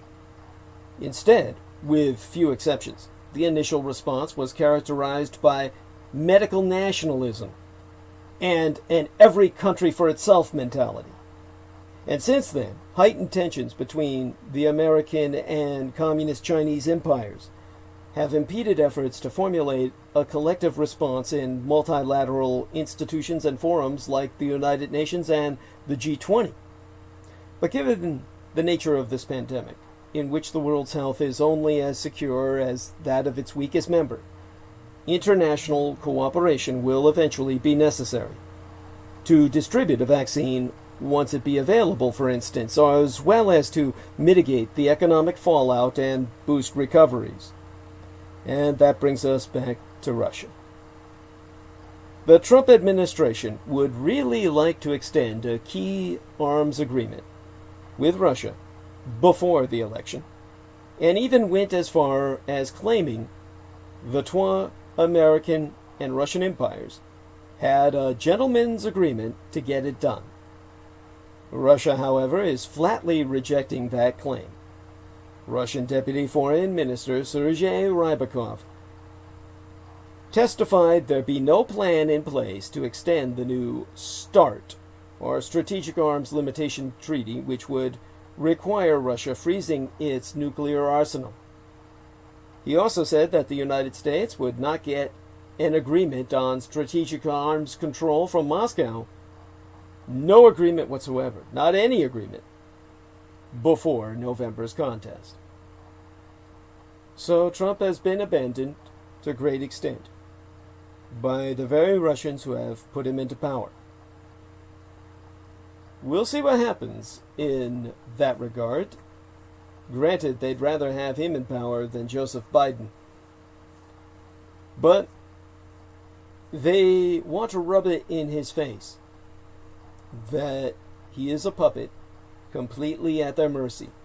So when they hack him back into power, he'll understand just how vulnerable he is and how dependent he be upon our sworn enemy. And that's what brings us to the condition of unconditional hatred. Leviticus chapter 17, verses 10 through 11. I will even set my face against that soul that eateth blood, and will cut him off from among his people. For the life of the flesh is in the blood, and I have given it to you upon the altar to make its atonement for thy souls. That's the King James Version, I'm sad to say. I always have a copy available to hurl against the wall, because, of course, that's not the version of the Bible that you want. Just remember, the original Gutenberg Bible was far more concordant. And that's something that you want to turn back to. Is not an actual Gutenberg off-the-press edition, but the original translations from the German, which were not rewrit into Shakespearean by Oxford and the scholars hired by King James to create his own church when he divested from the Church of Rome. Now, the human need to wreak destruction upon Vamphyrdema, or the vampiroid subspecies of humanity, seems to be a cyclical phenomenon coinciding with mass outbreaks of pestilence or plague.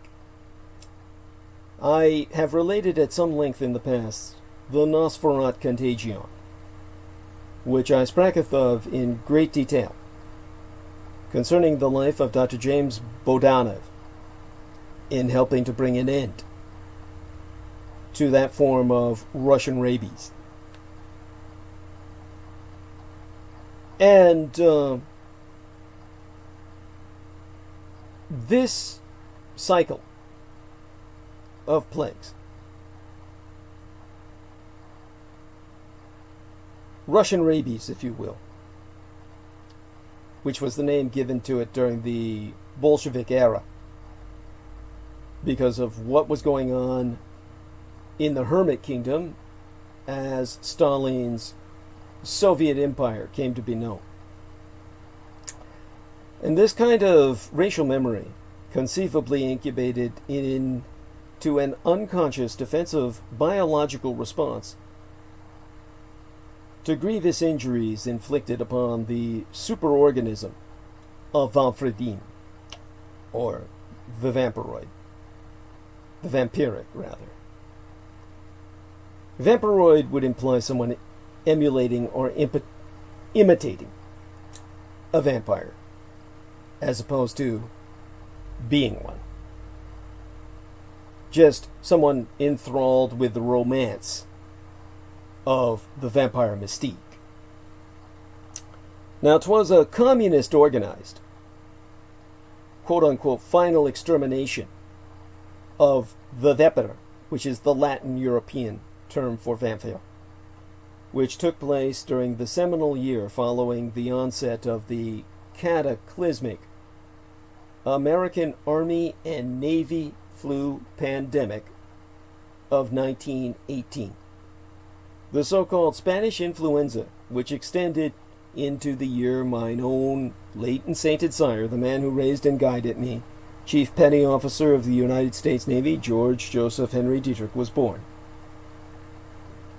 This, of course, being the bioweaponized H1N1 hemagglutinin 1 neuromodase 1 avian swine flu, which effectively ended the Great War, World War I, by eradicating 200 million people in 18 months.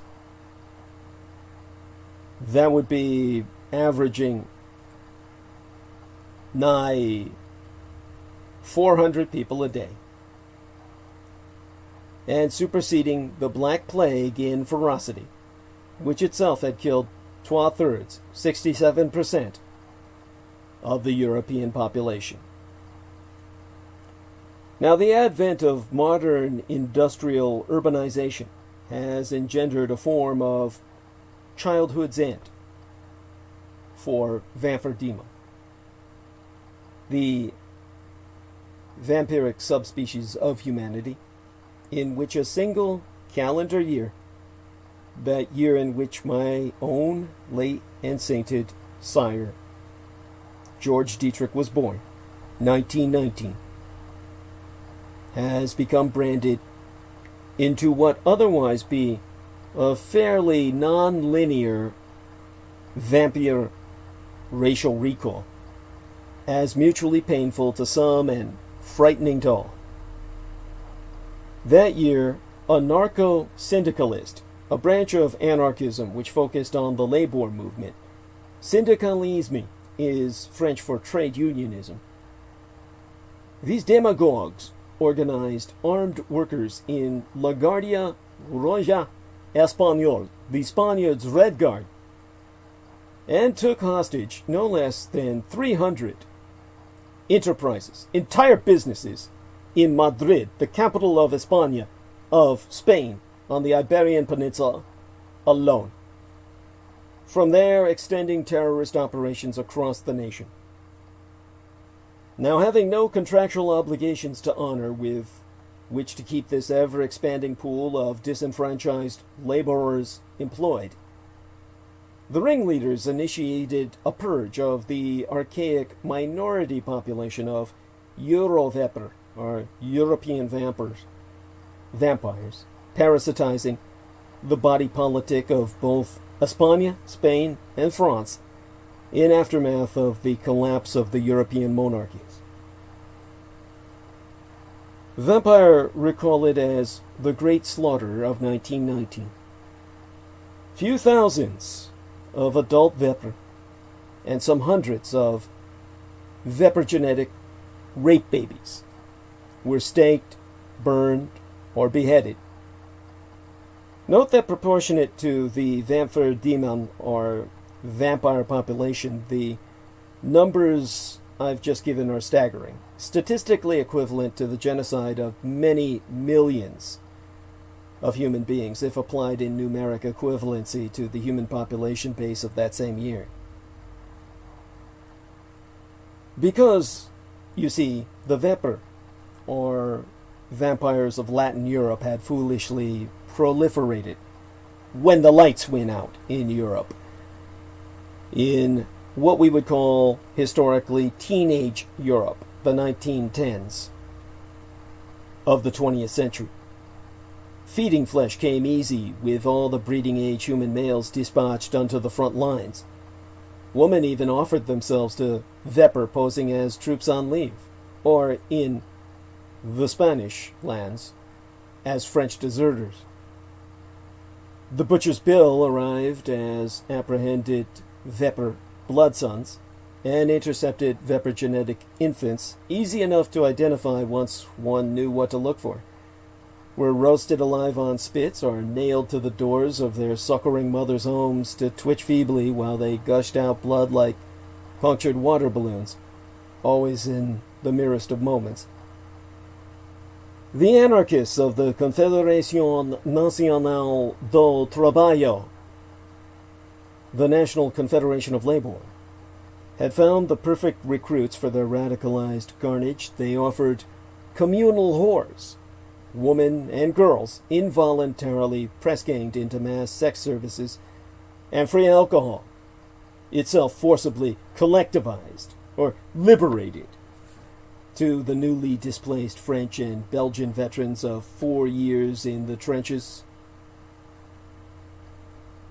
and on the killing fields of the Western Front in the first phase of the Greater German Atlantic War that came to be known as World Wars I and II. The ones cheated of their youth by shot, shell, and war gas, who had nothing to return home to except hunger and repression in the streets. Then, too, the anarcho-syndicalists enlisted the Communardos, the French socialists, who would later cleave to the Sovietska, or the Soviet-sponsored Ejército del Frente Popular de la República Española, the Popular Front Army of the Spanish Republic. These hollow-eyed former cannon fodder, still stinking in their field uniforms, needed something new to kill. And so Gobernitos, the Communist Spain's regional governments, found willing revolutionaries in the men to whom the industrialized meat grinder of barbed wire, artillery, and the machine gun had become the only normality. The communized Español Republicanos, the Spanish Republicans, hunted down and ultimately massacred few thousands, more Weber, throughout the deadly bright murderous days, scouring the peninsular countrysides for Weberdized or vampirized sanctums, to the point of firing churches and libraries, allegedly suspect of harboring clutches of vampires. Do note that vampires are very religious and take refuge in churches. Again, note the enormity of such fatalities in proportion to the comparative numeric insignificance of the Vamperdima to their human herds, statistically equivalent to many millions more additional to those already perished that I've aforecited. The Weber, or the Euro-vamper who survived, did so by evacuating Low Country Hispania and Gaul, Spain and France, to actually shelter in the very trench and bunker systems that had been so recently fought over during the so-called war to end all wars. Ironically, in the happier times for vampire of active hostilities between 1914 and 1918, death on such a heretofore incomprehensible scale was the best natural cover Weber had ever enjoyed. When 50,000 human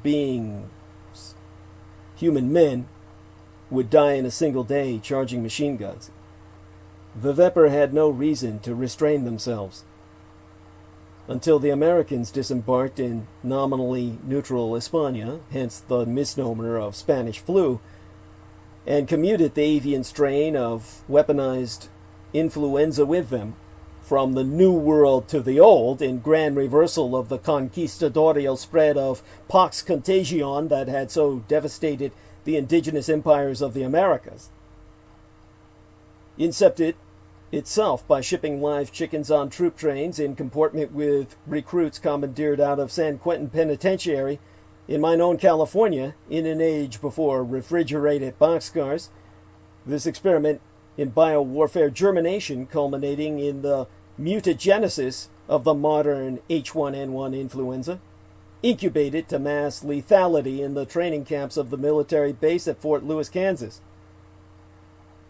Prior to this American bio-intervention in 1917, which included coffin ships porting naught but avian influenza contaminated cadavers of American troops on arrival to Iberian or Portuguese and Spanish shores, Weber fell under the impression, the vampire subspecies, fell under the impression that European human civilization was going to butcher itself into functional extinction, and that the Webernation, the nascent, incipient idea of vampire nationalism, would replace humanity as the dominant species on the continent.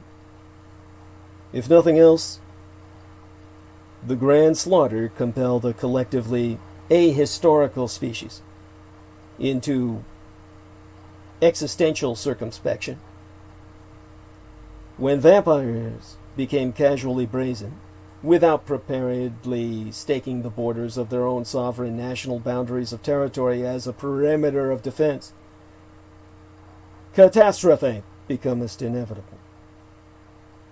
And that's what led to the conceptualization of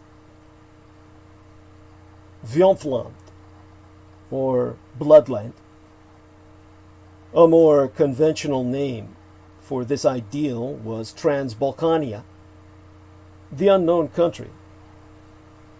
It was promise of just such recognized and demarcated national perimeters that mobilized the Vampire, the Germanic vampire of Central Europe, to voluntarily integrate, albeit autonomously, their all-male minority populations into Adolf Hitler's pan-European crusade against Soviet Bolshevism. By 1940, the Sovietskaya Soyuz, the Soviet Union, occupied Moldavian, Greater Moldavia, comprising anti-Romanian Bessarabia and northern Bukovina, in a 60-day campaign through the months of June and July of that year, extending the Greater Sovietskaya Soyuz, or Soviet Union's borders, right up against the Romanian region of Transylvania.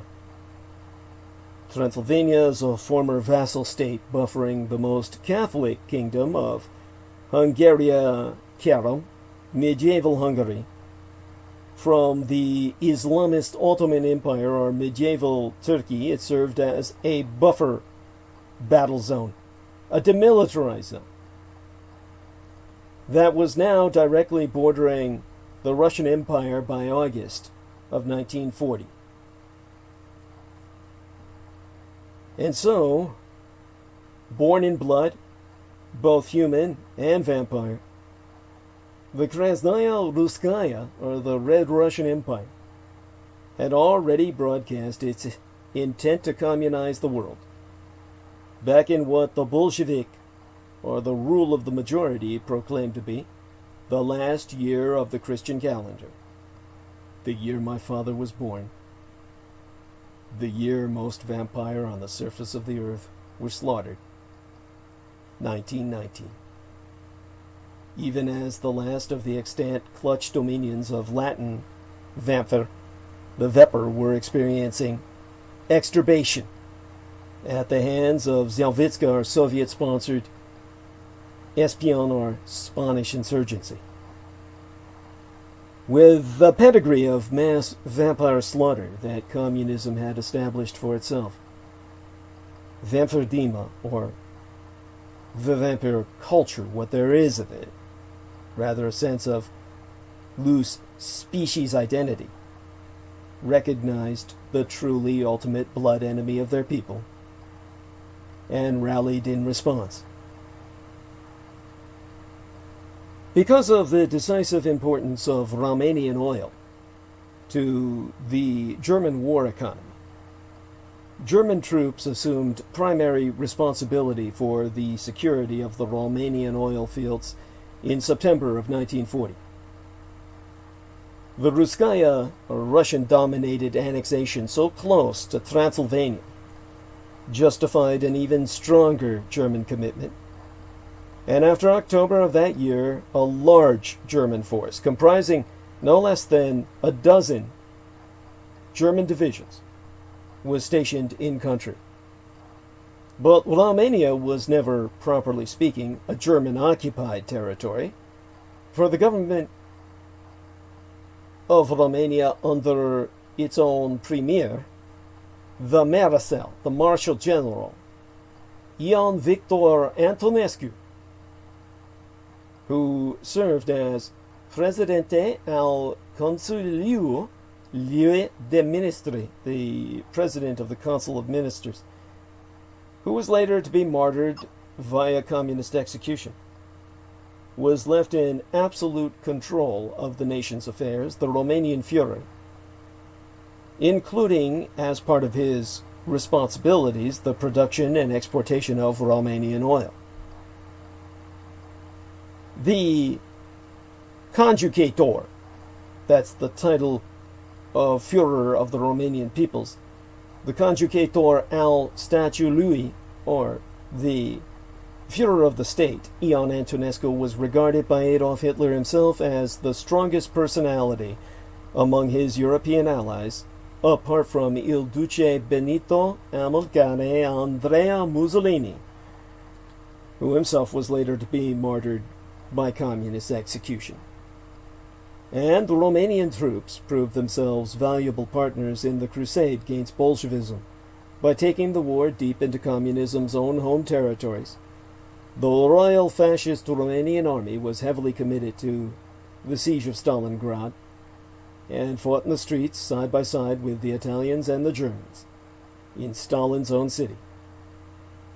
But Hitler's greatest reason for restraint in dealing with Romania was based on his personal experience in investigating the harsh national lessons of the Great War, World War I. In that conflict, the Germans had conquered and occupied the Kingdom of Romania, a military success that had resulted in the destruction of Romanian oil installations and the almost total loss of the Romanian oil supply.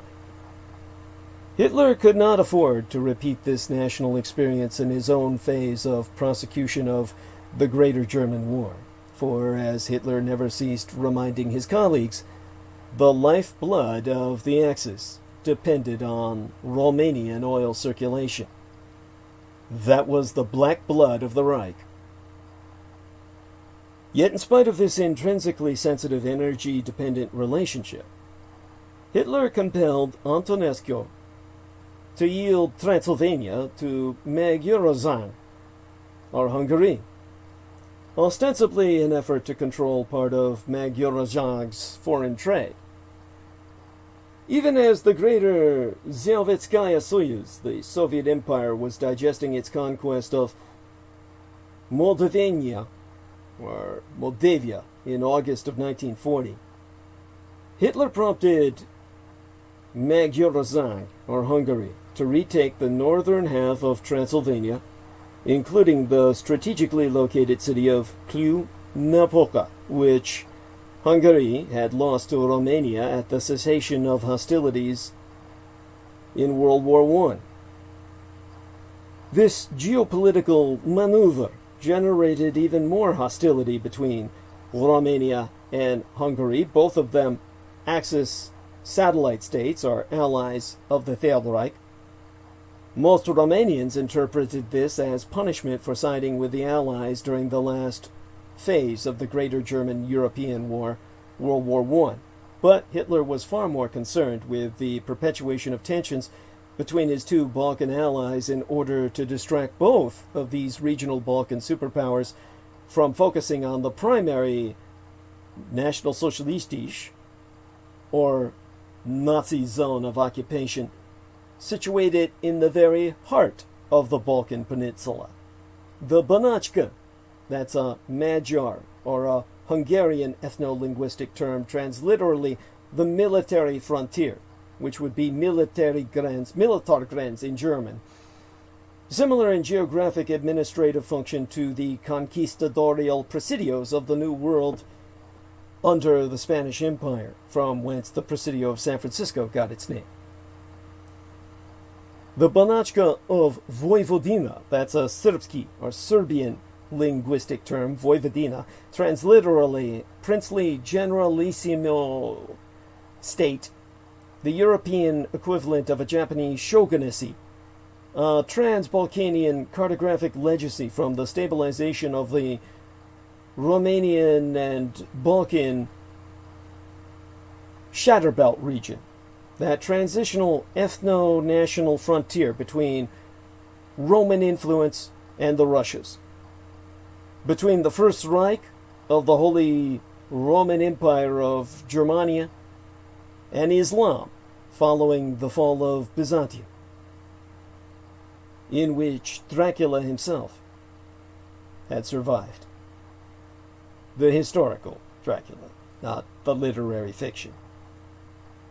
Now, an exceptional position in these territories administered by the German military government in Serbia, was accorded to the Banatska, what today you would find on the maps as northern Serbia's Vojvodina region, spelled V-O-J, which is pronounced as a Y in Slavic languages, V-O-D-I-N-A.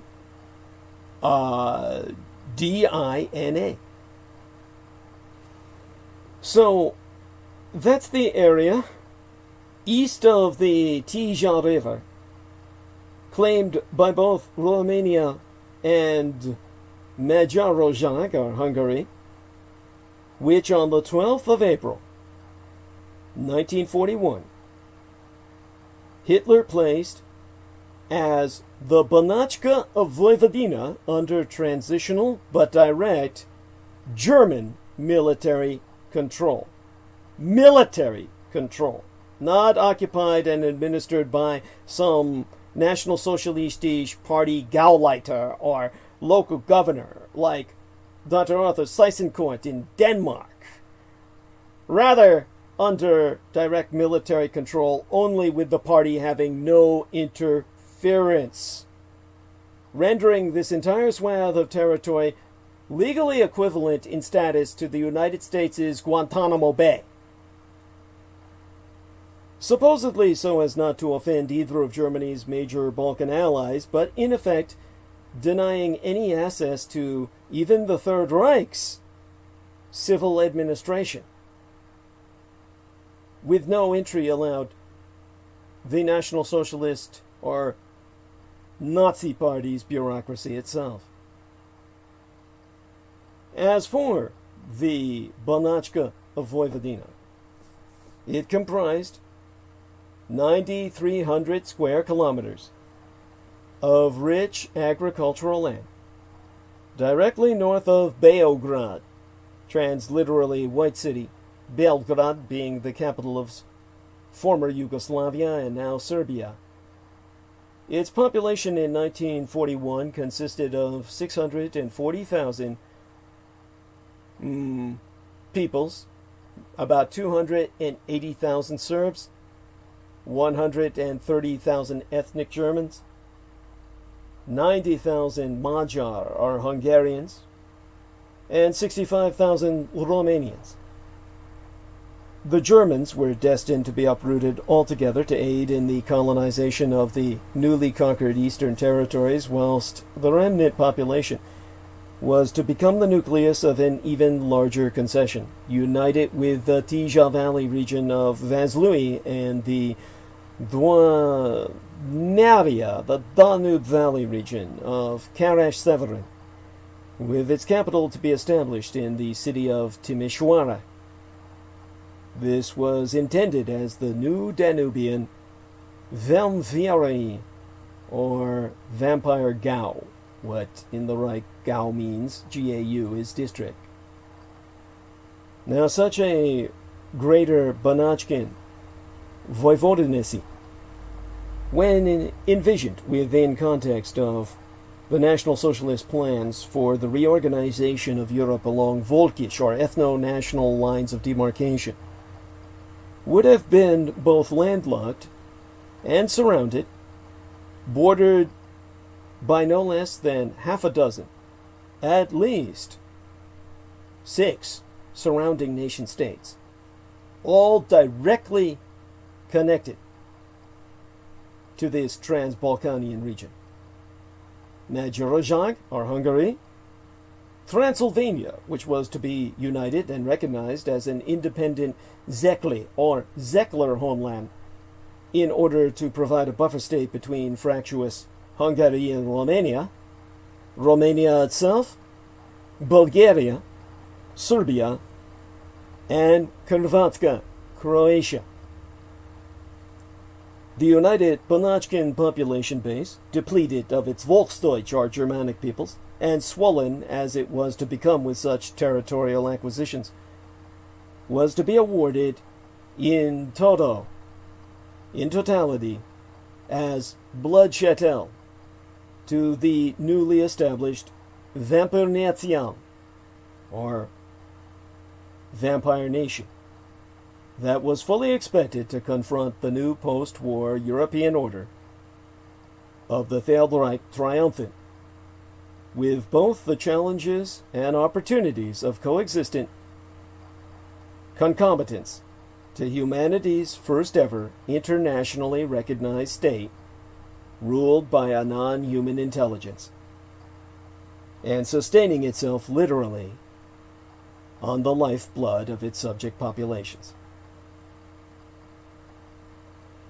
In terms of the bargaining, there were consistent assertions, albeit scattered far and wide, among the multitudinous volumes of World War II-era military intelligence documents that I myself was ordered to destroy, which stipulated that, in return for the consolidation of a trans-Balkanian national homeland for Europe's Vamperdima, or vampire population, to be christened the Ŵoaumphyieorai, the old liturgical Slavonic term for princely generalissamency, the European equivalent of a Japanese shogunate of Vampyang, or transliterally blood monstrum, meaning vampires. Adolf Hitler was expectant of voluntary Ŵoaumphyieorai, that would be the national term that they would be called, these vampire nationalists. Transliterally, blood monstrumies, the Ŵoaumphyieorai, would participate in non-lethal German medical research into their species, the vamperdemic condition that would ultimately gift Adolf Hitler himself with vamphirdization, so that he could, conceivably, with continued genetic improvements already sourcing from radical German experimentation on human test subjects, both willing and unwilling, that were producing biogenic advances promising the potential trebling or tripling of either human or vampiric lifespans, rule all 1,000 years of the Third Reich on the surface world should it establish itself there. Now, it is irrefutable historical fact that Adolf Hitler underwent an inordinate amount of Blutwerk, or blood works, via transfusion, ever increasing in proportion towards der Götterdämmerung, or the twilight of the gods, that final battle for Berlin that heralded the great dislocation of the Third Reich from European soil into Unterland, or the lands below. Hitler's personal physician, Dr. Theodor Morell, originally Morelli, of Italian descent, became very secretive regards der Führer's conditions, beginning on the 26th of April in 1944, distinctly because Hitler's all too obvious diurnal dysrhythmia, or daylight dysfunctionality, was already a factor around which the Allies had been blatantly formulating their combined military strategies. By the 11th of December in 1944, Dr. Theo Morell entered into Hitler's medical records that der Führer's urine was beer brown. That's an extraordinarily important point. Most people would not understand without understanding the physiology of vampirism. And decades into the future, I myself, the son of Adolf Hitler, according to my latent sainted Cyrus, my mother Diana Dietrich, Takabayashi Hideko Suchin Lin, who had maintained a vial of his sperm to produce both myself and my sister, which I've gone into in depth before. Whether or not you believe it is meaningless. All that matters is that your government believes it and has acted accordingly. I would personally incinerate half a dozen separately sourced reports, which had filtered out of Festung Europa, Fortress Europe, during that time frame, reports which insisted that der Führer of the Third Reich tremulous with Parkinsonian symptoms, was only playing the role of the literally shrinking sick old man of Berlin, utilizing to the fullest both the distortions of the cameras and the acting skills in which he had been so masterfully coached by the Jewish mass mentalist, the theatrical stage magician, Erich John Hanussen, who was born Heinrich Steinschneier and went missing, supposedly murdered, but actually part of a Reich's identity protection program, during the early years of Der Kampfzeit, or the National Socialist Party's time of struggle prior to popular mandate. Now, in the psychological profile of Adolf Hitler, conducted by the OSS, the Office of Strategic Services, the forerunner of the CIA itself, circa 1943 through 1944, it states, during the early 1920s, Hitler took regular lessons in speaking and in mass psychology from a man named Hanussen. That's a misspelling, by the way, per the original OSS text. They didn't even know the fucker's name. Who was also a practicing astrologer and fortune teller. He was an extremely clever individual who taught Hitler a great deal concerning the importance of staging meetings to obtain the greatest dramatic effect. And now, on the setting stage of that great Nazi twilight on the continent, in the final performance of Adolf Hitler's whirlwind European tour, he was pretending to be sick and in despair, and to be even contemplating suicide, which the OSS book predicts. Presenting a false face, the term maskorovka was actually used in some reports, the Russian term for masquerade, which later came to be affiliated with vampires and role-playing games. Presenting this Maskarovka not only to his enemies, but also to his immediate inner circle of leadership, and even to his Volk, his peoples, yet actually betraying a physically inhuman level of hyperactivity in unguarded moments, and obviously energetic enough to take on a fresh and fertile young bride, Eva Anna Paula Braun Hitler. And yet, these allegations emerging exclusively out of foreign, including German, resistance movements, supported by the United Nations, which was, of course, established to conduct World War II, were always contemptuously dismissed by their contemporary American analysts as delusional exercises in resurgent continental European hysterias, mass oppression-induced medievalist regressions, worthy of nothing other than professional derision. Yet members of the vampire species had, by all evidence, volunteered to work as elite units for the Axis, but apparently only if left independent of the Axis chain of command, other than for general directives. They were always observed to fight with suicidal abandon, but none had ever been captured throughout the war. On the Zelvetska side, the Soviet superpower, once it was determined that Vampire were a subdivision of genus Homo sapiens, who had existed in our midst for an undetermined period of time. Many were hunted down using physical determinants gleaned from the exhaustive studies conducted on vampires forced to serve the Soviet state within what to them were completely alien parameters of teamwork. Vampires are not natural communists. This brings us to the survival imperative. The Communist Party line was established that vampires have very strong instincts, all of which amount to one word: survival. This one concept, survival, is the foundation of all vampire-demic activity. It is the strongest motivation of any vampire. To ensure its own survival, a vampire will do anything, including selling out every other member of its own predatory race. To vampire, self-preservation goeth no further than the self. Anything else can be ransomed, or devoured for the sake of a vampire's own precious life, that life to which the vampire devotes everything towards preserving. This is because vampires are truly alive, not undead, and can be killed by any number of means. In many ways, vampires are far more vulnerable than any member of the very humanity off which they feed.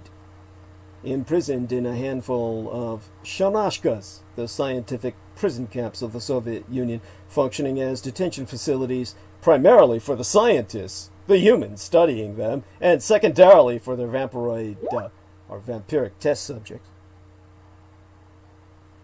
Preponderantly located in the Cyberasia, what Americans call Siberia, incarcerated vampires supposedly proved not particularly intelligent creatures by IQ testing standards.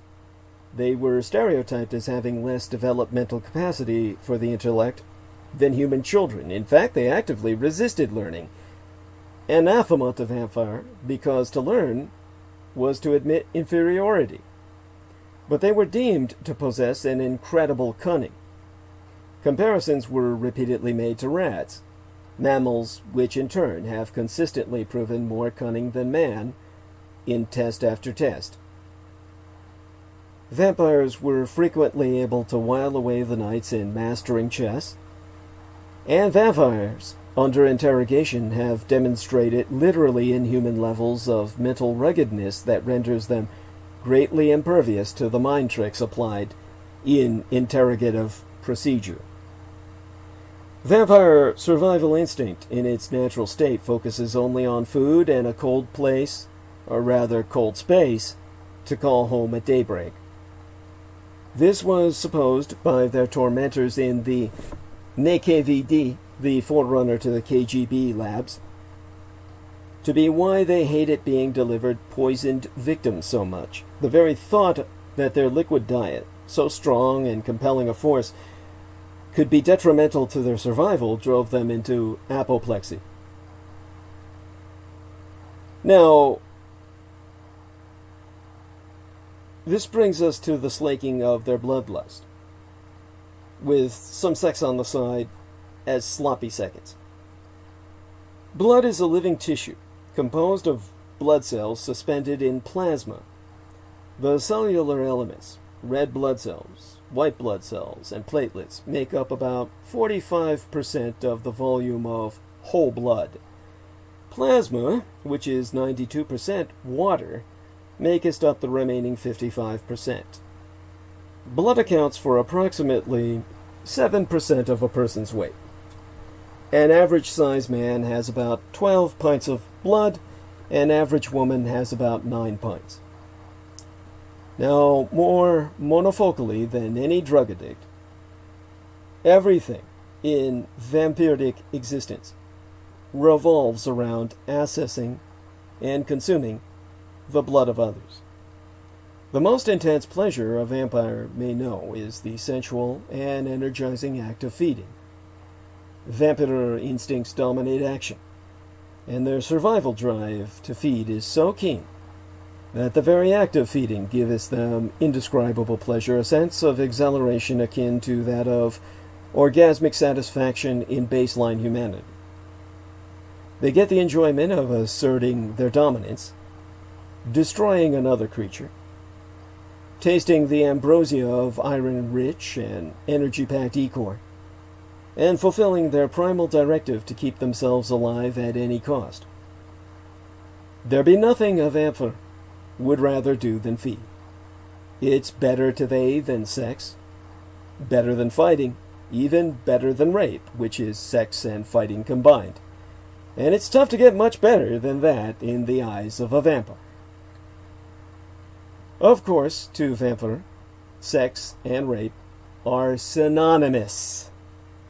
There be no soft and tender affection given in making love. Vampire enjoy the struggles and horror of the victim almost as much as the act of violation. It's all part of the dominance game for them, until they lose their own control and kill the victim in their passion. Like a cat who plays with its prey until it dies. Survivors of sexual encounters with a vampire usually confess to a long and savage night of relentless, feral engagement, violent enough to leave shattered furniture throughout the boudoir, the ladies' laving room, or whatever space in the domicile, offices, etc. that the encounter went down in. Note that such survivors were, and are, always female. If any man has ever been raped by a vampire, he hasn't lived to tell the tale. Then again, would any such male product of either traditional or totalitarian cultures ever speak of such experience? Certainly not in the Sovetskaya Soyuz, or the Soviet Union, of Dr. Andreev's days, from whose notes I derived much of what I speak. Also, if vampire rape had been a historic experience of both human sexes, it would answer the biological imperative that only female victims were left alive to perpetuate the all-male vampire-demic species via their inherently dominant genes. If we decide to accept the Soviet model of vampiric subspeciation as concluded by the only known scientific studies ever to be conducted on the subject whose records survive. Per Dr. Andreev, who I had mentioned, Fyodor Andreev, in past transmissions as the doctors whose records I was ordered to destroy, but instead recorded. He said, indeed, it may be valid to say that even in repressed feeding, where the victim is left alive, the salivatory secretion of soporific substance into the violated system, even if painless and pleasurable, is a rape of the mind.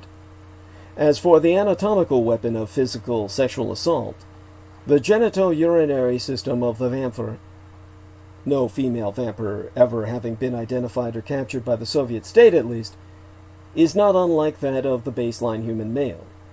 The penis is erectile, the ejaculatory mechanism is identical to that of the average human male, but the semen is of a pinkish color.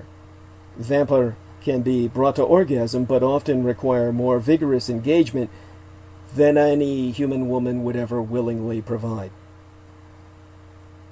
The notes of Dr. Andreev's discourse went on to emphasize that the glandula bulbourethralis of vampire secrete an amber lubricant which has a consistency and specific gravity approximately the same as safflower oil.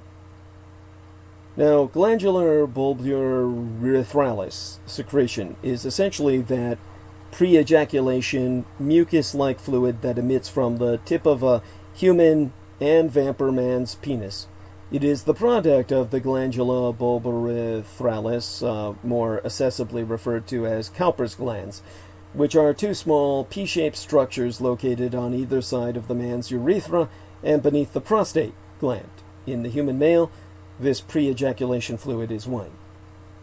This pre-cum Cowper's substance contains very little semen and is actually a natural part of the male body's preparation for sex and is normally noticed by either sex when the man is excited, but the penis does not necessarily have to be erect.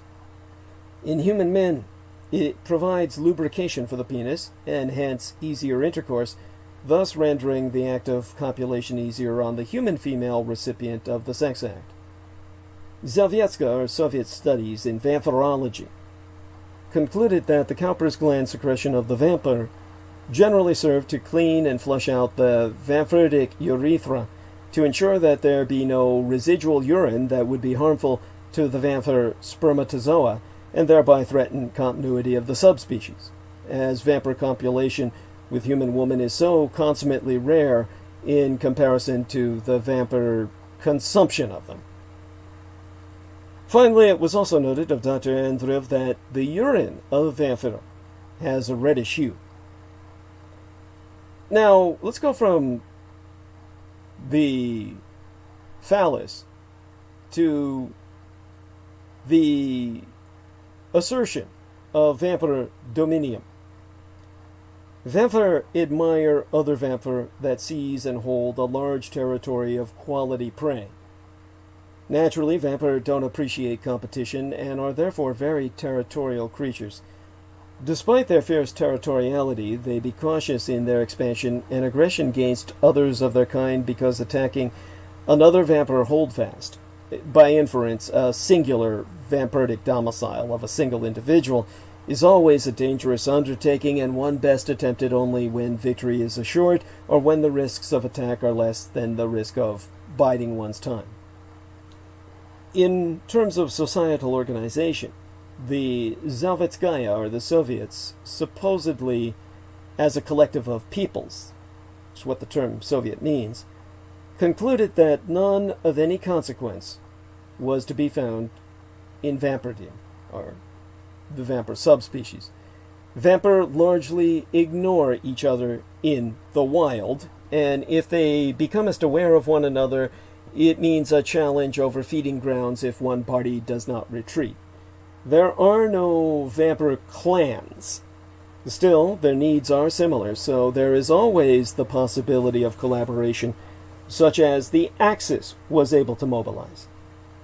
The primary problem that ensues, as the Soviets were later to find out in a concentrated environment, is that all vampire are alpha males, strong and fervent creatures, fiercely proud of their heritage, apparently an overwhelming confidence in an inherent genetic destiny, as opposed to any identity rooted in historic continuity, and provoked by the mere proximity of their kind to disregard all caution or restraint.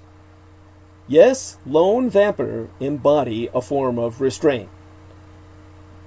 In an effort to prove themselves in battle when together, untempered by maturity. In other words, they attack in what the Germans called ardor attacks, A-R-D-O-U-R, meaning, well, the closest human equivalent would be a Japanese banzai charge, a suicide assault. Now, within the context of the Andreev lectures, both spontaneous or evolutionary, i.e. gradual instances of semi-organized vampirdom, where groups of vampire exhibited prolonged tolerance, it certainly never goes beyond such, more than tolerance, of each other's company, extending beyond what is normally assumed to be natural, i.e. occurring independently of modern external state enforcement, but only manifest when necessitated to ensure greater odds of survival for each of the component individuals, were referred to then as clutches, as in a clutch of vampires. Dr. Andreev further inferred that any and all units of vampires operating within the parameters of the Axis war machine throughout the Commun-Nazi conflict were simply uniformed clutches. Now, second to survival, the hunt lust fuels the vampire, and stalking thrills the vampire in a fashion that renders the most extreme human emotion pale in comparison. The vampire brain has developed the stark rational power of logic only to prevent his passions from ruling his body, hence balancing the passion and foresight to produce a truly terrifying creature of the night.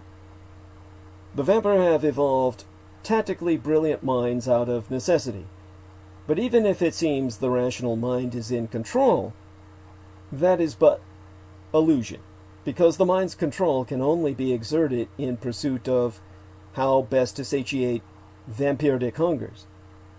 By way of analogy, the brain can steer, but there be no brakes. There are most definitively regional variations in vampiremic behavior patterns, more akin to subtle environmental mutations, differences which amount to little more than eating habits or alternative attitudes towards feeding and the hunt lust.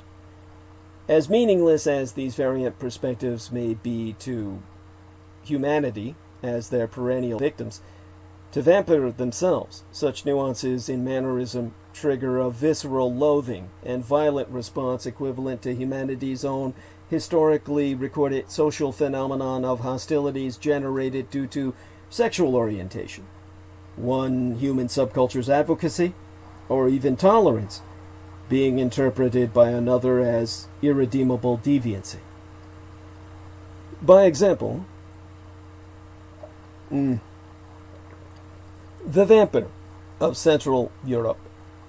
Vampiric ranges roughly approximating Gross Germania, or Greater Germanic Europe, and the historic Czechia-Polska, or Czechoslovak and Polish regions, the Baltic littoral and the Balkan Peninsula, generally differ markedly in behavior from the Eurasian vampire of all the Rossias, or the Russias. The vampiremic range is roughly approximating Greater Rusland, or Mother Russia, Belarus, or White Russia, and Ukraine, the Ukraine, in their insistence on always killing all of their victims via the total exsanguination or complete and total blood loss of their human prey, ensuring by consequence that they need to feed less often.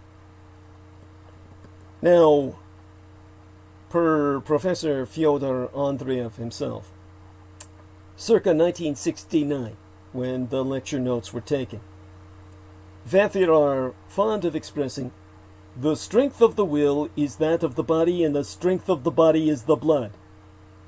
This is Dr. Fyodor Andreev speaking. His full name, Fyodor Stepanovich Andreev, should you know. And he says, in his communized paradigmatic filter, speaking through that, he says, this is an intrinsically fascistic credo that may explain as to why vampirdom needed no coercion to galvanize their regional minority populations into exaltation of the Nazi vision of everlasting pan-European pagan revitalization via transformation of rivers of inferior enemy blood into a mass Wagnerian sacrament. Now that is a politically colored observation, but that doesn't render it wrong. In terms of vampire paradigmatics, vampires have no written history. The vampire themselves have no idea as to whether their differences were the result of mutation millennia agone, or whether they were originally afflicted with a viroid organism which brought about physiological changes which were then carried in their genes. Now, you must note that these evolutionary theories concerning atavistic genes that carried vampiric traits were to contend in the intellectual environment of the post-Khrushchevite Union of Soviet Socialist Republics after Khrushchev, with the extraterrestrial hypothesis that the condition was something alien, sourcing from prehistoric cosmonautical, or astronautical in this case, hypothetical ancient astronauts, interference with human woman. Proponents of this latter theory pointing out that most natural phenomenon run counter to vampire survival.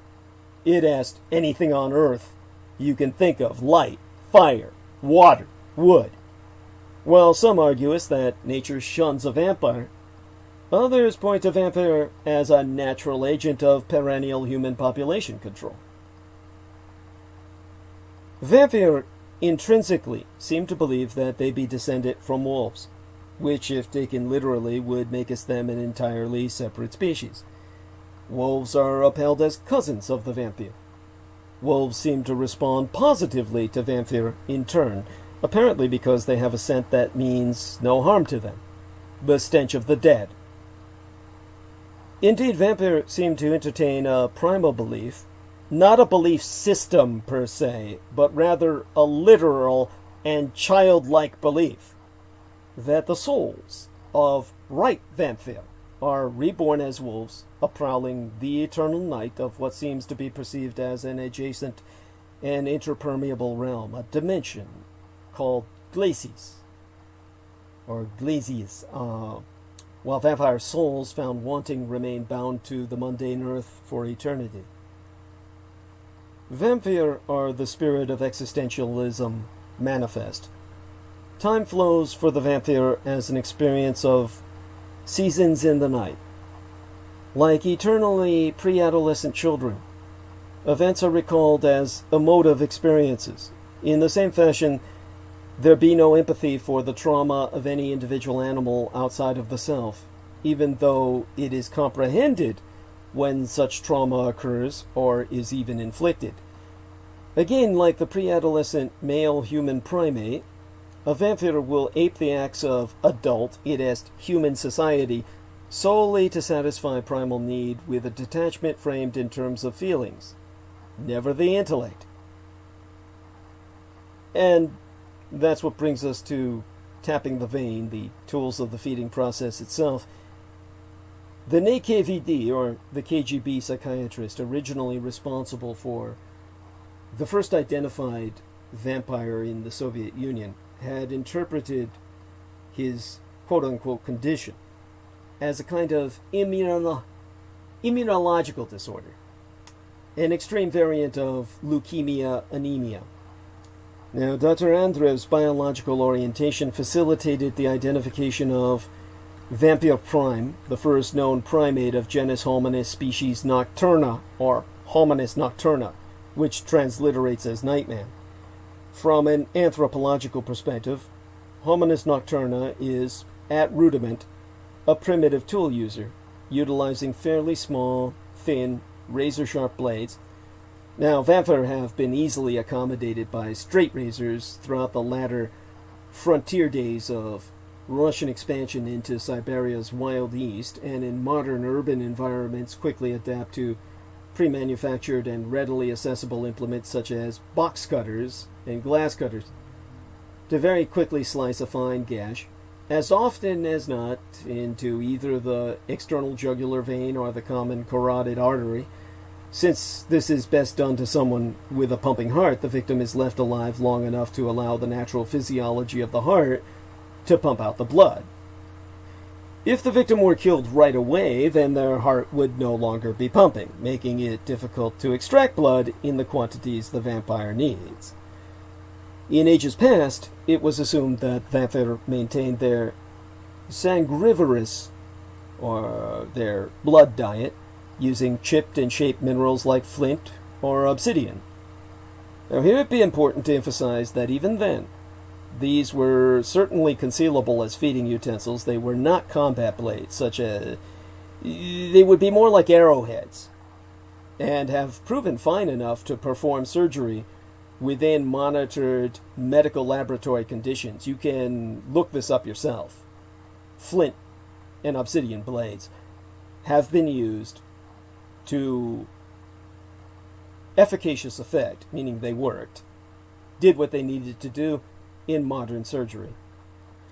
Now, in the presumed evolutionary phase, preceding the primitive assertion of tool use so integral to vampire behavior today, it was assumed by the Russians that their fingernails were what was originally used to open the veins of their prey.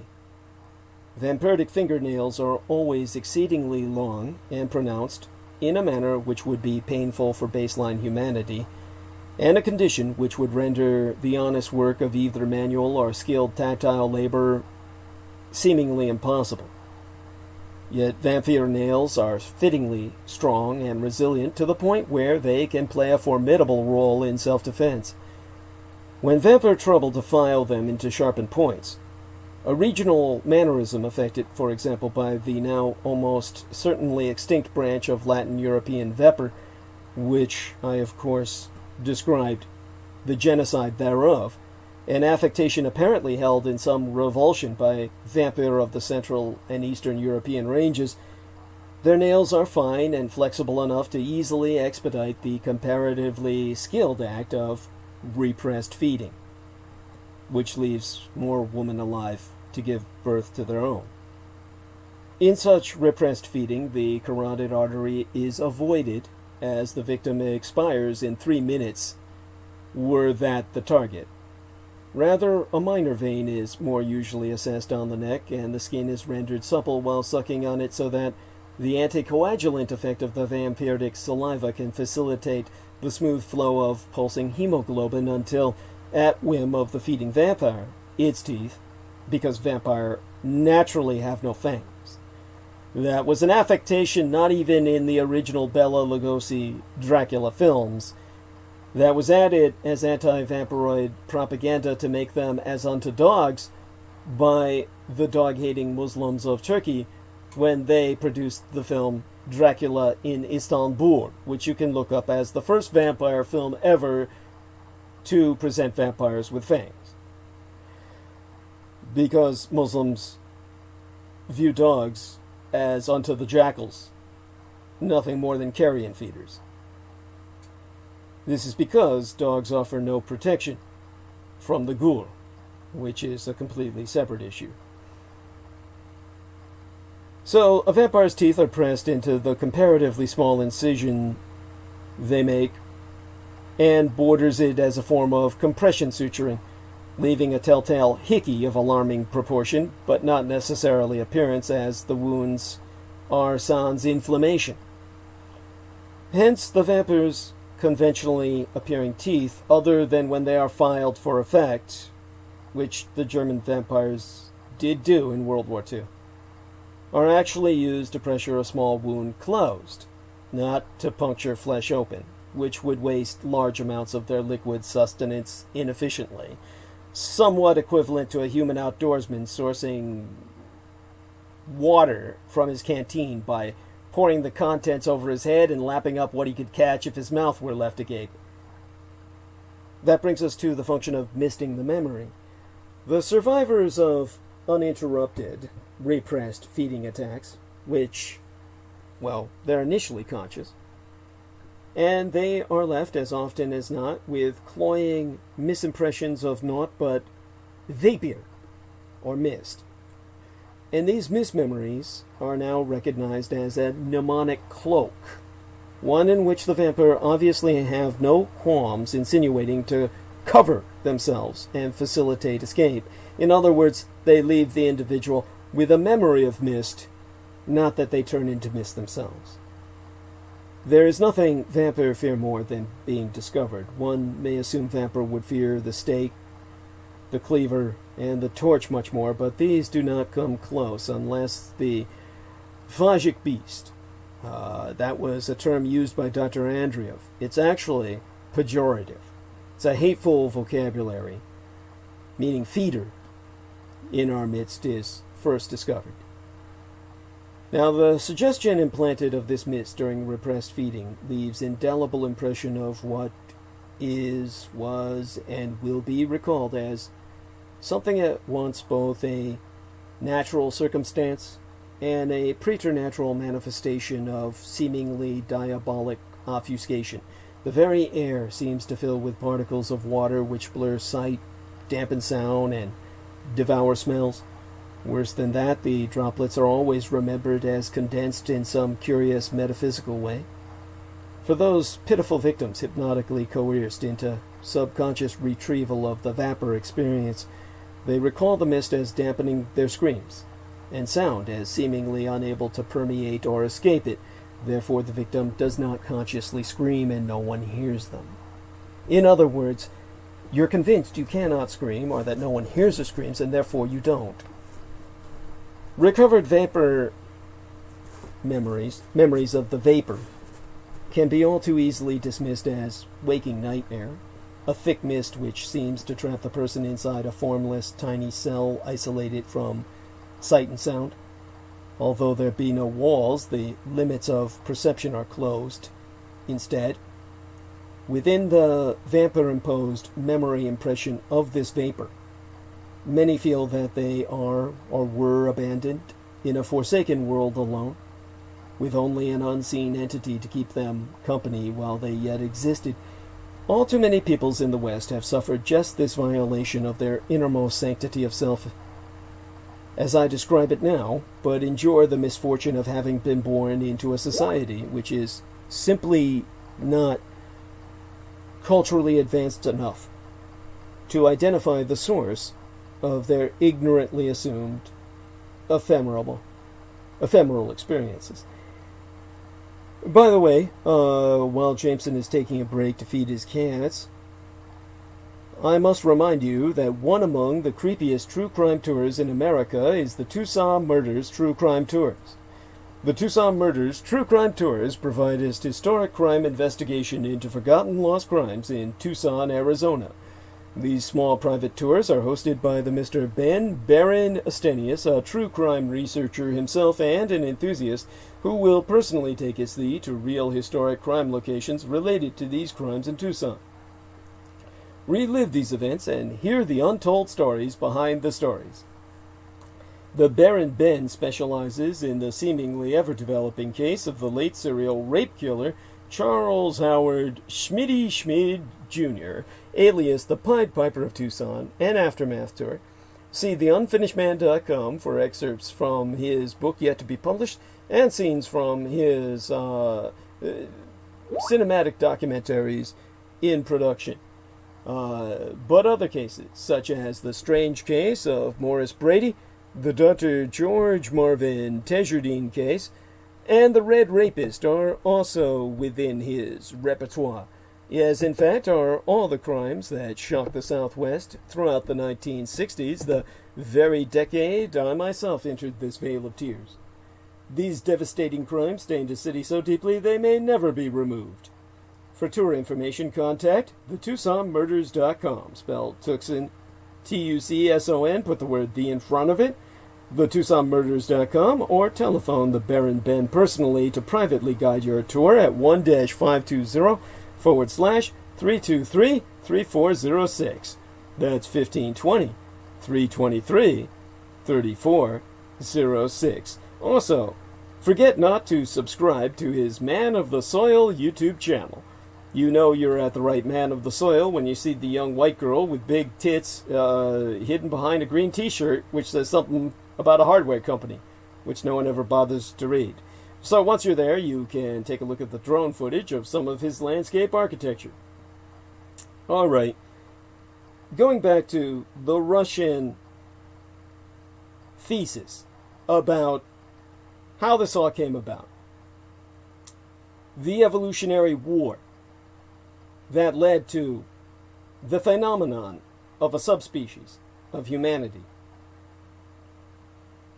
When I brought up what I did about the vapor, the mist of the memory, of course, other than by the neurochemically abetted impression of fallacious memory, vampire cannot physically dematerialize into vapor, nor can they transform into voron, or ravens, rats, or wolves. On the other hand, these particular animals seem to display an affinity for vampire, and so too do vampire hold them in totemic admiration.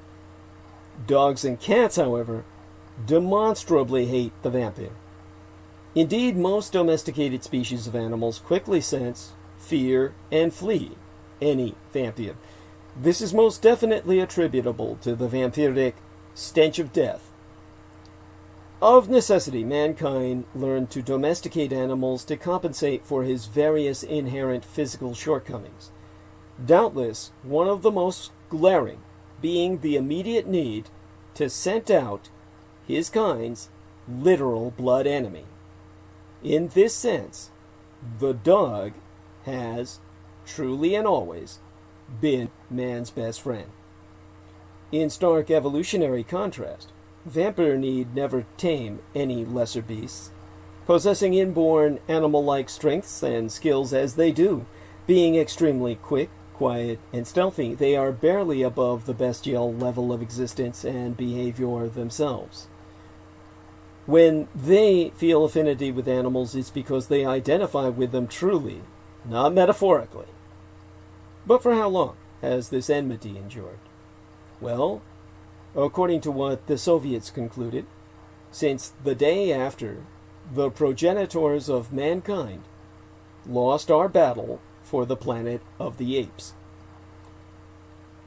As the Russians would put it, and I turn now towards their notes, they would basically say, in their atheistic state, political filtered paradigm, that unlike our medievalist ancestors, we no longer look for Eden to the east in Asia. Our primeval home lies on the African savanna. 20 million years ago, the world was enjoying the Miocene. Kenya, formerly German Ostafrika or East Africa, where one of your presidents, Barack Obama, was born, was cooler then and very well watered, where today there be savanna, then there were forests, and in those forests were apes. These apes were frugivores, fruit eaters, with very large and elongated canine teeth for self-defense. We knowest for a certainty that tribes of these creatures inhabited forests on the shores of what the imperializing British renamed as Lake Victoria. Fossils on the primordial lake shoreline tell us that some species of this ape lived a good part of its life on the ground. We call the creature, tree dweller and ground dweller alike, proconsul.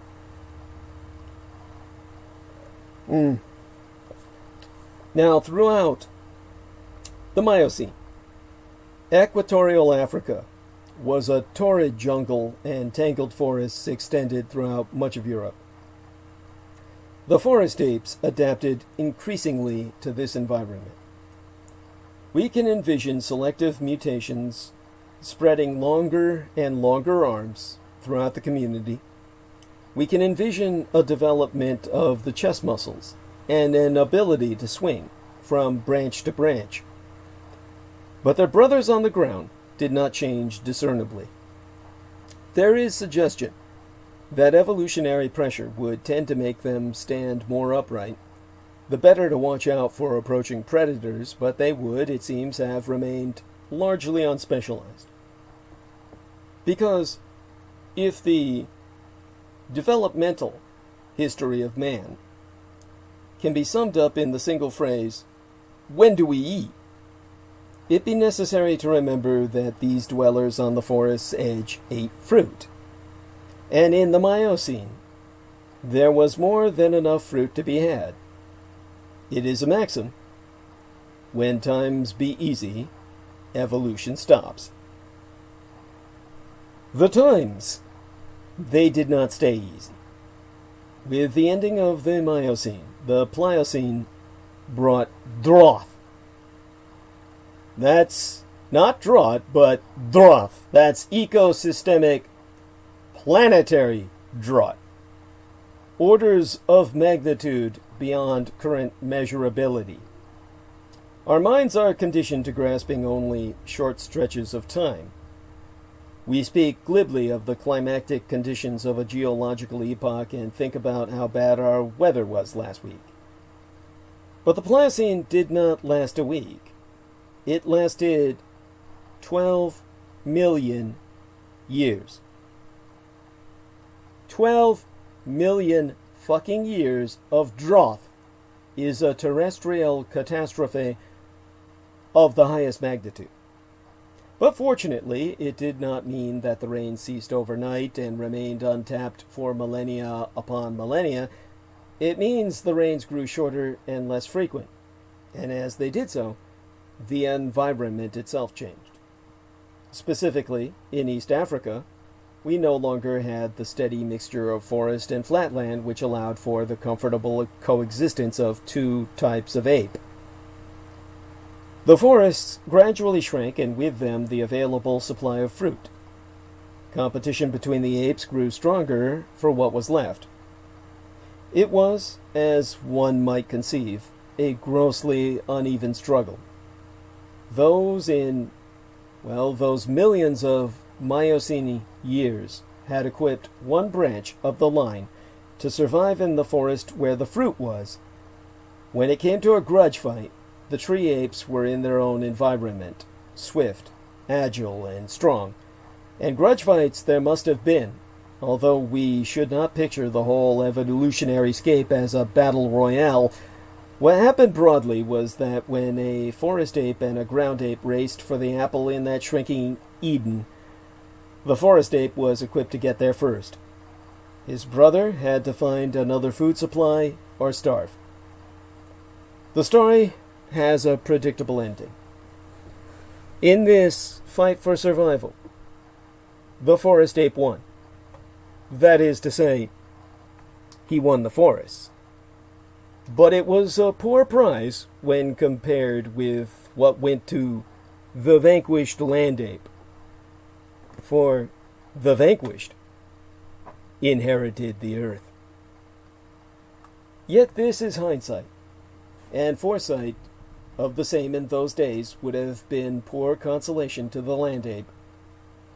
In the short term, he inherited only the bush, with roots and berries for food and the hungry leopard as his constant nightmare. But our ancestral ape had primate cunning, and in the bush, evolution made him lighter and more agile. There is a gambling chance that at this time our cunning, agile ground ape did something no living creature had ever done before. He picked up a stone or a branch and used it to dispatch an enemy. We cannot ascertain for certain that use of weapons dates back to this time, but it seems the only reasonable explanation for the fact that in the evolutionary clock tick of but a million years, his fighting canines, those vampire fangs, all but vanished. Agility, cunning, and weapons make up an impressive dossier. But it was not enough. The drought continued. Like the forests before it, the bush itself began to thin. Territories expanded. Our ancestral ape had to range farther and farther for food, expose himself to greater and greater dangers. He was simply not equipped for them. Nowhere nearly equipped for them. He must have come very close indeed to racial death. An incongruent analogy forces itself upon us. It forces upon us the image of a man in a lifeboat, dying of thirst. He floats on more water than he can comprehend, on more water than he could use in 1,000 lifetimes, yet he dies by the hour for lack of water. His body is so adapted that it cannot utilize the salt waters available around it in profusion. Our ancestral ape was, so to speak, in the same boat. Despite the drought, despite the shrinking forest and the shrinking shrub, there was food around him in abundance. The savanna teemed with life. It offered protein, fats, and vitamins in cornucopia. But our ancestral ape could not eat meat. At this crisis time, the line of evolution split. One branch of the bush apes made a virtue of necessity. They became ever increasingly efficient omnivores, devourers of both animal and vegetable substances, a generalization that shows plainly in our own contemporary set of teeth, which they have unwittingly bequeathed upon us, adapted to rending meat towards the front, so that we may display our flesh-rending ability to others when we smile, which is in and of itself a passive threat. When a man offers his hand and smiles, he is offering you his fist and baring his teeth. And the other line, biologically adjusted to accommodate the back of our teeth, herbivorous, plant-eating consumption, combined in our omnivorous manifestation. Humanity, the omnivorous ape, could eat both flesh and the fruit that groweth on the vine, or of the roots that comes from the earth, rather than trotting upon it. Thus you would think we covered it all. We had it all unto ourselves, because we must have been consummately aggressive. For this omnivorous adaptation spread via our seed. With the spread of our virile seed, spread a change of habits in our ever-expanding branch of primate. Our ancestral apes no longer scrabbled for roots in the bush. Their horizons widened. They spread out onto the broad savanna and commenced to herd the game that would gradually become our cattle. But another divergent and highly specialized branch grew out of an incredibly frightening collateral mutation. Not a herder, but a hunter. Because somehow, sometime, somewhere in the bush, a savanna-ranging she-ape gave birth to a monster. He may have looked much like his fellows on the outside, but beneath it all he had a literal taste, not for fruits, vegetables, and meats, but for blood. And it was that taste, like no other, which, according to the vampire-hating Russians, made him your first enemy and mine, the scientific counterpoint to Cain. His tool use never developed beyond the utilitarian need to tap the human vein.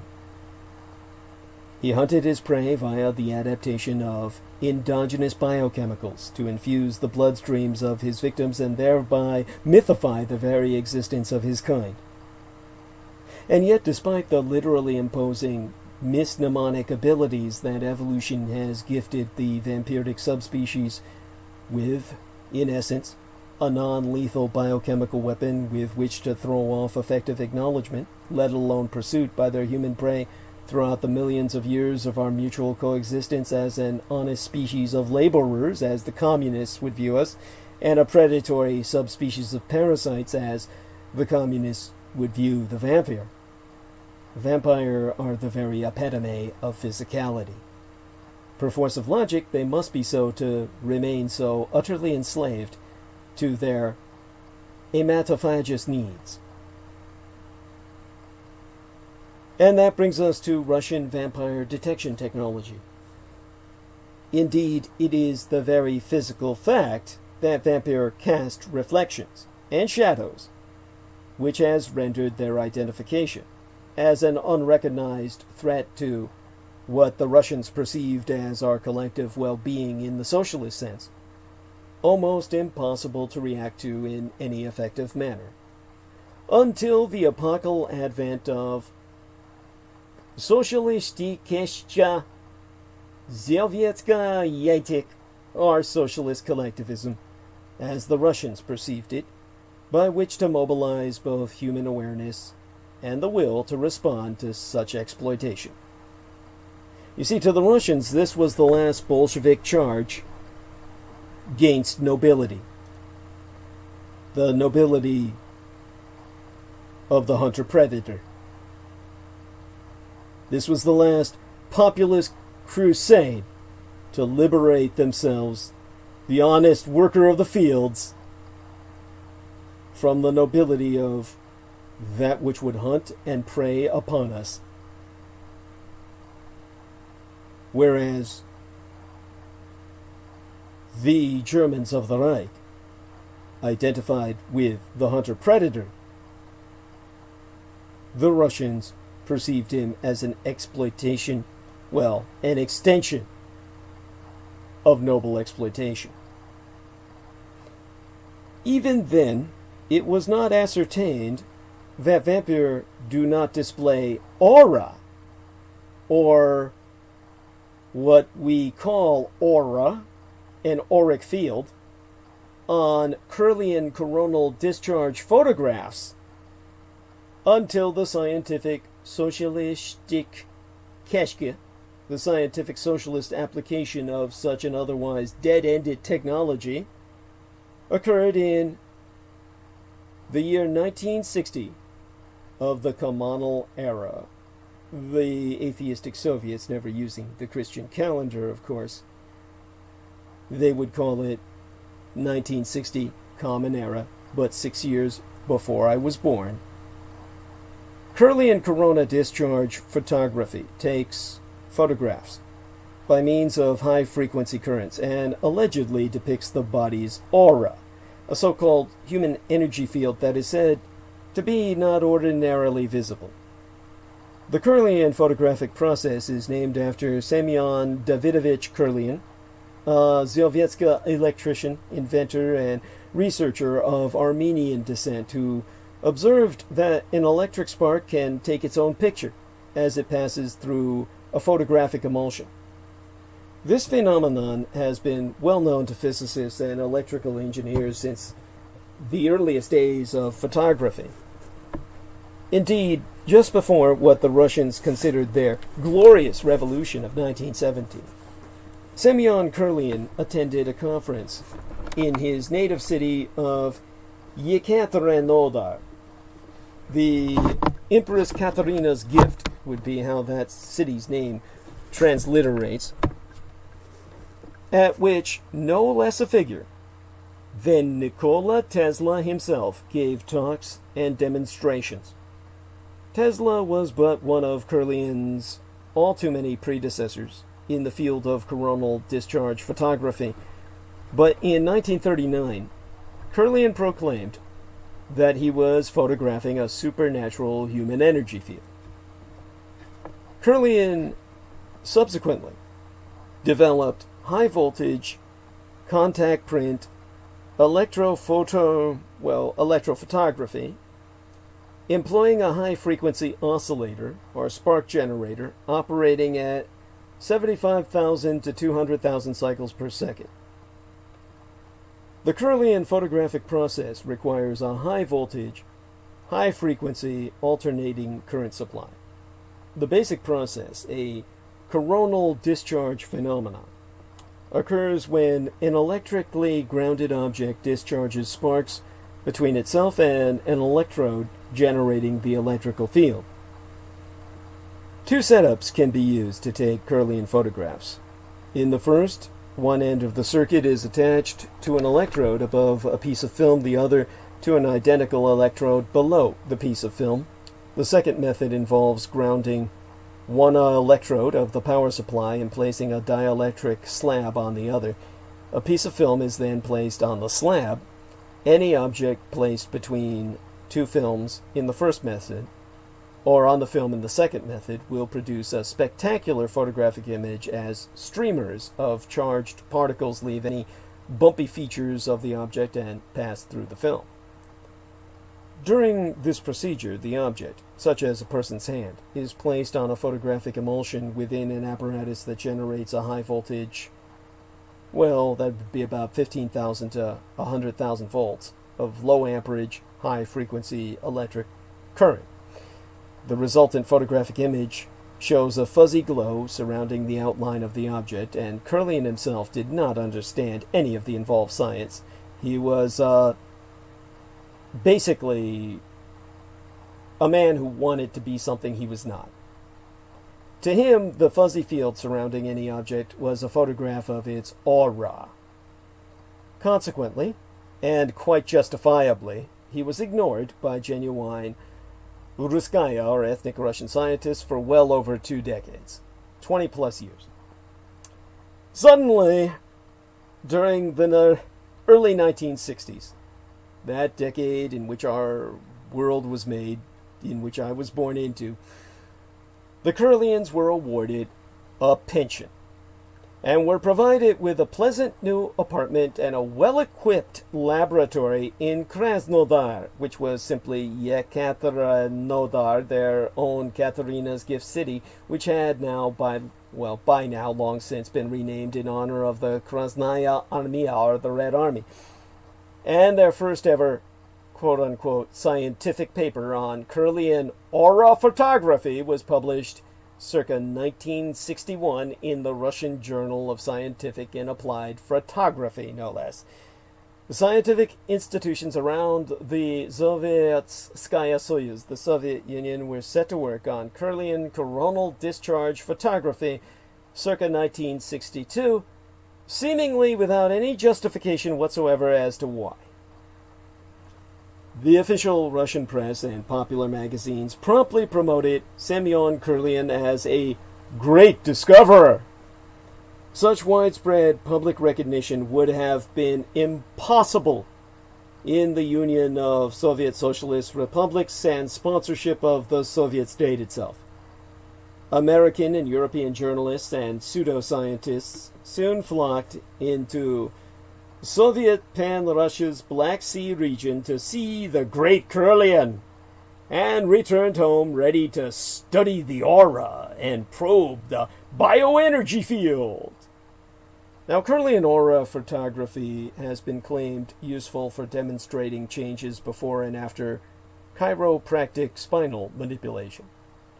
Proponents also correlate these photographic patterns with acupuncture meridians and claim that the auric qualities so displayed reveal changes in health and emotional states, like a hyper-expensive mood ring, one that requires state funding.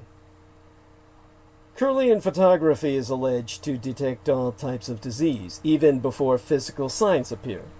Many energy healers, clairvoyants, and other occult practitioners still rely on it today to impress their clientele.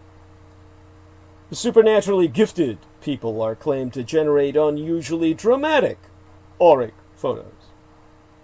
However, conventional scientific investigation, meaning science that actually follows scientific procedures, has found that most observable Curlian phenomenon does not require any paranormal or bioplasmatic field to be explained.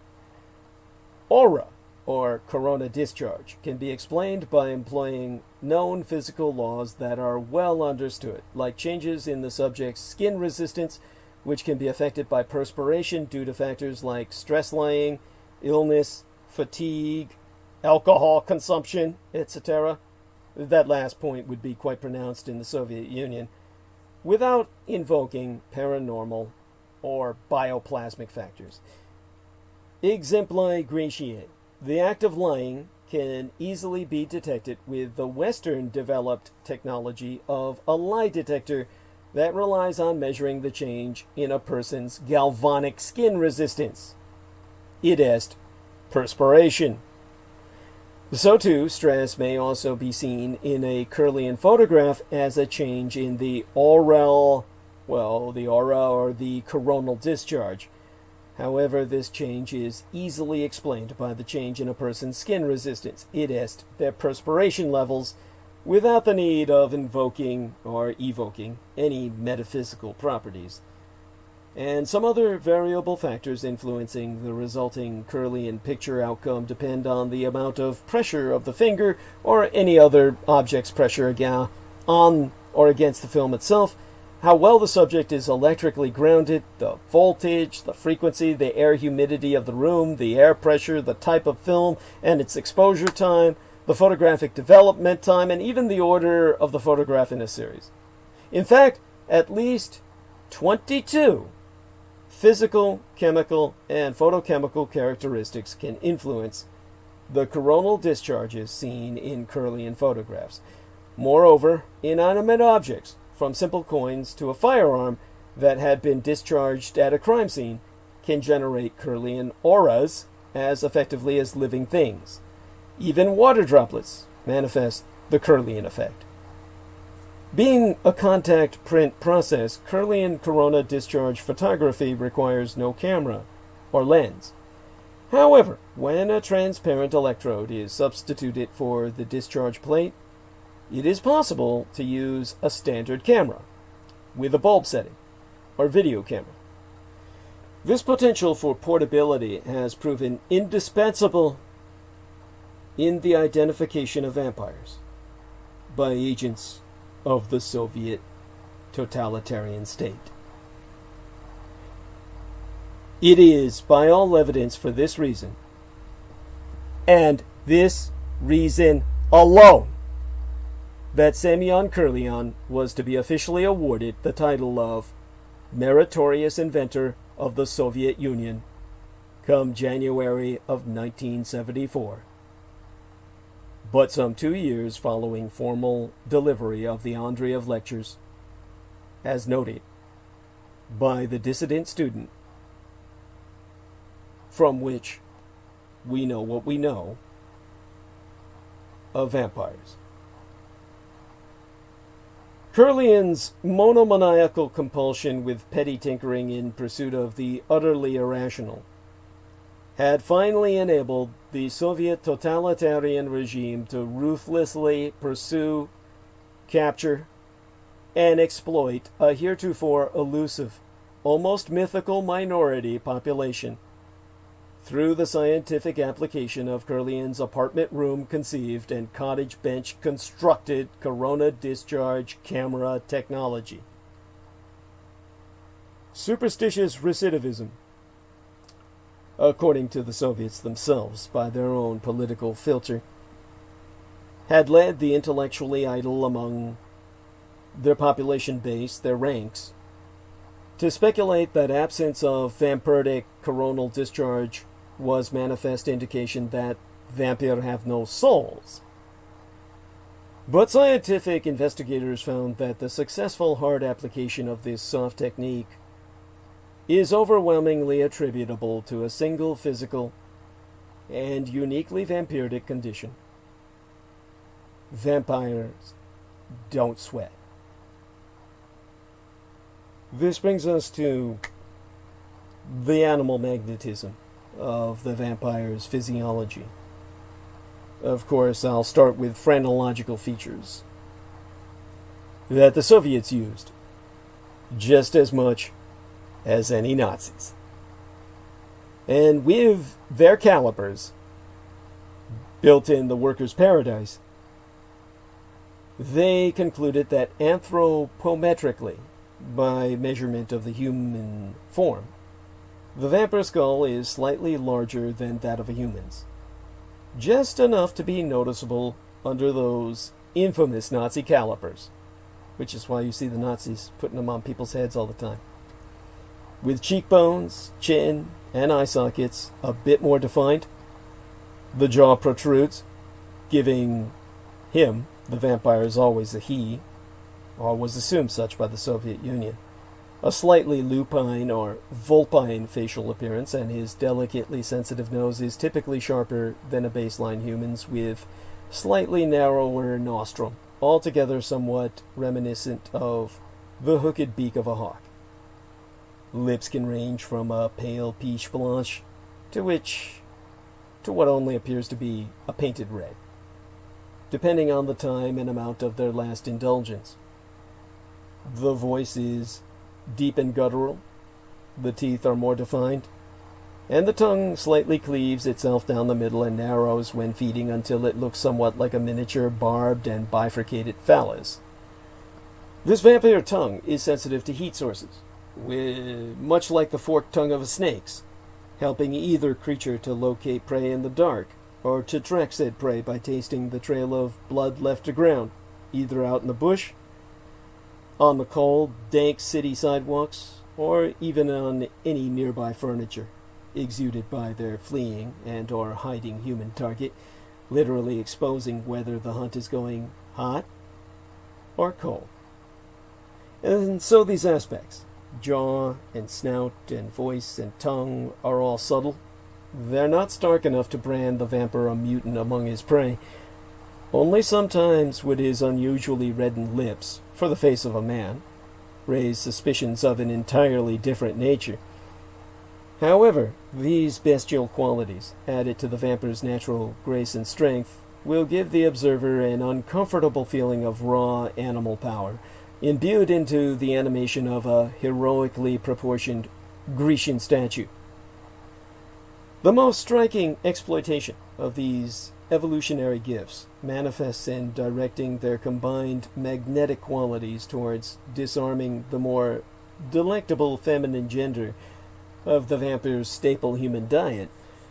Such beguilement, as it's called, is simply governed by hunger, as the drive to perpetuate the vampire lifespans precluding, the drive to perpetuate the species is substantially lower than that of baseline humanity. The longer vampire lifespans preclude the imperative to increase their population, and thereby curse themselves with competition over food. In fact, their need to reproduce, or any drive to do so, is reduced dramatically. Even while compelling vampire to cull humanity's numbers, they're not normally hot on increasing their own. And the time they did so historical. In the Low Countries, towards Gaul and into Hispania, the Iberian Peninsula, they paid the price and suffered mass extermination. Vampire respect those of their own that, when faced with limited but viable blood pools, population groups by human reckoning, are able to feed off them for significant periods of time without arousing suspicions or fears, something that calls for highly developed natural abilities of either seduction or mnemonic suggestion, or both. So that brings us to the physiological factors, by natural extension, of the need to approach the human herd without raising immediate alarm. The vampire is physically identical to the ordinary human. The vital organs are the same. Many bodily functions are the same. Vampire are warm-blooded. Otherwise, they would have none of the strength and abilities they possess, but they contain their body heat more efficiently than humans. Another physical factor confounding Curly and oral exposure, but betraying their kind in its very absence. Their body temperature is certainly considerably lower, varying from 82 to 86 degrees Fahrenheit. That would, of course, in Soviet terms be measured by metrics 28 to 30 degrees Celsius. Although they can occasionally be located using thermal imaging, they do not leave very clear thermal trails. Similarly, respiration and pulse are far lower, and therefore the overall metabolism is much lower. Although the gastrointestinal system resembles that of the ordinary human, it functions very differently. There be no peristaltic action in the intestinal tract, since the vampire ingests no solid foods. The body is nourished as the ingested blood is absorbed by a process of osmotic action, which in turn stimulates endocrine secretions. Depending upon the degree of blood ingested, the individual is active or lethargic to a greater or lesser degree. The individual vampire, of course. The victim here being another subject entirely. Vampire must have blood on a regular basis that varies with age. Absolute minimum is from 3 to 6 ounces per day, unless having gorged in anticipation of want, the 6 ounces being applicable to vampire who are past the bicentenarian or 200 plus years phase of their existence, which conceivably can span somewhere over 300 plus years. Few, however, actually ever make it that far.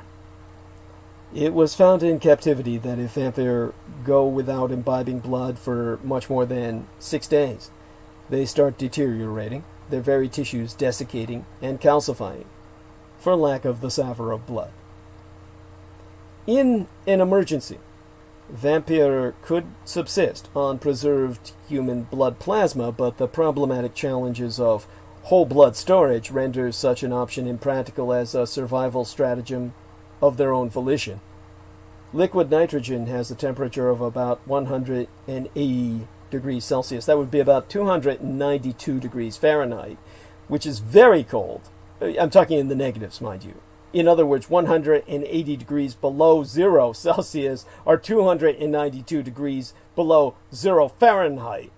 That's very cold. It requires extensive insulation. Even the most efficient containers lose a few liters of liquid nitrogen a day as evaporation. So whole blood, in either plastic unit bags or little vials frozen in liquid nitrogen, could never be properly stored in a vehicle that would adequately sustain a modern mobile vampire. And a stronghold that served to maintain such an endeavor was deemed by Soviet state reckoning as beyond the capacity of vampire realization. This, of course, was their racism, their ethno-bigotry at play. But this leavest only certain animals apparent as the remaining option for vampiric sustenance in situations where the vampire's very physical existence is undeniably at stake. and may very well explain certain incidents of heretofore mysterious animal mutilation. Some animals' blood, however, is toxic to vampire, and no vampire would ever voluntarily drink animal urine unless the imminent threat of death by dehydration rendered such health risk and degradation unavoidable. And the very suggestion of any vampire permanently or even temporarily sustaining itself via animal blood is equivalent to that of proposing a human being limit their liquid intake to a steady stream of zouric acid or animal urine. It's impossible to ask anyone outside of dire circumstances wherein preventing one's own immediate extinction is the sole motivation. As to the body vampiric, perhaps the most interesting aspect of the vampire's hematophagous digestion is the manner in which the intaken blood is stored. The stomach acts as a reservoir, and by means of a valve in the duodenum, serving as a regulator, a steady supply of blood is released into the intestinal tract, where it is subsequently absorbed into the body itself. A mucous membrane along the intestinal tract acts as a barrier to prevent too much iron from entering the vampiric bloodstream. If the individual's intake is sufficient enough to fill the stomach to capacity, it is possible to go without ingesting blood for as long as 5 days, a working week, just as a camel may go for an extended period of time without drinking water. In order to store this much blood for slow digestion, the vampire secretes an antibiotic into its digestive system, which prevents the growth of bacteria and retards putrefaction. This ability to store such a volume of blood explains why vampire can gusher blood dramatically when stakes are driven into them. Now, vampire are not immortal by any means, but the most exciting characteristic of the vampire body is its cellular structure. Today, we would refer to this aspect of vampire physiology as its genetic composition. The Soviets had no such conceptualization at the time the Andreev lectures were delivered. But even they were able to ascertain that there was apparently a rejuvenative factor in the cells which retards the aging process. Now, this entire process was not understood at the time the lectures I source were delivered, and was still undergoing intensive study. The term gene was coined in 1909 and was originally defined as a mathematical unit of inheritance. A British biophysicist, as they called them then, which today we would interpret as a pioneer molecular biologist, with the term molecular biology itself serving as antecedent in field to what today we call genetics.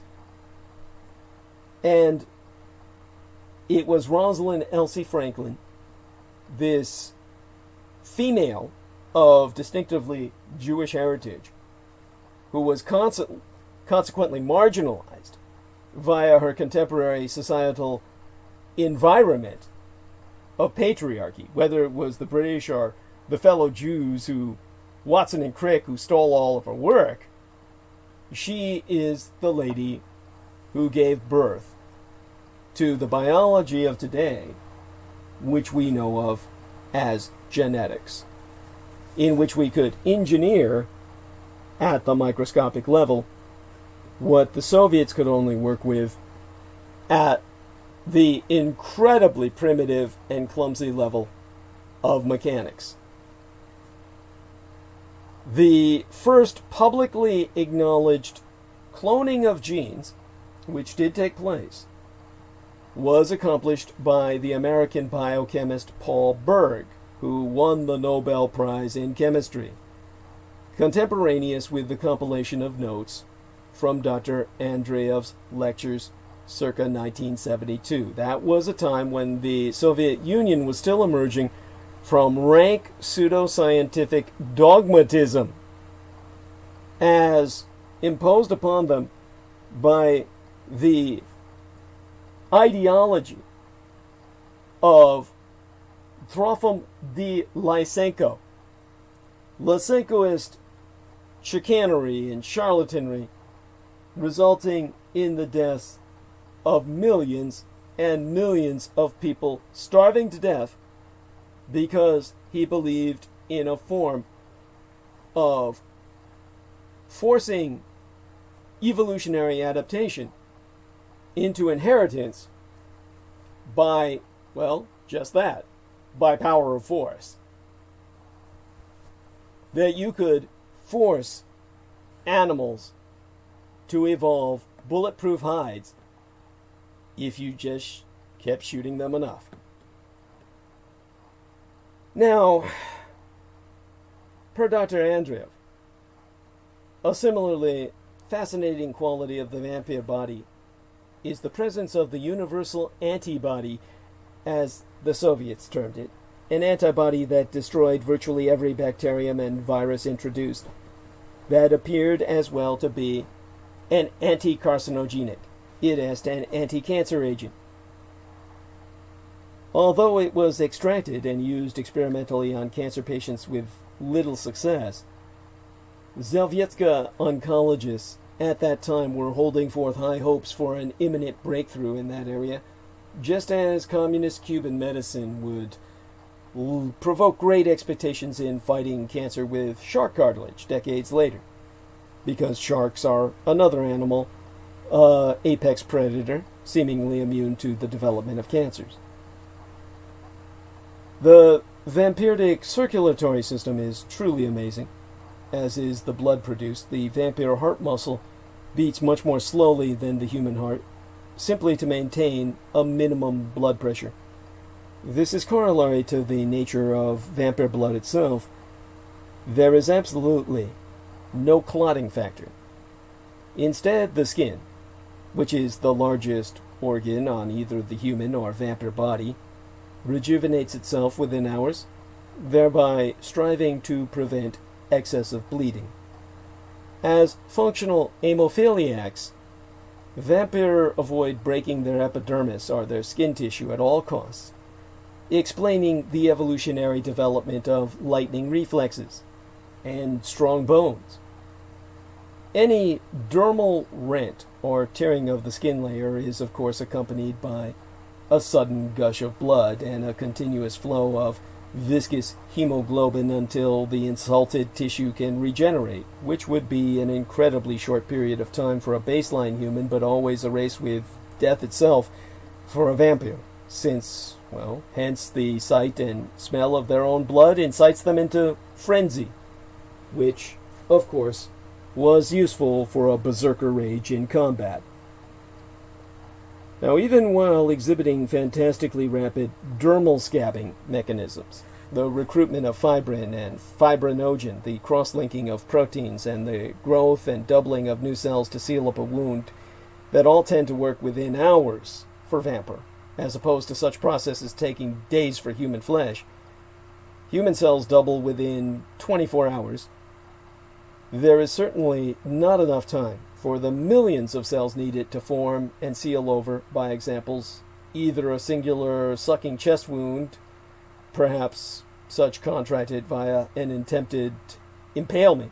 Indeed, the speed of epidermal rejuvenation in vampire is the primary motivating factor behind the permanent staking of their bodies to definitively prevent any rapid wound closure whatsoever, or multiple projectile entry and exit wounds suffered by a vampire stricken by automatic weapons fire before it bleeds out irrevocably. Or should I say he, instead of dehumanizing them. Of course, when I scan through the notes before me, the term it and dehumanizing terms are always used. In such cases, when a vampire is struck down by rapid gunfire, for instance, the vampire recognizes his imminent mortality and reacts accordingly. And rest assured, the mortal injuries and pain won't slow him down he's coming at you for revenge. As a biological advantage, this lack of clotting makes it impossible for thrombosis to occur, and the overall system is so supple and smooth within that vampire apparently never develop either arteriosclerosis or atherosclerosis. In fact, the only human diseases which vampire are known to contract, plagues and epidemics which only manifested either contemporaneously with or well after the incineration of the very documents from which the notes which comprise my own understanding of the vampiric species that I now share with yourself are the human immunodeficiency virus and acquired immunodeficiency syndrome, in other words, HIV and AIDS, as well as Morgellons syndrome, if it exists, which would be a hideous fate for a vampire, as, of course, they can be for humans, since their innate vampiric vitality, in their case, would strive in vain to overcome the degenerative diseases, and a phenomenon that perhaps circumstantially supports arguments that the epidemiology of HIV, AIDS, and Morgellons diseases are either artificial or extraterrestrial in nature. Now, when it comes to hydration and secretions, this is where,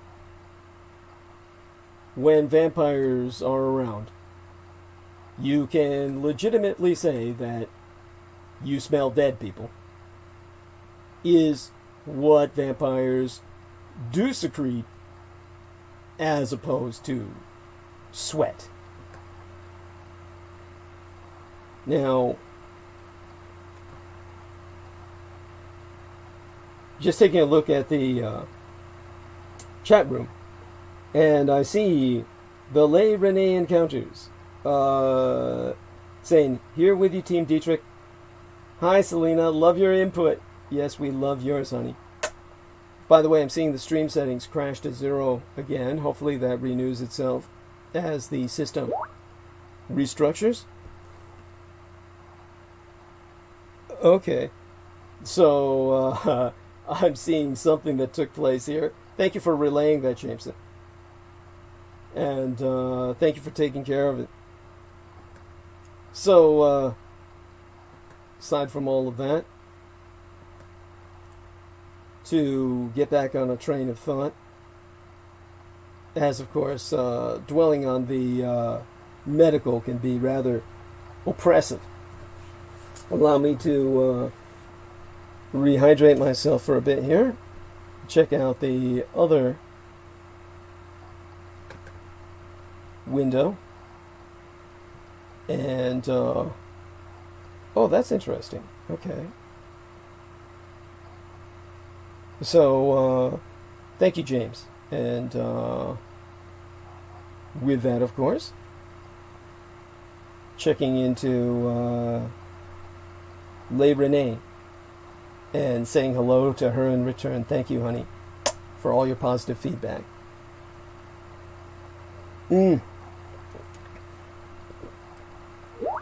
So, here we are, back to live stream, and it's resettled. So the drop down to 0 has gone back up to the number of viewers who are with us. And definitely Jameson Reese has been more than helpful in dealing with many people who have approached him with questions, and certainly, hopefully, will continue to be as helpful as he is now. Definitely always good to have this kind of help around me. And as I look around and just check into the various peoples, I'm going to try and reset this page. See what shows up here. This should be interesting, if I can get it to reset at all. And getting the current number of viewers, etc. And going back here to the studio. Forgive me while I do this. This is an essential part of understanding how our production is reaching people. So it's definitely something that I need to do once in a while also to give my voice a break, even though I still talk while I do this. Okay, so we're doing good. Let's continue with the night. And thank you, Jameson. Now, as with humanity, for Vampyrdema, or vampire kind, as an ethnos, water is both a necessity and a hazard. Vampire avoid immersion if possible, as the effect of evaporation on their skin lowers their already borderline body temperatures to the point that it might trigger suspension of animation. That being said, the vampire's enormous lung capacity and richly oxygenated bloodstream enable them to last about 5 times longer underwater than any human would. A vampire can be drowned, but neither immediately nor easily.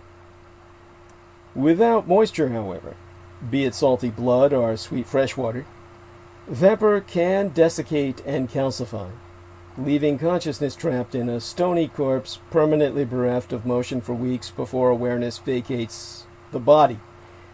There's no hope at all for vampire who suffer such a fate. Vampire do not perspire, neither does another mammal, the pig, which is so anatomically compatible with humans that porcine valves are still used to replace human heart valves today, though there are now plastic valvular alternatives as well. Vampire instead secrete a musk, a slightly acidic, oily substance which emits an extremely offensive odor, not unlike that of a decaying flesh. This secretion appears to be bound up with their emotions, and vampire are very emotive creatures. When agitated, angry, frightened, or physically aroused.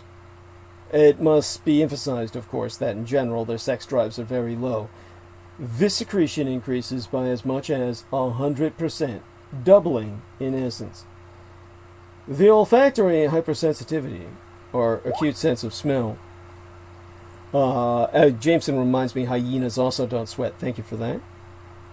Now, the acute sense of smell of a vampire enables them to identify each other immediately, despite the employment of colognes and deodorant preparations used to avoid human detection, and their own peculiar odor is obviously not going to be offensive to them. As an evolutionary advantage, they can obviously identify each other in challenges to dominate choice territorial hunting grounds or avoid each other entirely, while incorporating this very musk at rest to play possum and pass as an actual cadaver by the smell they emit as well as by their appearance, and thus so their evolutionary logic probably programmed their physiology to presume throw off pursuit, which may have worked back in the bad old days, like when we were in the caves. Now, their markedly longer nails, which is of course an exceptional trait in the majority of humans of the masculine gender, reinforce the impression of the cadaver when acting the part of the untended corpse to escape immediate molestation, or say for instance on the battlefield, among other bodies. This would work even today. Now, bear in mind as well that Old World, European, and Slavic, as well as early European American history, is a study in hygienic neglect. Bathing, which is so integral to the culture of the Orient and to the New World in terms of the Mesoamerican cultures of the Aztecs, etc., was inconceivable, as soaking in heated waters was believed to cause death by the grippe, or influenza, inspiring the very development of perfumery to hide the human stench, but exploited just as readily in this regard by Vampyrdema. The European and Slavic diet of animal meats and fowls, rotten ripened for tenderization until the spontaneous generation of maggots indicated edibility, motivated the invention of mustards to hide the rancid tastes and putrid smells of such cultivated gaminess and helped to fuel the incessant addiction to spices from the East. The Age of Empires only worsened the situation by orders of magnitude. In sprawling London, the central financial district of European global expansion, V-wedged gutters, comprising the center of every street, served as open sewers, where both garbage and bodily wastes were thrown out of windows to runnel between the toes of impoverished urchins waiting barefoot for scraps to gnaw on. Now, when population statistics are converged with technological archaeology, the exponential explosion of the Caucasian population in the 18th century, to the point where the Caucasoid ethnos was to become nearly half of the world's demographic, 45% by the 20th century, but crashing dramatically down to 15% by the 21st with 2 world wars, and thusly enabled to fleetingly conquer the rest of humanity during its prime, is directly traceable to the Scottish watchmaker Alexander Cummings' invention of the water closet mechanism, English patent 814, that ushered in the flush toilet during the seminal year of 1775. And this is the singularity of the hygienic revolution in Europe and the North Atlantic, a factor in facilitating the birth of both the Greater British Empire and the American Republic. Beyond question, the Victorian era of British Empire must have been the golden age of practically inexhaustible repast for vampyrdema, enough so to inspire a nascent sense of vampyrdemic ascension with advent of the Great War in Europe by 1914, until all such seedling notion crashed into oblivion with the 1918 through 1919 invasion and aftermath of the American Expeditionary Forces. Amidst and amongst an environment of such fetid squalor and personal rancor, so endemic until essentially just yesteryear, who would or could take even bypassing notice of the cadaverous malodor of an occasional bypassing vampiric stranger, a reek noticeable through the smell screen of human-manufactured aromatic camouflage only when the vampire was emotionally provoked? Who, other than perhaps an undertaker, or perhaps a physician here or there, wondering at the recent activities of the nearby wanderer? Now, the vampire's low body temperature and slow metabolic rate invites comparison to cold-blooded animals, but unlike reptiles, the vampire avoid heat. Like porcine mammalia, it has hogs. They cannot abide naturally in the desert. In arid environments, neither swine nor vampire can exist without substantial investment of infrastructure. So much so, in terms of facilitating chronic hydration, that the very presence of either animal, porcine or vampiric, deprives entire human communities within vicinity of the water so necessary to simply exist.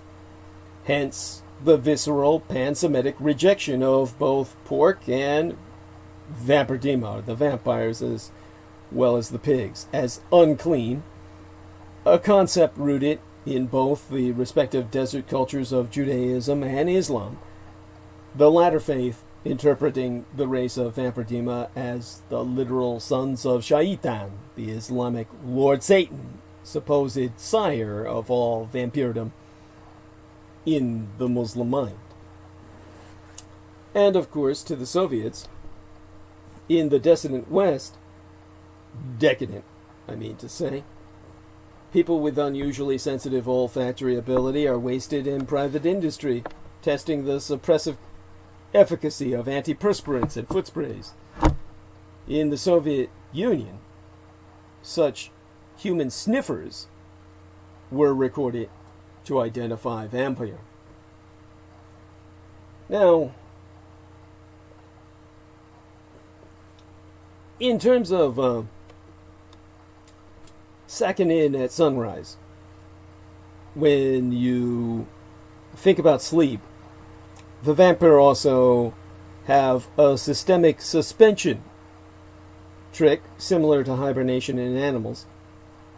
Even more than a human, vampire need to sleep in order to digest and re-energize to compensate for their incredible expenditures of energy in pursuit of the hunt lust. On condition of sleep deprivation, the vampire can perhaps make it well enough without sleep for some 40 hours, but after that it finds itself disoriented and confused. Again, I'm using the itself when I'm scanning through the notes of Dr. Andreev. If he is still forced to remain awake, the vampire would rapidly lapse into delusion and hallucination, and ultimately collapse. Normally, the far more immediate vampiric problem with the painful effects of sunlight causes their sleep patterns to conform easily to the cycle of night and day.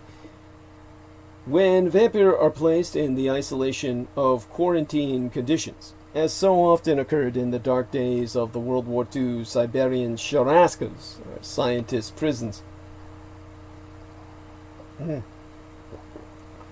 their innate sense of night and day would start to desert them, and they would get hazy about how much time had elapsed since their initial detention. Quite quickly, within only a week, 7 days or so of internment, vampire effectively lose all track of biorhythmic time, and eventually fall into semi-permanent hibernation, a state of suspended cellular activity, thereafter to lie dormant for many months.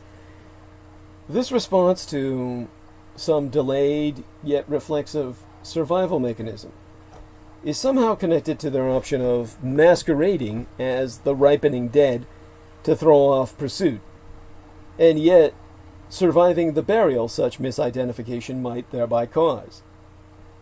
In the early days of mankind's maturation, lasting millions of years of our species' development, such cadaverous impostors would almost certainly have been disposed of in comparatively shallow graves, almost certainly without coffins, left to reanimate and arise from the earthy rind of a potter's field months after casual burial. Hence the idea that they be undead and sleep in coffins. Without the aggressive enforcement of an artificial regimen, surprisingly one that takes liberal advantage of synthetic lighting, rather artificial lighting, to maintain biorhythmic sequencing in such conditions as that of captivity, the inevitable comatic slumber so induced might last for almost half a year, 4 months, or even longer. The most dangerous element of this systemic semi-shutdown is the potential for the vampiric body to rot and slow away during its involuntary convalescence. It was found that those in dormancy could be forcefully revived with massive transfusions of vampire blood. This does not always work, and recovery can take us weeks, but vampire are nothing if not tenacious, and if they ever recover from such imposition, they dedicate themselves to vengeance on whomever bonded them in such fashion. Though they may have to await an opportunity to avenge themselves on your great-grandchildren, avenge themselves they will.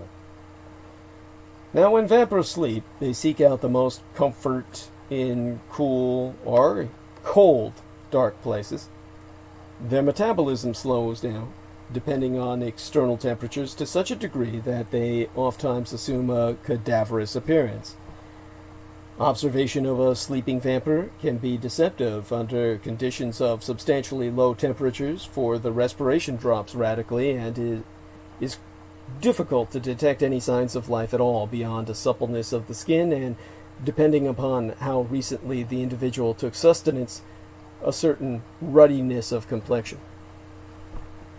This is what puts vampires into the OW, or other whites category. Because as a rule, the complexion of the vampire is deathly pale. Too outstandingly so to pass amongst baseline humanity without an application of cosmetic rouge. And herein lies the theme of vampire maskerovka. Maskerovka, or literally masquerade, it is deception, so romanticized in the decadent literature and cinema of the West. Vampire could wear makeup over all their skin and easily pass for human for long periods of time, but they disdain to do so. For one, it's difficult, and vampire are innately lazy creatures, or their species would have taken to penning humans in and breeding us en masse aeons agone. And for another, it's demeaning. Does the great hunter dress himself in the skin of a sheep? Finally, and most pertinently to the eternally premature vampire mind, why would a vampire want to cover his beautiful alabaster skin? Of course, this very same ivory skin, which so stunningly jackets the vampire's mortal coil, exhibits a pronounced solar sensitivity, resulting from deep cellular conditions that negate any effective melanin production. This is why vampire are bleached white as an ethnos instead of Caucasian, which is means, ruddy. Essentially refers to the blushing capability of the quote-unquote white race. The original term Adam meant red man, as in blood under the skin, blood in the face, the ability to blush all over one's body, which is an exclusively Caucasian trait. Now, a proper term for classifying the vampire race might be blanche, as in the way blacks used to be called Negro, which is simply a word for black, from the Latin derivative. Now, after only a minute or two of exposure to solar radiation, vampire will begin to suffer rapid sunburn that will result in long-term cumulative damage to vital organs, even as the epidermal layer burns off, or more accurately, the sun-baked vampiric flesh soon flakes and peels off in alarmingly large dermal strips. Such internal microwaving can become fatal in the sense of incrementally decreasing the vampire's expected tricentenary lifespan. Any vampire will become severely burned and will almost certainly ultimately die if left out under the naked sun for several days. Still as strong a case as any for adaptation to the bodily application of flesh-colored sunblock of any ethnic shade. Now, while exposed as ethnically distinct under this particular subject spotlight, the vampiric subspecies can also be seen as a kind of ambulatory and aware blank canvas over which any ethnicity can be physically painted. Truly a formidable advantage in the maskerovka demanded of either survival or, as the Soviets were hoping, international intrigue. It was the great hope of the late Soviet Union that threat to the former would force participation in the latter. The threat to the individual survival of the vampire would lead to their participation in survival of the Soviet state. We know how that ultimately went down. But that brings us to the blood sports. The overall vampiric morphology is always slender, well proportioned, and lacking in any discernible fatty tissue, like that of an animated Greek statue. There is no such thing as an obese vampire because their very metabolisms eschew fat. Still another aspect of vampire physiology which proves advantageous is the lack of brittleness in their bones. Vampire bones are inherently denser and stronger, as red bone marrow in major bones is a source of red blood cells. This permits them to fall or leap from great heights, sans any particular danger. Their somewhat larger skeletal frame causes some bone surfaces to be more prominent. Shoulders, collarbones, elbows, wrists, knuckles, hips, and knees can all seem just slightly bigger than that of a human, and this factor was cited, logically, as another reason why female vampire were assumed by the Soviets not to exist in nature, as the female skeleton needs to plasticize with pregnancies and literally change its shape. Now, when at the peak of their energy, vampire possess incredible strength, enabling them to move with such great speed as to create the illusion that they have vanished into thin air. Their superior agility also tends to reinforce this impression. So just how fast are vampire? They are capable of blindingly fast, short sprints. Consider that vampire, in times of mortal starvation, easily catch deer, horses, and dogs, and you'll have an idea of their speed across a short distance. Vampire can also cover a lot of ground in one night, as a fast force march is nothing to them. If you were to ask how strong vampire are, in general, any given vampire possesses twice the strength of a terrifically athletic human of the same size. You are not going to win in hand-to-hand combat with a vampire. We all take our gifts for granted. Vampire revel without any conscious recognition of such revelry in the prowess of their embodiment. And creatures such as humans who are unable to take physicality for granted and yet look somewhat like vampire themselves are like unto how the elderly, deformed, and crippled appear to immature humans, objects of fun and derision to be taunted and toyed with. Compared to vampire, even the best of physical humanity available on Earth can look like chubby cartoon caricatures drawn to provoke laughter. Think back on all of the animated and anthropomorphized pigs and chickens you grew up finding so funny as they stumbled and fumbled in pain and frustration across your television screen, even while you were distractedly gnawing the succulent flesh of their real-life counterparts off the bone so casually twiddled within your grasp. The vampire is a beast designed for survival, because it can live on two elements found everywhere over much of the surface of the earth: oxygen and blood. The vampire's physiological disposition, overwhelming hunger, verging on the desperation of starvation, compels vampire to the hunt. The idea of a sedentary vampire is as ridiculous as the image of a fat vampire. This being said, vampire can survive on small amounts of oxygen for extended periods and can slow their heart rates dramatically, enabling them to rest without feeding for significant periods when blood is scarce. Equivalent accomplishments in the human frame require the attainment of an enlightened state of mind, or being, if you will. Vampire are essentially born with the very innate abilities which take martial arts masters and Asian Indian yogis the better part of a lifetime to perfect. Vampire can no more understand or appreciate a human striving to master his breathing technique through meditative discipline than an American brat who's born into fabulous wealth and luxuries could understand a lower-class poor boy striving to scrounge up enough money to purchase a car to live in.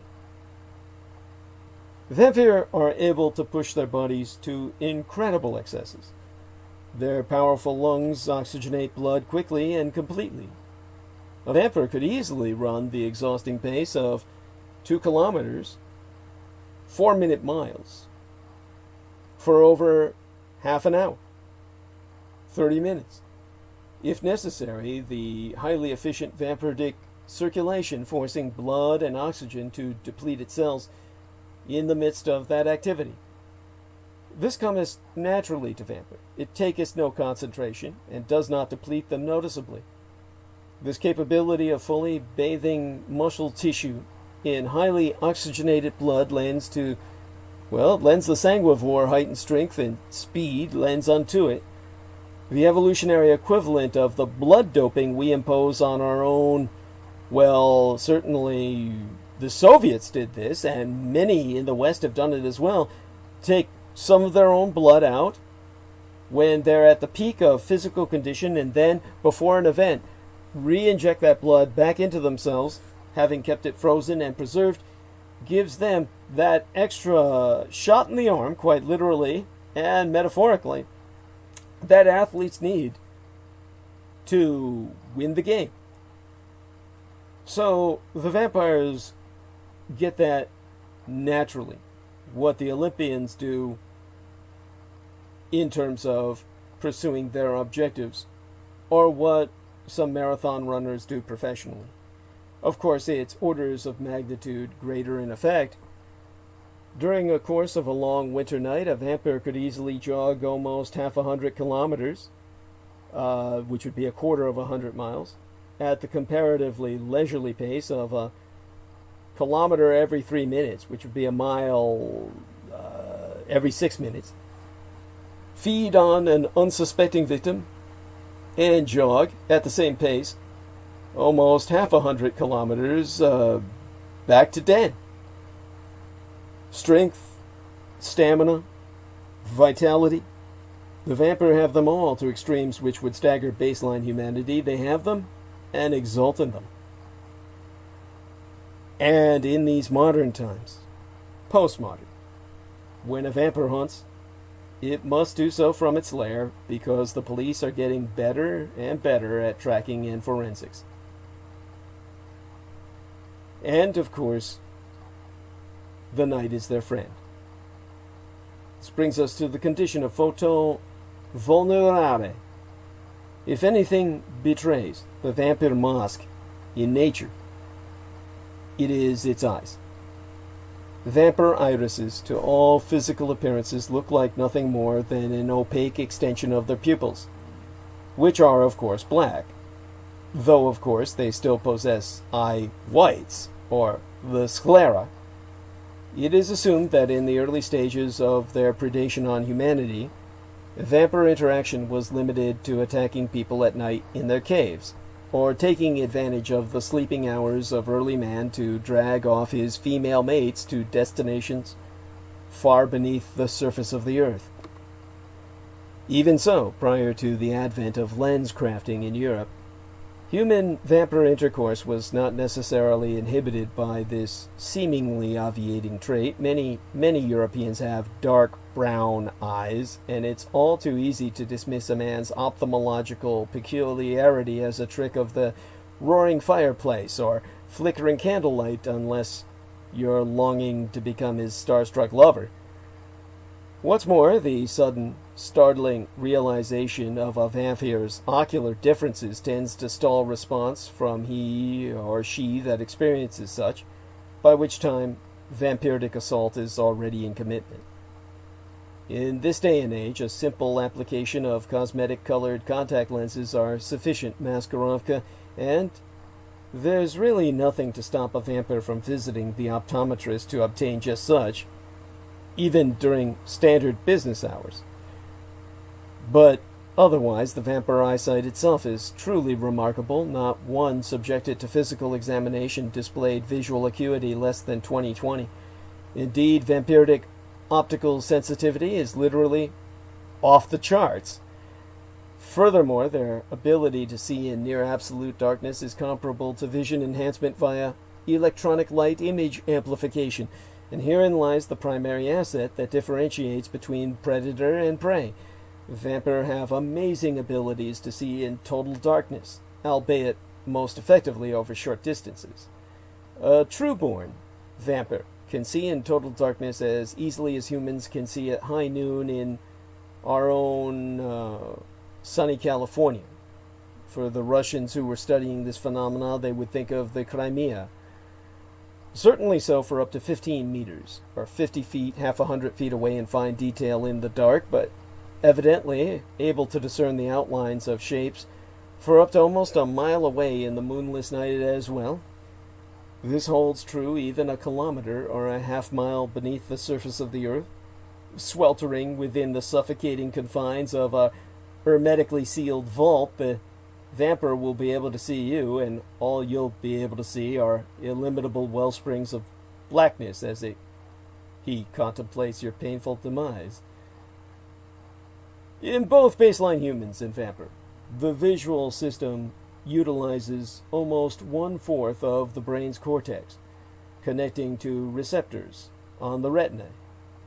Humans see within a certain range of the electromagnetic spectrum, but vamper range is broadened, verging into both the infrared and ultraviolet spectra, due to a higher degree of sensitivity of their receptors. Vamper experience the world of color with greater clarity at great price. Extreme heliosensitivity that renders their over-efficient processing of opsins, the chemicals that bind to the cone cells on the inner surface of the eye for sensitivity to light of a specific wavelength, a painful experience as daylight hits their optic nerve with more force, and that nerve connects directly to the occipital lobe in the brain, with predictably agonizing result. A direct beam from a powerful spotlight can effectively incapacitate them for over a good quarter of an hour, 15 minutes plus, in a prolonged dazzle of anguish, and leave them functionally light-blinded, unable to discern or differentiate shapes, sizes, and details to any degree for a good half hour's time. Thereafter, 30 minutes. That's 45 minutes of helplessness sourcing from the instantaneous flash of a photographic light bulb, which, if on a Kirlian camera, identifies them as what they be. This was how the Russians corralled the majority of their minority population of vampires. Now, per Dr. Andreev, vampire tracking and apprehension and termination retrieval teams thus utilized Kirlian cameras as their primary tool, equipped as their auric cameras were with a double bulb system. Their potential retrieval targets, it as suspected vampire, were thusly both identified and immobilized simultaneously.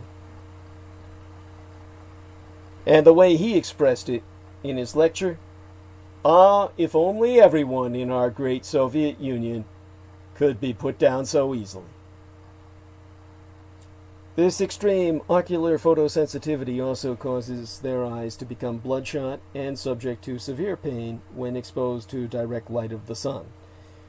Also, in extreme instances, there occurs profuse bleeding from the eye sockets. It is understandable, then, that in the days before tinted lenses were available, Vamper had no choice but to shun any activities during during the daylight hours.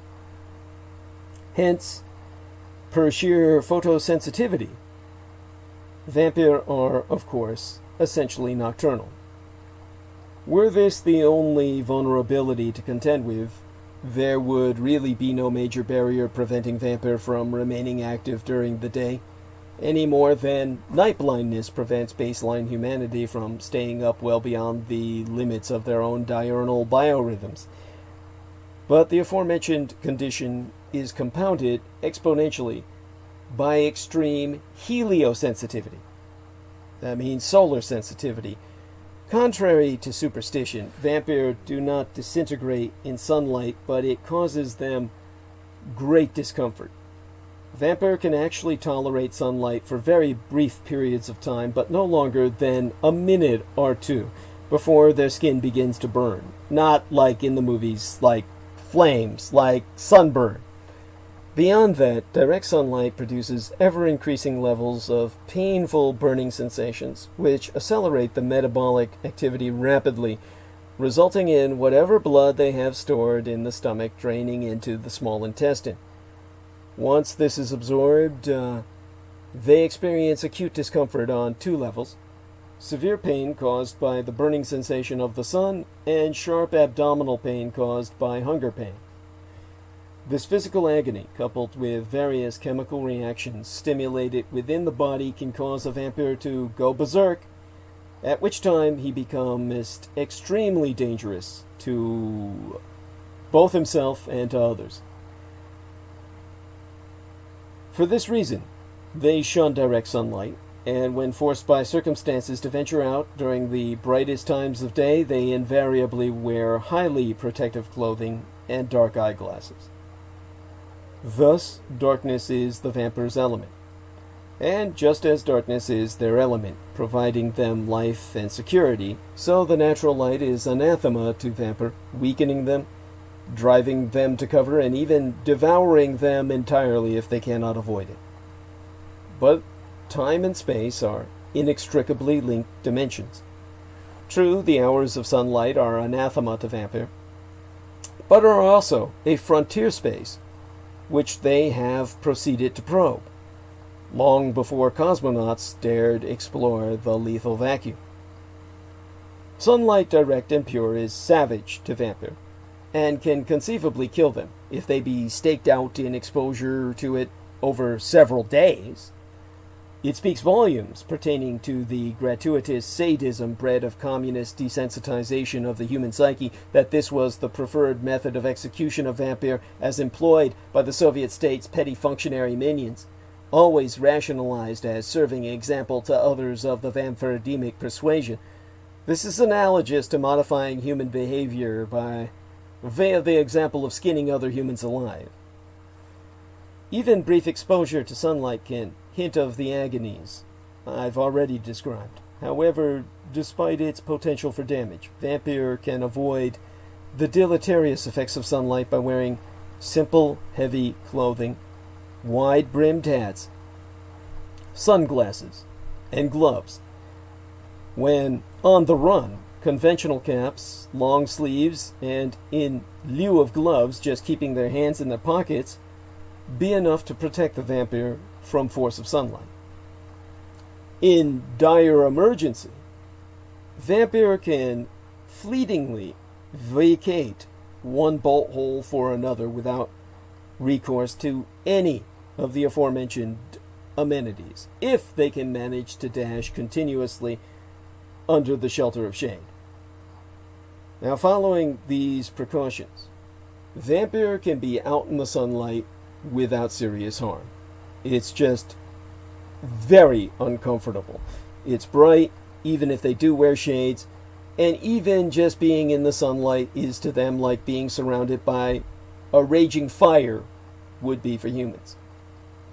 Yes, one can endure it, but it's hot, it's bright, and if one stumbles or makes a single stupid mistake, one may find oneself burning alive. And how can anyone, really enjoy a meal with that kind of ambience? Despite this, just as baseline humanity has invaded the night with 24-hour shifts and nightlife entertainments, so too have vampire pushed the envelope of millions of years of evolutionary limit to conquer their own biorhythms in pursuit of adaptation to a round-the-clock societal matrix. The predator, perforce, must follow the patterns of its prey. And that brings us to vampires in combat. These would be photonauts, or astronauts of the light, under fire. As alpha predators, vampire personify the desire to kill, pure and simple. Vampire love battle. They love to fight, and they love to lick the hot blood of their fallen opponent off from their torn and broken fingernails. Vampire have so much more to lose than humans in terms of potentially extinguishing an inherently extended lifespan, and the possibility of cessation of such through rapid blood loss as potentially incurred by comparatively minor injury. But that's what makes war and vengeance so much the more exhilarating for them. The priceless possession of centuries of vital embodiment staked out on the line with the highest possible risk, while gambling for bragging rights. This trait, more than any other, reveals the fundamentally juvenile nature of the vampiric mind. Because, like boy soldiers, there's no real concept of what's at stake to lose, and so it is risked courageously. Combustion is symbolic of death for every vampire, and as such is never used as an implement in any hunting and or feeding activities. Maybe because of this, vampire have been noted to set fire to a competing vampire holdfast or clutch dominion to incinerate the structure and any vampire body inside, but this is an infrequent event. Vampire know full well how easily fire can get out of control and how impractical it is for small tactical issues. For such wary appreciation of the flame, and their enthusiastic penchant for close-quarters combat, vampire comprised some of the most effective flamethrower units of World War II, albeit often mistaken for airstrip crash crews, per their solar deflective body wrappings. When forcibly mobilized into military operational standing, Eurasian vampire were outfitted in what the Soviets called photonautical garb. Sovietska vampire uniforms consisted of white and silver over a layer of black, issued with a sturdy pair of arc welder's goggles, all coordinated to both exploit the snowy terrain of either the polar landscape or Russian winters, and to inculcate snow or sun blindness in any enemy observation efforts, as well as to simultaneously reflect and protect such uniformed vampire from the sun itself. A kind of emergency parachute was provided in the form of a canister containing a special albedo shroud to shield themselves under, in event of their uniforms becoming too battle damaged to provide adequate solar radiation deflection to enable them to make it to the shelter of any nearby armored vehicle or blockhouse. This equipment proved insufficient in terms of extended deployment, as ultraviolet rays eventually penetrated the layers of photonautical outfitting after fairly long periods of time in the field, perhaps after the course of over a season under the sun, 90 days, and would begin to slowly microwave the vampire's internal organs, resulting in cumulative levels of solar irradiation and long-term damage. Alas, the communist ideology promoted nothing in prolonging the tools of its expansion and propagation beyond immediate results, be those tools human or otherwise. Now, the very genuine contra-vampiremic health effects of silver are known via folk medicine, so to speak. I'll go into them in Arc of Narrative, but silvered fabric plating stands safe enough as solar armor for vampire when kept separated from contact with the vampiric epidermis, or the vampire's skin, comparable to the paradox of depleted uranium, which anyone, human or vampire, can sleep on a bed composed of solid deuterium overnight, every night, to no ill effect, so long as their own layer of unbroken skin holds firm between them and the inert element. Only when depleted uranium is combusted, in any manner, is when the element is effectively atomized into the functional equivalent of a miniature dirty nuclear weapon and impacts everyone and everything in the environment around it, and beyond, effectively forever. And that brings us finally to the program that was incepted by the Soviet Union.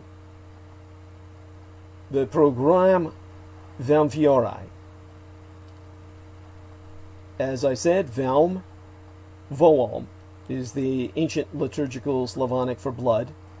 Ŵoaumphyieorai is the ancient liturgical Slavonic for monster. Programme Ŵoaumphyieorai is simply Russian for the vampire program. And this was the covert special research and quote-unquote education facility established on the Arctic island chain of Novaya Zemlya near Ruskaya Gavin in the year that I myself was born, 1966. It was a full year following T.D. Lysenko's fall from grace and forced resignation from his position as director of the Institute of Genetics at the Sovietska Academy of Sciences, finally allowing the systematic removal of Lysenkoist ideas from science education and facilitating replacement, where appropriate, by Mendelian and Darwinian concepts. And 2 years after Premier Nikita Sergeyevich Khrushchev, first secretary and chairman of the Soviet Union, was removed from power, deposed from his chairmanship, to languish as a bitter old man. Now, the location I've cited, we discussed the incredible Tsar Bomba drop to destroy everybody who was living there beforehand to make way for the vampire concentration camp. And it was well suited for such a program of vampire primate detention. The isolation was ideal for security purposes, and the frigid climate was similarly appropriate. In particular, the axial tilt of the planet Earth causes these northerly climes to experience night 6 months out of the year. An ample supply of human blood was made available, provided by detainees, political incorrigibles, housed in barracks within the facility itself. Now, we can reasonably infer, by the very need for the program to establish its facilities at the end of a remote chain of very large islands surrounded by what, at that time in pre-climate changed history, was still an Arctic Ocean ceaselessly assailed by crushing ice packs, which necessitated resupply via nuclear-powered icebreakers. The vapor breakouts and escapes from the old Sharashka system must have been endemic and almost impossible to completely contain. That's what forced everyone into the polar twilight zone. The detainers and the detained. The overwhelming bulk of Russia's landmass is surprisingly far north, on latitudes coincident with Scandinavia. The 3 largest communities above the Arctic Circle are all situated in Russia: Murmansk, Norilsk, and Vorkuta. The Arctic Circle itself marks the southern extremity of the polar day, 24 hours of sunlit day, often referred to as the midnight sun, and polar night, 24 hours of sunless night. North of the Arctic Circle, the sun is above the horizon for 24 continuous hours at least once per year, and below the horizon for 24 continuous hours at least once per year. On the Arctic Circle, those events occur, in principle, exactly once per year at the June and December solstices, respectively. Polar twilight occurs in areas that are located at the inner border of the polar circles, where the sun will be on or below the horizon all day on the winter solstice, although there may still be enough light for normal outdoor activities during civil twilight. The civil twilight happens when the sun is between 0 and 6 degrees below the horizon. because of scattering of light by the upper atmosphere and refraction. It happens when there is no true daylight and only civil twilight occurs at the solar culmination. And that's, of course, what brings us to the long, uncivil polar night. The civil polar night is the period during which there is only a faint glow of light visible at midday. It happens when there is no civil twilight and only nautical twilight occurring at the solar culmination. The civil polar night is limited to latitudes above 72 degrees plus, which is exactly 6 degrees inside the polar circle. And nowhere in mainland Europe is this definition met. Dikson, Dikson, a location in Russian Eurasia, however, experiences civil polar night for around a month. It is a closed, urban-type settlement in the Krasnoyarsk Krai of Siberia. And as one of the most isolated settlements in the world, Dikson is the northernmost port in Russia, one of the northernmost settlements in the world. It is located so far north that one may experience complete darkness with no civil twilight from the 8th of December through the 5th of January. That's 30 days of night. In most other major settlements north of the Arctic Circle, there is still substantial twilight during the polar night at midday. If there be thick clouds, it gets darker, and even places like the coast of Finnmark, about 70 degrees latitude in Norway, let alone a light-forsaken locale like Dikson, will experience a very long, dark day indeed. Street lamps may remain on, and one looking out a window from a brightly lit room may see their reflection even at noon, as the level of outdoor illuminance will remain below that of many illuminated indoor spaces. It is supposedly possible, however, to conduct outdoor activities without any artificial light during the time of civil twilight.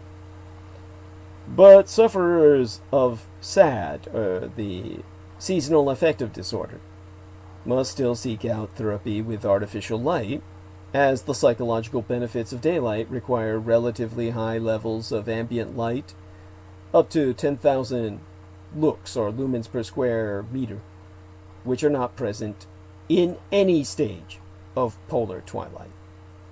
Thus, the midday twilights experienced anywhere inside the polar circles are still, in that sense, an inextricable part of the long, extended polar night. Now, the top-secret facilities on Novaya Zemlya presented a sad sufferer's nightmare, making Dikson look like a day camp by comparison. Chronic suicide rates among the staff were predictably high. There is no small wonder that the notes comprising that which went on to construct the work The Red Undead, as it was so inappropriately called for sales purposes, were intentionally leaked in forlorn distress by the young medical doctor selected to serve in such conditions.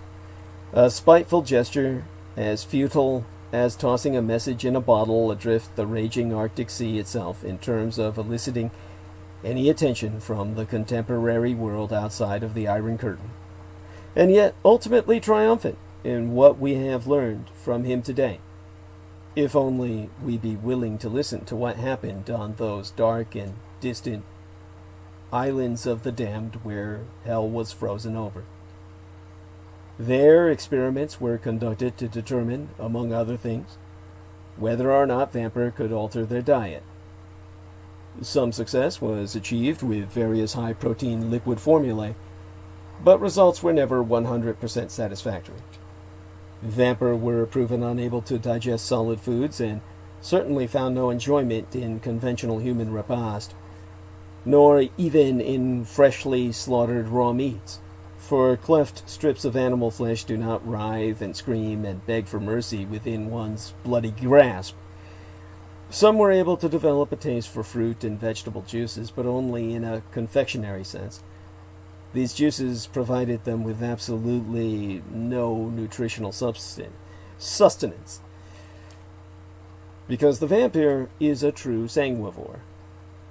In an attempt to curtail the chronic impact on humanity that the vampire's sanguivorous cuisine entails, it was discovered that defrosted plasma is to the vampiric palate as unto the cold, stale water. It's indecent, and it isn't life.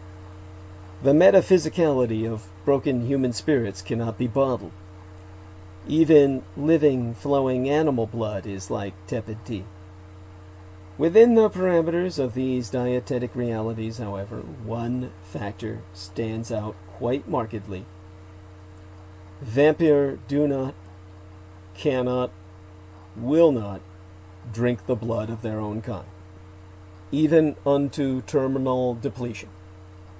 It was proven impossible to ascertain whether this was motivated by the threat of toxicity or an innate sense of horror, or perhaps of honor, which was unknown to the Soviets.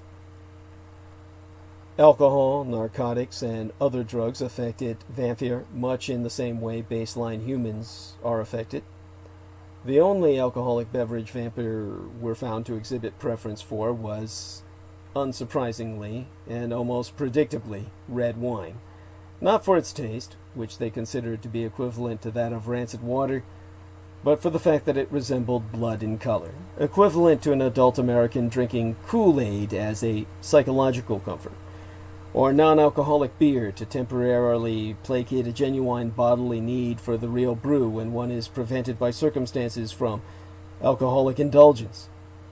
And this factor exposes yet another aspect of the vampire's maskerovka among humanity. Prescription medication affecting the structure of blood are carried in the bloodstream, though not dangerous to vampire, caused considerable physical discomfort. Although the constitution of vampires saved them from pharmacologic addictions, many became seriously ill from the ingestion of blood heavily laden with recreational narcotic substances such as amphetamines and other psychotropics. Thus it was an exclusive diet of the pharmacemically sedated that was found wanting, because trankheads made vampires sluggish and stupid, and eventually they sickened. But that brings us to the subject of botanical warfare. The timeless folklore regarding vampiric aversion to allium sativum, or garlic, was proven to be based on fact. Onions, leeks, and certain aromatic vegetables and herbs affected the vampire with dizziness and nausea, but garlic in particular sickens vampire, maketh them ill. On Novaya Zemlya, it was determined that one effective way to weaken vampire was to smear scalpels during medical procedures, or bayonets during culling and control tasks, with garlic oil. For terminal security enforcement, mashed garlic was pressed into the indented bullet tips of hollow-pointed ammunition. Silver bullets, of course. It was found that when vampire are hit with garlic-laced or laden weaponry, insult was added to injury as the garlic entered the vampiric bloodstream. And furthermore, vampires suffer full systemic shock effects from internalized garlic attacks. As the vampire slowly and painfully metabolizes the garlic, it can cause partial paralysis, vomiting, and nervous disorders, while the vampire's entire body systemically reacts to the herb as a poison. The vampidemic phenomenon of allium poisoning bring us to mind the botanical inventory of plant poisons which have so impacted the formulation of the human apothecary. And that, of course, brings us to the subject of silver, alchemy argentinae. Because while the vampirological laboratories established on Novaya Zemlya finalized a refutation of the obsolescent conceptualization of vampirism, a term as inapplicable today as primatism, like you could no sooner become a vampire than you could become a monkey by any of the imagined means that we've formulated in the past. Primatism, or the danger of becoming a monkey, is not a medical condition. It's a concept as retrospectively absurd as perceiving monkeys as humans afflicted with a de-evolutionary condition. The research is conducted on the Novaya Zemlya therein conclusively exposed the facts that as a race, just as different ethnic groups among humanity are statistically prone to manifest or contract diseases or deformities specific to their ethnicity's gene pool, vampires suffer the genetic defect of experiencing anaphylactic shock when exposed to the transitional metallic element of argentum, i.e., silver, elemental symbol Ag, atomic number 47, as in Ag47. This can only be defined as an immunological shortcoming that exposes the fragility of any over-specialized predator's position atop a particularly rigid feeding pyramid. Anaphylaxis is an allergy-based immunological overreaction that, in severe cases, can cause death. The very term anaphylaxis is commonly used to describe the immediate allergic reaction to an antigen, characterized by contraction of smooth muscle and dilation of capillaries due to the release of highly active biomolecules such as histamine, bradykinin, and serotonin upon the binding of the antigen, silver in the case of vampiremic genopathology, to a class of antibodies called immunoglobulin E, or symbolized as IgE. The release of these highly reactive biomolecules can cause shock due to the immediate fluid imbalance. Now, anaphylaxis can be local and confined to a certain area of the skin of the sensitized human being. But in the cases of vampire, whose epidermis reacts as a whole by responding systemically to insult, the impact is automatically general and affects the entire body. Allergies to silver and garlic, as well as sensitivity to ultraviolet rays, are surprisingly common in human beings. So vampiremic pathologies may be the ultimate result of incorporating toxic byproducts of the human hemoglobin that vampires have ingested to sustain themselves over countless generations. But silver is an elemental metal which has truly detrimental effect on vampire biology in the proper proportions. Silver debilitates the vampire. It cannot move. The elemental chain of molecules that produce silver can be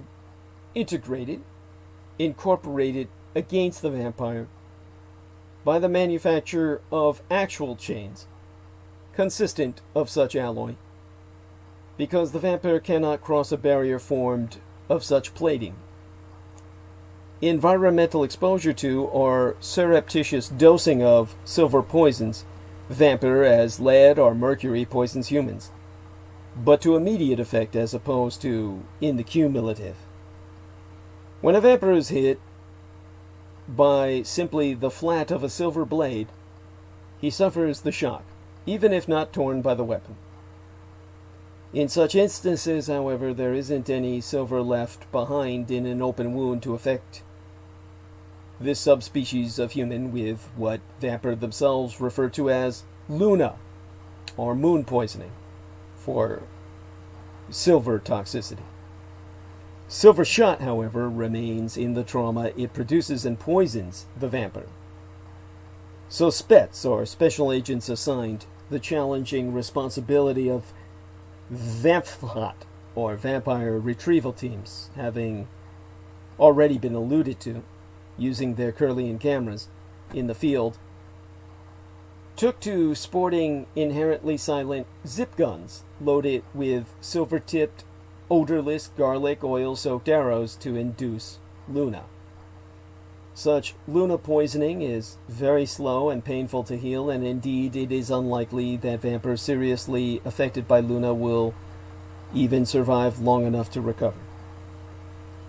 Of course, vampires who do survive such transitional incapacitation heal, just as do all living creatures, albeit with similar cumulative debilities baseline humans would suffer from either toxic or radiological substance exposure. But be certain that the echoes of vampiric pain are never forgotten, although eventually they are avenged. Since it was first substantiated that vampires were sensitive to silver in the 1940s, when Novaya Zemlya's vampirological researchers, via program Ŵoaumphyieorai, essentially codified the science behind Luna, or argentum anaphylaxis, but the phenomena itself, having obviously been a weapon in the human inventory against vampires since time immemorial, the old NAKVD, or KGB Sharaska system, developed an effective and aerosolized lunar caustic, or MACE, to keep the vampire in line with threat of application, composed of the inorganic compound silver nitrate, chemical formula AgNO3, and, of course, essence of garlic. Now, silver nitrate is a common chemical with many uses, even preceding the era of the Second World War. Grains of silver were and are the primary light-grabbing emulsion on black and white film, hence the term the silver screen.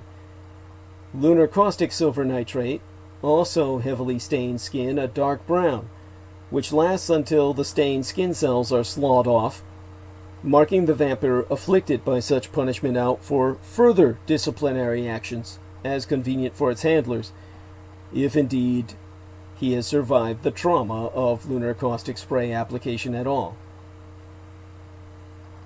When the vampires died as a result of the mace assaults, their desecrated carcass served as an object lesson to their fellow vampire detainees.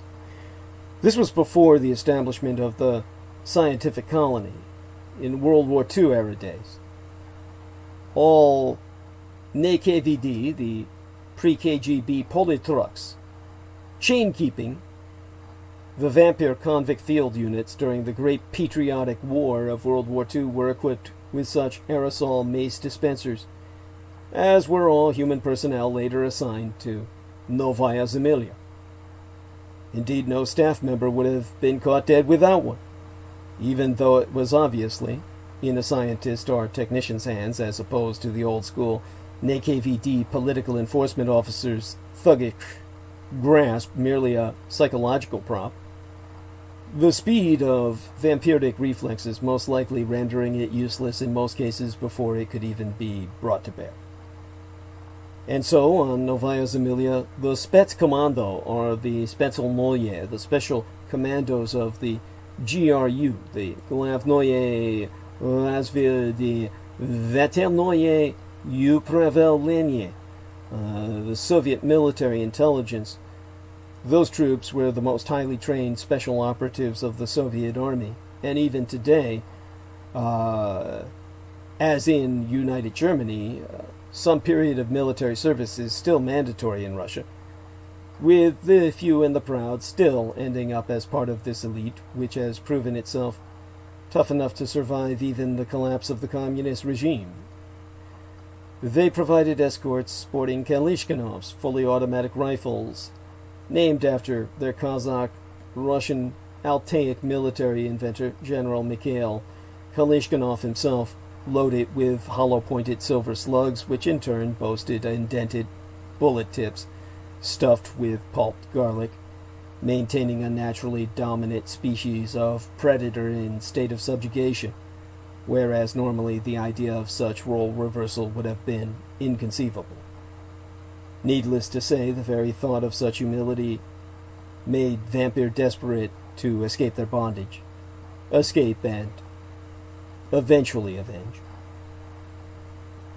Now, a striking phenomenon from the notes of the Andreev lectures was the author's interjections of an increasingly virulent tendency to derogate the vampiric detainees in a manner that was historically traceable back to the World War II era of polytruck-tended chain clutches, where vampire were literally and intentionally insulted by their keepers and tormentors, often name-called as phages, a diminutive slur of the term hematophage, or bloodsucker, literally called suckers. Now, such verbal abuses apparently provoked paroxysms of rage from offended vampire, much to the sadistic delight of their human jailers. To refer to any or all vampire as either a phage or them those phages was evidently the emotional trigger equivalent of hurling the insolences inferred by terms such as nigger and beyond. It seems that the term phage, transliterally sucker, as I said, it contumely insinuates suppositions as to not only the monosexuality of the vampires, conceivably misperceived single-gendered subspecies and its consequently implied subhumanity as an ethnos, but also implies innuendo about vampiric feeding habits, which to the vampire seems to be on par with flouting one's sexual practices. And so repugnantly, a blatantly racist attitude was adopted by not only the program staff on Novaya Zemlya, but by the audience of medical students from whom Dr. Andreev was recruiting to expand said program with. The vampiric cadavers that the internes of the Kiev Medical were dissecting were spoken of as Blanco bodies. Now, vampire are already known to respond to this term with great umbrage. The term blancos refers to the melatonin-free vampiric skin color, or more precisely, the total lack of skin color. This is the equivalent of speaking of Hispanics, which are, by the way, a subcategory of Caucasoid ethnicity, as browns, and verbally disrespecting their deceased remains by referring to them as brown bodies. Now, attendant members of the select group of aspiring doctors who expressed casual observation of such insensitivity were embarrassed into silence as Blanco lovers. Now, the ultimate insult to vampire, one that set them to gladly die while trying to take their verbal assailant down and out, is to demean them as blancophages, or white suckers, implying a cannibalism amongst their own kind, as well as an interspecies sexual proclivity. So that term, found often enough throughout the notes taken down by the anonymous medical student under Dr. Andreev's tutelage, that provided the notes I was to derive the knowledge I'm relating to yourselves from, carries all the affronts imbued in emotional trigger terms such as faggot. Now, sadly, it seems that humanity, no matter how highly educated, never ceases to find new niggers, of any color, or even lack thereof, to look down upon. Now, in terms of the year I was born, but 3 years later, 1969, saw the Sovietskaya Soyuz, the Soviet Union's establishment of Psycher Energia, an unacknowledged and semi-official agency, somewhat comparable to, and indeed the inspiration of, the United States Army's Task Force Delta, a think tank not affiliated with the Delta Force, that sponsored the First Earth Battalion of Wicca, or warlocks, for the development of paranormal espionage, an extrasensory perception branch of ESPers, extrasensory perceivers, finally separate from KGB or State Security Committee jurisdiction and well-funded at the specific behest of Premier Leonid Brezhnev. Now, Psychenergia operated autonomously via its classification as a publicly sponsored academic enterprise functioning abroad in pursuit of cross-educational intercourse. In that same year, a decision was also made at the top governmental level to approach fellow Socialist German, the socialist governments, at the highest diplomatic echelons, behind the Iron Curtain, the various Soviet satellite states, to launch an intensive recruitment program within the Soviet Iron Curtain countries of the Warsaw Pact period, as the Cold War understands it, inclusive of Poland, Hungary, Romania, Czechoslovakia, and the Democratic Republic of Germany, for Vampire to participate as partners in the march of socialist progress. Now, this was in direct response to the delivery of a report by the scientists who had worked in the Program Ŵoaumphyieorai, or the Vampire Program colony, since its inception. The now communized Warsaw Pact member states' nations were more than enthusiastic in cleansing their populations of this perennial pestilence, and a new phase in European minority intolerance, or vermin control, was ushered into effect. The violently enforced and utterly unacknowledged attempt to purge, intern, and exploit a population that has, by all evidence, coexisted with us within a species-subspecies dynamic since long before the dawn of recorded history. Response was so successful that a dynamic 5-year plan was well underway at the time that Dr. Andreev was delivering his papers regularly in Kiev. The Sovietska government certainly had definite plans for those vampire that survived to complete all of their re-education and indoctrination. Now, in terms of an acid bath for the soul, to quote the professor himself directly, often and at length, let me just read from some of his papers, or rather the papers of the medical student who took notes from his lectures. Naturally fueling vampiric lust and anger and warmongery requires that the creature indulge itself repeatedly in its gluttony. It must feed, and for the vampire more than any other creature, the blood is the life. Vampire feed, on average, from between once a day to once a week, between daily to weekly, depending on how fertile the feeding grounds are and how aware and powerful the human herds have become that a vampire parasitizes. Survival dictates that vampire bridle their indulgences with a heavy dose of camouflage. For although they be powerful creatures, vampire cannot risk exposure in a human-dominated world. For a vampire to cause itself to be exposed as Furai, a monster, is tantamount to voluntarily bringing a death sentence upon its own head, and that is not particularly conducive to survival.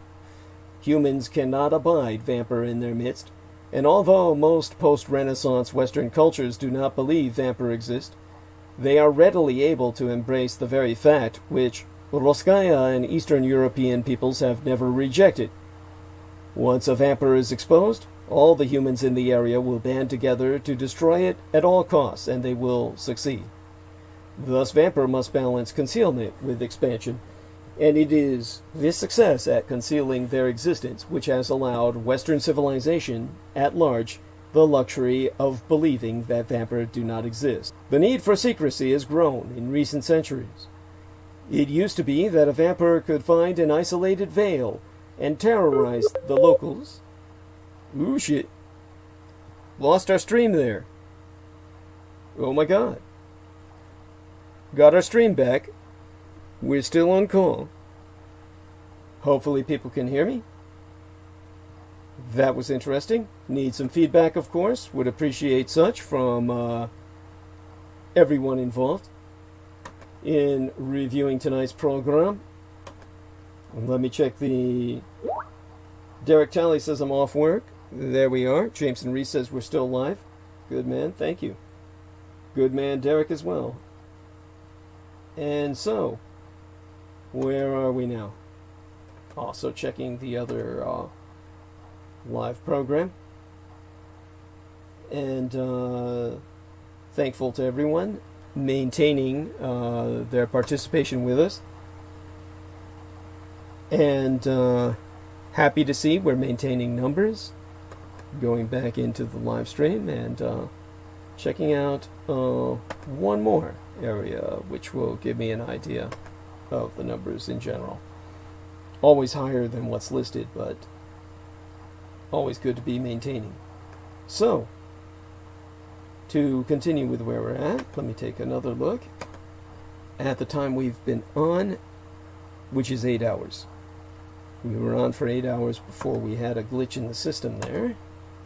And I'm going to take a look at the other window with insight into this. There we are. Okay. Now, to continue quoting the doctor directly with his highly politicized perspective. The need for secrecy has grown in recent centuries. It used to be that a vampire could find an isolated vale and terrorize the locals into submission with vampiric prowess, but this has become more and more difficult as the industrial age has matured. Vampires still seek out isolated loci. There are still many in the modern age at large in places like the Amazon, rural Africa, and Southeast Asia. But today most vampire in Pax Sovietskaya Yetika, the Peace of Pan-Sovietica, and the world yet to be socially enlightened, must seek out a different type of isolation, that of anonymity, for obvious reasons. The vampire have always been forced to keep a low profile. Thus, over the years, they have, as a group, developed into quiet, low-key individuals. The last thing they wish to do is attract attention to themselves because, as they knowest all too well, more than anyone else possibly could, that they cannot advocate in each other's defense as a minority group, nor do they even possess the inherent predisposition to try. Each vampire is truly alone, and on its own, under normal circumstances. Only the 20th century has seen superstate mobilization of vampire-demic minorities with somewhat unpredictable results. Perhaps one of the vampire's greatest advantages within the rapidly urbanizing Sovietska Socialistiche, the Soviet socialist matrix, is that they do seem to be immune to most human disease organisms. They have followed the herd, so to speak, migrating independently into our ever-swelling cities, where anonymity is even easier to maintain, and where the opportunities to obtain blood are much greater than in any rural areas. Ironically, vampire are, to all appearances, scrupulously law-abiding. In general, they pursue occupations that will keep them as far as possible from scrutiny. Because of their physical photosensitivity, they lean towards night work. They make exceptionally good night. So, we've reconnected. They say the reconnection is successful. I need to know if transmission has stopped or continues. It looks like they're doing their best to cut me off. They can't work on the cable itself anymore because of reinforcement. It looks like we've continued. So I'd appreciate it if someone could enter a comment into Super Chat so that we can get a feel of continuity there. That's important. Jameson or Derek, both of you, either of you, that would be welcome. Thank you so much. Jameson Reese put okay. Excellent. Thank you. Thank you. Good to know. Good to see. That is the, let's just say that's the ultimate confirmation. It shows that everything is still working. So we had a glitch in the online broadcasting system, which is separate from cable, separate from Comcast responsibilities. This is the program itself took a dive, and we got it back up. Now, as I was reading from Dr. Andreev, it is virtually an unwritten rule in their ranks to select victims who are chronic alcoholics, which, of course, in Russia is just about everybody. Those who, if fatally injured, will engender no suspicion and will hardly be missed. Now, the sad reality behind Dr. Andreev's casual observation is that the chronic culture of Russkaya alcoholism was worsened by the inherent moral and financial bankruptcy of the Soviet experiment, just as Russian society in its totality had been corrupted in the name of a fictitious Engelion, which is a term referring to any tenets pertaining to or of the passing revisionist pseudo-Marxian philosophy of the German-born citizen of the British Empire, Friedrich Engels, an ideology thoroughly assimilated into American culture even before transitioning from Eurasian history. And this Engelian ideal is what takes us all down. By the 1980s, rampant alcoholism had become a primary source of concern to the last head of state of the USSR, the reformist first general secretary of the Communist Party of the Sovietskaya Soyuz, Mikhail Gorbachev. By that time, the deaths of young fathers due to alcoholism had become a common social phenomenon, as well as the major cause of the rapid decline of the lifespan of the average Russian male. At that time, the Sovietskaya Soyuz was the only country in the world known to be conducting research into infant retardation due to intoxication of the father at the moment of conception, and the only country that needed to. Within the Sovietska armed forces, drunkenness remained an enormous problem to the end. To Western observers, the appearance in public of drunken Soviet officers was not an infrequent occurrence. Nor is this a problem that disappeared with the Soviet Union. Rather, it has simply been superseded by the enormity of pandemic heroin abuse, the very malignancy which prompted the Soviet invasion of Afghanistan in vainglorious effort to stem the incoming tide of narcotics through Soviet Central Asia, literally at its root. Under this combined assault of alcohol and opiates, average Russian life expectancy, never exceptional to begin with, has decreased by yet another full decade, 10 years shorter, since disintegration of the Soviet state. Culling the human herds must have been all too easy to provide much satiation of a vampire's innate hunt lust, even within the seemingly totalitarian framework of the decrepit Sovietska police state, doubtless encouraging the very casual boldness which ultimately expedited such a preponderance of the vampire populace behind the Iron Curtain to be exposed for what they truly were and forcibly detained. As often as not, today's pan-Russian prey could very well make any vampire so sick to his stomach via indirect drug ingestion as to make him wish he could die of food poisoning. I'll get back to the quotes. Give me a second here. And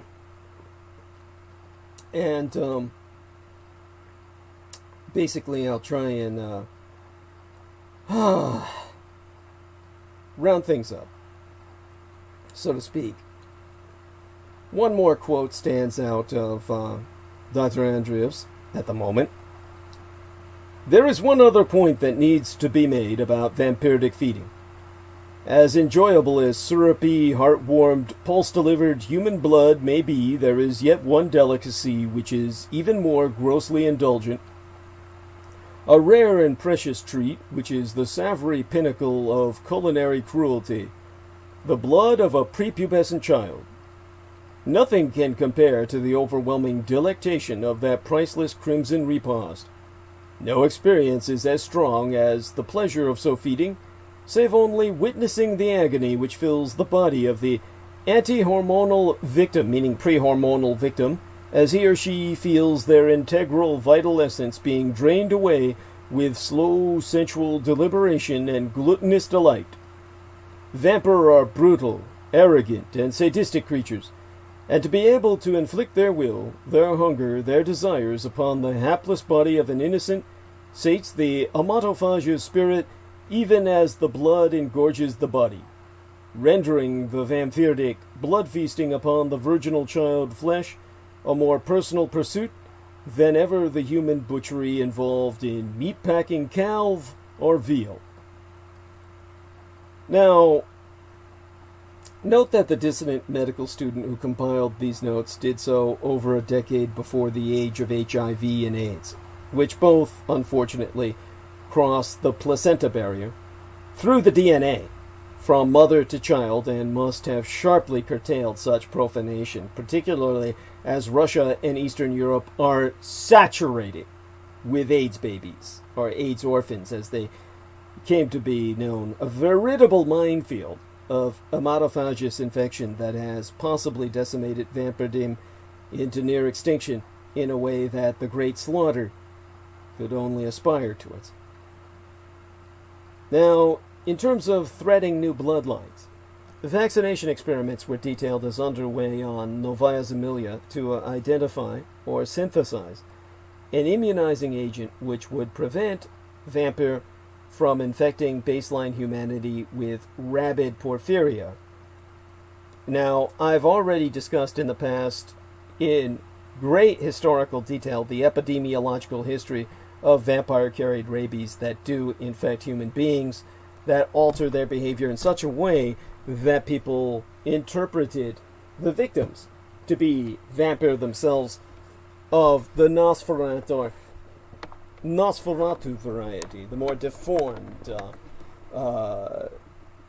ugly type. In the course of such investigations to prevent that development from ever occurring again, because Russia had suffered so severely from it, losing millions during the time of the vampire plague, vampire were found capable of impregnating baseline human woman.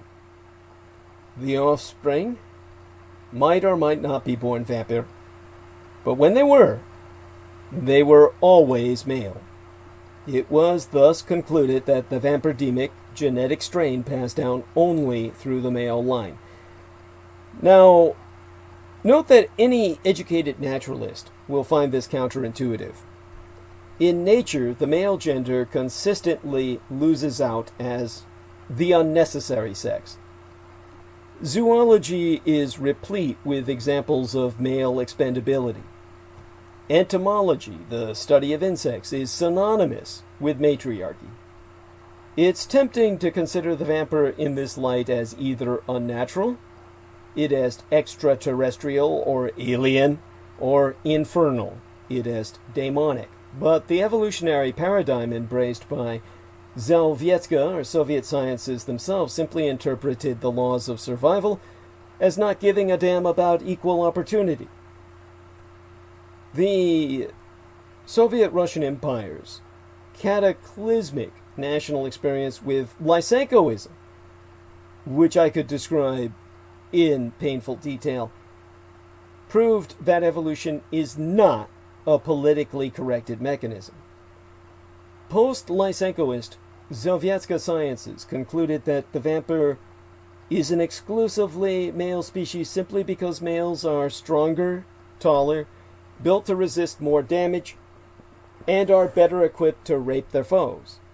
Now, vampire are by nature sexless beasts. Yes, no animal normally plays with its food, certainly not to the extent of intimate consummation.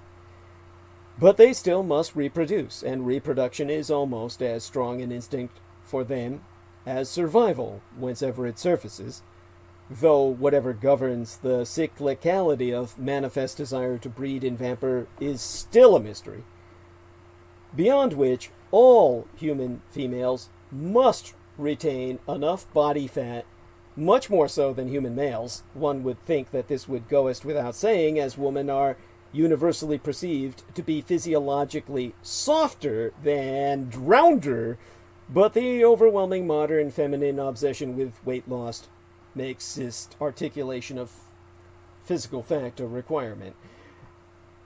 They need this fat to sustain both themselves and the offspring, which they carry through the entire process of multiple pregnancies, which until very recently in human evolution has been necessitated as the norm, theoretically rendering the very concept of the vampiric condition, as understood within context of the scientific studies from which our knowledge is based, physically impossible in the feminine form.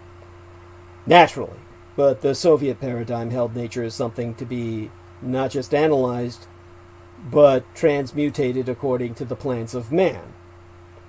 That's what brings us to the lost generation. The trueborn, the naturally vampirized progeny of such unions, were categorized as blood sons by the scientific community stationed above the Arctic Circle. This term they simply drew from the vast wealth of Slavic folklore. Indeed, this rich legacy of folk wisdom was to prove far more practical as a guideline than anyone had projected before the establishment of this polar concentration camp, particularly in circumstances contending with the non-vampirized blood children, in this case, or that case, both male and female, of their captive breeding studs. The Slavic mythos defines such sons and daughters as dampir, traditionally possessed of certain unique powers in combating their vampiric sires and more distant relatives. Modern Sovietska sensibility rationalized that dampir were very effective in detecting and destroying their vampiric blood brothers due to traits latent within their recessive genes. As such, many dampir were still to be found in 20th century Serbia and environs, integral to Marshal Josip Broz Tito's regime of the Socialist Federative Republika Yugoslavia, the Republic of the South Slavs, making a comfortable living as vampirgia, or vampire hunters. At the time of the delivery of the Andreev lectures, the last known dampir ceremony in public ritual vampire slaying was held in 1959 in the Yugoslav province of the Kosmet, or Kosovo Metohija, the Kosovo region of Yugoslavia, fought over by the Serbs and the Albanians today. That was only 7 years prior to the establishment of the Sovietska Polar Blood Colony, and a little over 3 decades, 32 years, prior NATO aggression in area of Serbia. Since there was neither funding nor approval to turn the facility on Novaya Zemlya into a gladiatorial arena, I mean to say, to demonstrably confirm or dispel the merits of such folk wisdom with any comprehensive sense of finality, Professor Andreev sadly bemoaned the loss for scientific opportunity when all such dampir were simply adopted out to various families both within and without the borders of Komikan, the Sovietska Soyuz East European Common Market, consisted of the USSR and all the Warsaw Pact member states. Now, of course, as I said, I should go to bed early because I have a psychology appointment tomorrow. I hope tonight has proven itself both informative and educational. I will enter a link thereunto into that young lady who requested I speak of this. I can speak more of this towards Halloween, of course, but at this point, I think I've spoken of it in enough detail where people get the picture that I know of what I speak, based on people who did the unspeakable to garner their own knowledge. I will try and go more about the vampires of the Third Reich in the future, go on about that. And, of course, speak to the Trans-Balkanian nation-state, which almost became theirs. Until then, Mein Kampf, my struggle to maintain thyself, myself, with help from yourselves. renders my struggle to bring this information out at all your own.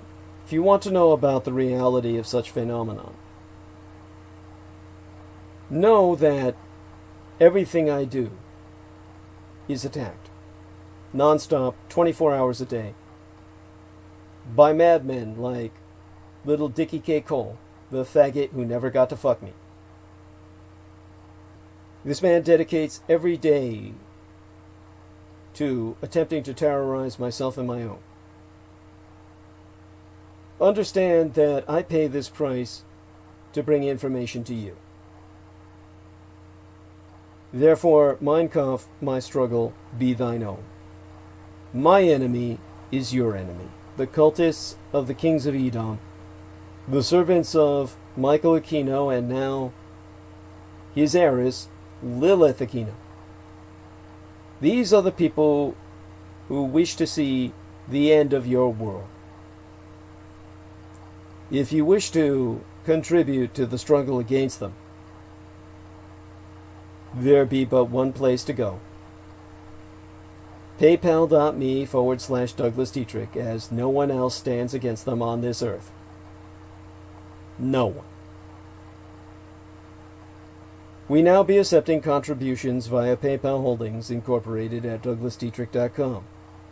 And in all due acknowledgement unto our own personal hero, we asketh of everyone moral and our fiscal support on behalf of our dearest English brother in battle, John Henry McMills Warrington, whom you can friend and follow via his Facebook timeline at facebook.com/john.war. As well, subscribe to his YouTube maggot channel at youtube.com/c/magator, which be spelled MAGGOTAUR, he being the property manager thereof, who be Team Drax, Dietrich's Our Dragons ultimate post-episodic producer, and our final productions archivist at douglasdietrich.com, for were it no for he, nigh all videographic works of the internationally recognized renegade military historian would have been lost. So if financial aid no be prohibitive per budgetary constraints, electronically relay monetary assistance via PayPal, where you can donate to the Maggot Man, aka John Henry McMills Warrington, by clicking Send on your PayPal account page and then putting his email address, john_war@hotmail.com, into the system.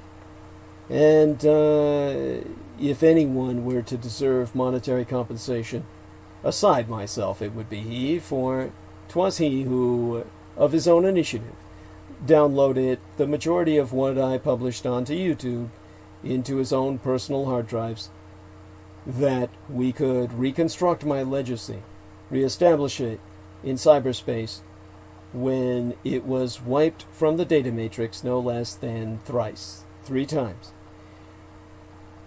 And now you too can do your part to help in the fight against total annihilation, whether of my legacy or my ability to educate, inform, and ultimately intervene on your behalf on the planetary scale with a Vulcan intervention. Spread the word about Douglas Dietrich, that he, the biological son of Adolfus Jacob Hitler, which you can find out more about at douglasdietrich.com/2019/05/08/ Douglas Dietrich, son of Adolf Hitler, fighting against white supremacist neo-Nazis.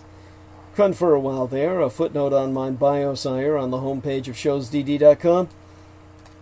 Spread the word, far and wide, to all and sundry, that the scion of Adolf Hitler, Douglas Dietrich, be alive and well and resident in the city and county of San Francisco, and encourage them all, if at all possible, to electronically relay their contributions at paypal.me/Douglas Dietrich. For people are forever asking, Renegadus Humanus Arma ab Masa Eruditio, the renegade human weapon of mass instruction, what they can do to fight the paedopathophyllocracy, such being our present Slavo-Western government by patriarchy of pathological pedophiles.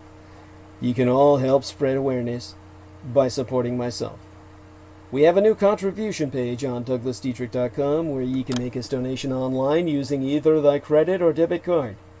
Simply go us to DouglasDietrich.com and click the yellow donate button. What was once red is now yellow. All sponsors will be granted exclusive electronic access to both my videographic and audio recorded archives through to this year from the 2011th year in our Lord, the very year mine own late and sainted matriarch, the Grandma Dame Diana Linzujin Takabayashi Hideko Dietrich was murdered, assassinated, immediately aftermath, Sanjuichi Sensemi, the 3/11 terror attack against the Fukushima Daiichi, or Big One cluster of nuclear power plant facilities on site, the 7,000 islands of the Greater Japanese Empire. When 'twas deemed by much Native American cosmological reckoning that the first rays of the dawning of the sixth world broke upon us, and magics could again be worked conjointly with Mother Earth to redeem the folk upon her. They're not on YouTube anymore, whereon the intra-global crises analyst Douglas Duane Dietrich long ago established his high-profile visibility platform per rationale of personal security by way of public promotion. Only on contribution will thy membership be processed within 48 through 72 hours, between 2 to 3 days, for full access to all mine archives, meaning all those videos that John Warrington saved, aside those on the Maggot Douglas Dietrich channel and the YouTube channel named Taboo Bros 2, spelled TABOO space BROS space Roman numeral 2, as managed by mixed martial arts maestro Daniel Arola, whom you can visit at facebook.com/Daniel.Arola.3 of Damage, or DAMAG, Daniel Arola Martial Arts Group Incorporated, Cali Combatives. Optionally mail either checks or money orders, never cash, to the personal residential address of the Mr. Douglas Dietrich, which itself be listed on douglasdietrich.com/donate-2. The most important thing being that people regularly donate what they can within their means. Foremost among Axis Daddy D's donors, aside his lady and mistress Lena herself, well, now Selena Khan, excuse me, I need to change that, aside his mistress and manageress Selena Khan. So let me correct that in my solicitation here. So good that a championess stepped in to take the place of the Edomite asset. Okay, Selena Khan herself.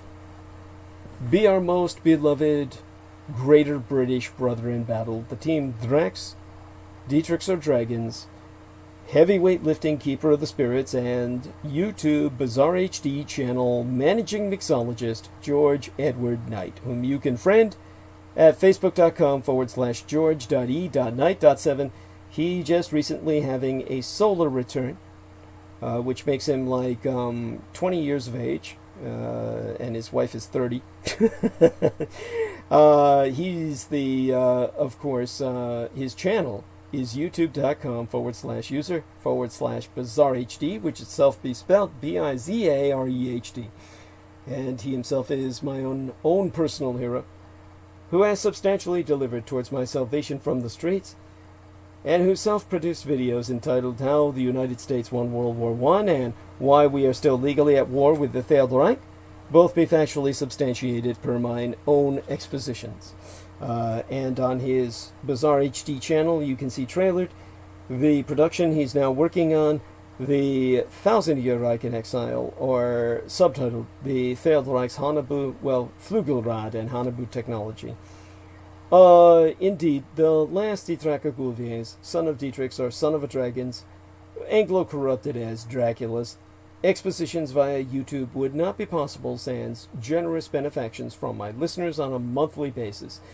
The Amerasian agent of the Peacock Angel, Tavush Maliak, be the only person on the surface of this world with the insider knowledge and experience necessary to lead thy resistance against the Russo-sub-satanic occupation and anti-godly insurgency, it bearing no end of emphasis that Judy, Anglo-corrupted as Jedi, literally Master D or the Master of Enlightenment myself, is not paid to articulate mine expositions, and have never once been remunerated for my services rendered unto thyself and all thy holdest dear, at incomparable sacrifices to myself, most tragically of all mine loved ones, in my most singular and quite unenviable role as the ultimate public informant at personal risk, still at large, your taxation cannot support myself, as I be denied access to the United States Department of Veterans Affairs benefits and or services due dishonorable discharge.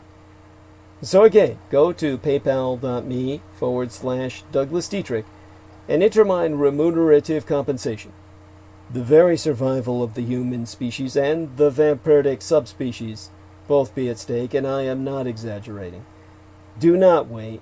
Donate now. It be appreciated beyond my ability to express in any language.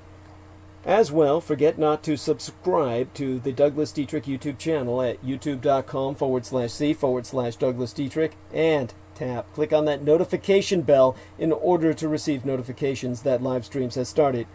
Even if you be subscribed, you will only receive notifications if you select all in notifications. To reemphasize, subscribe to the Douglas Dietrich YouTube channel at youtube.com/c/Douglas Dietrich. And tune in at 8 p.m. Eastern Daylight Time. That would be 5 p.m. Pacific Daylight Time every Wednesday and Sunday. And click on that notification bell in order to receive notifications that live streams has started. Finally, most importantly, above and beyond all else, subscribe at douglasdietrich.com and donate at paypal.me/Douglas Dietrich. Sponsors will be granted exclusive access to the online archives, including all video and MP3 recordings of Douglas Dietrich from 2011 through to the present. Now, I'm going to take another check into our window of communications and see what's going on in there. David der Tartaria says, Heil, der mein Comrade Douglas. Do you know about Slovenish history? Please tell me. Well, we went a bit into Slovenian history last time we were on. I know they certainly need more adequate access to the sea than what they have. And the Free City of Trieste should be reestablished so that there is a buffer between Italia and Slovenia. That was once a United Nations protected city-state, right after World War II, in which time Yugoslavia and Italy were arguing over its possession. It remained free, and like Hong Kong, should have remained free, but unfortunately was absorbed, in this case, by Italy. And obviously that leaves very little access to the sea for Slovenia. Anyhow, I'm sure things change with time. It's always a matter of time before the European borders change, at least until we reach a more balanced, a greater balance of power at some point, hopefully in the near future. Let me take a look at what else is in there, the chat room, and how bizarre that we have some people that were just apparently trolling earlier. I'm very happy to say that that isn't the case with most people, who are very cooperative in the in chat. And I appreciate them. Believe it or not, there is a limit to the amount of money that can be taken in the night by the Super Chat. So I want to assert that people have got to, just when that doesn't work anymore, taken up for the night, go to the website and press that yellow button. And of course our man Jameson Reese has followed the request of Selena Khan and done what he could to provide other options. By the way, David der Tartaria says, I mean Slovenia before Yugoslavia. Well, ancient Slovenian history. You're talking about Carnolia. Carnolia was the name of ancient Slovenia. I do not know much about it.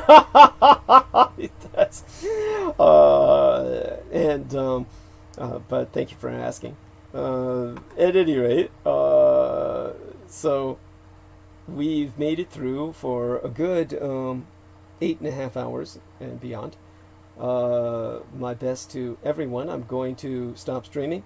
And it looks like Selena Khan's still on with us. I can't believe it. She's still up. That would mean she's up at about 4 a.m. in the morning where she's at, maybe. I'll take a look at the time in New York. Or Jameson can tell me.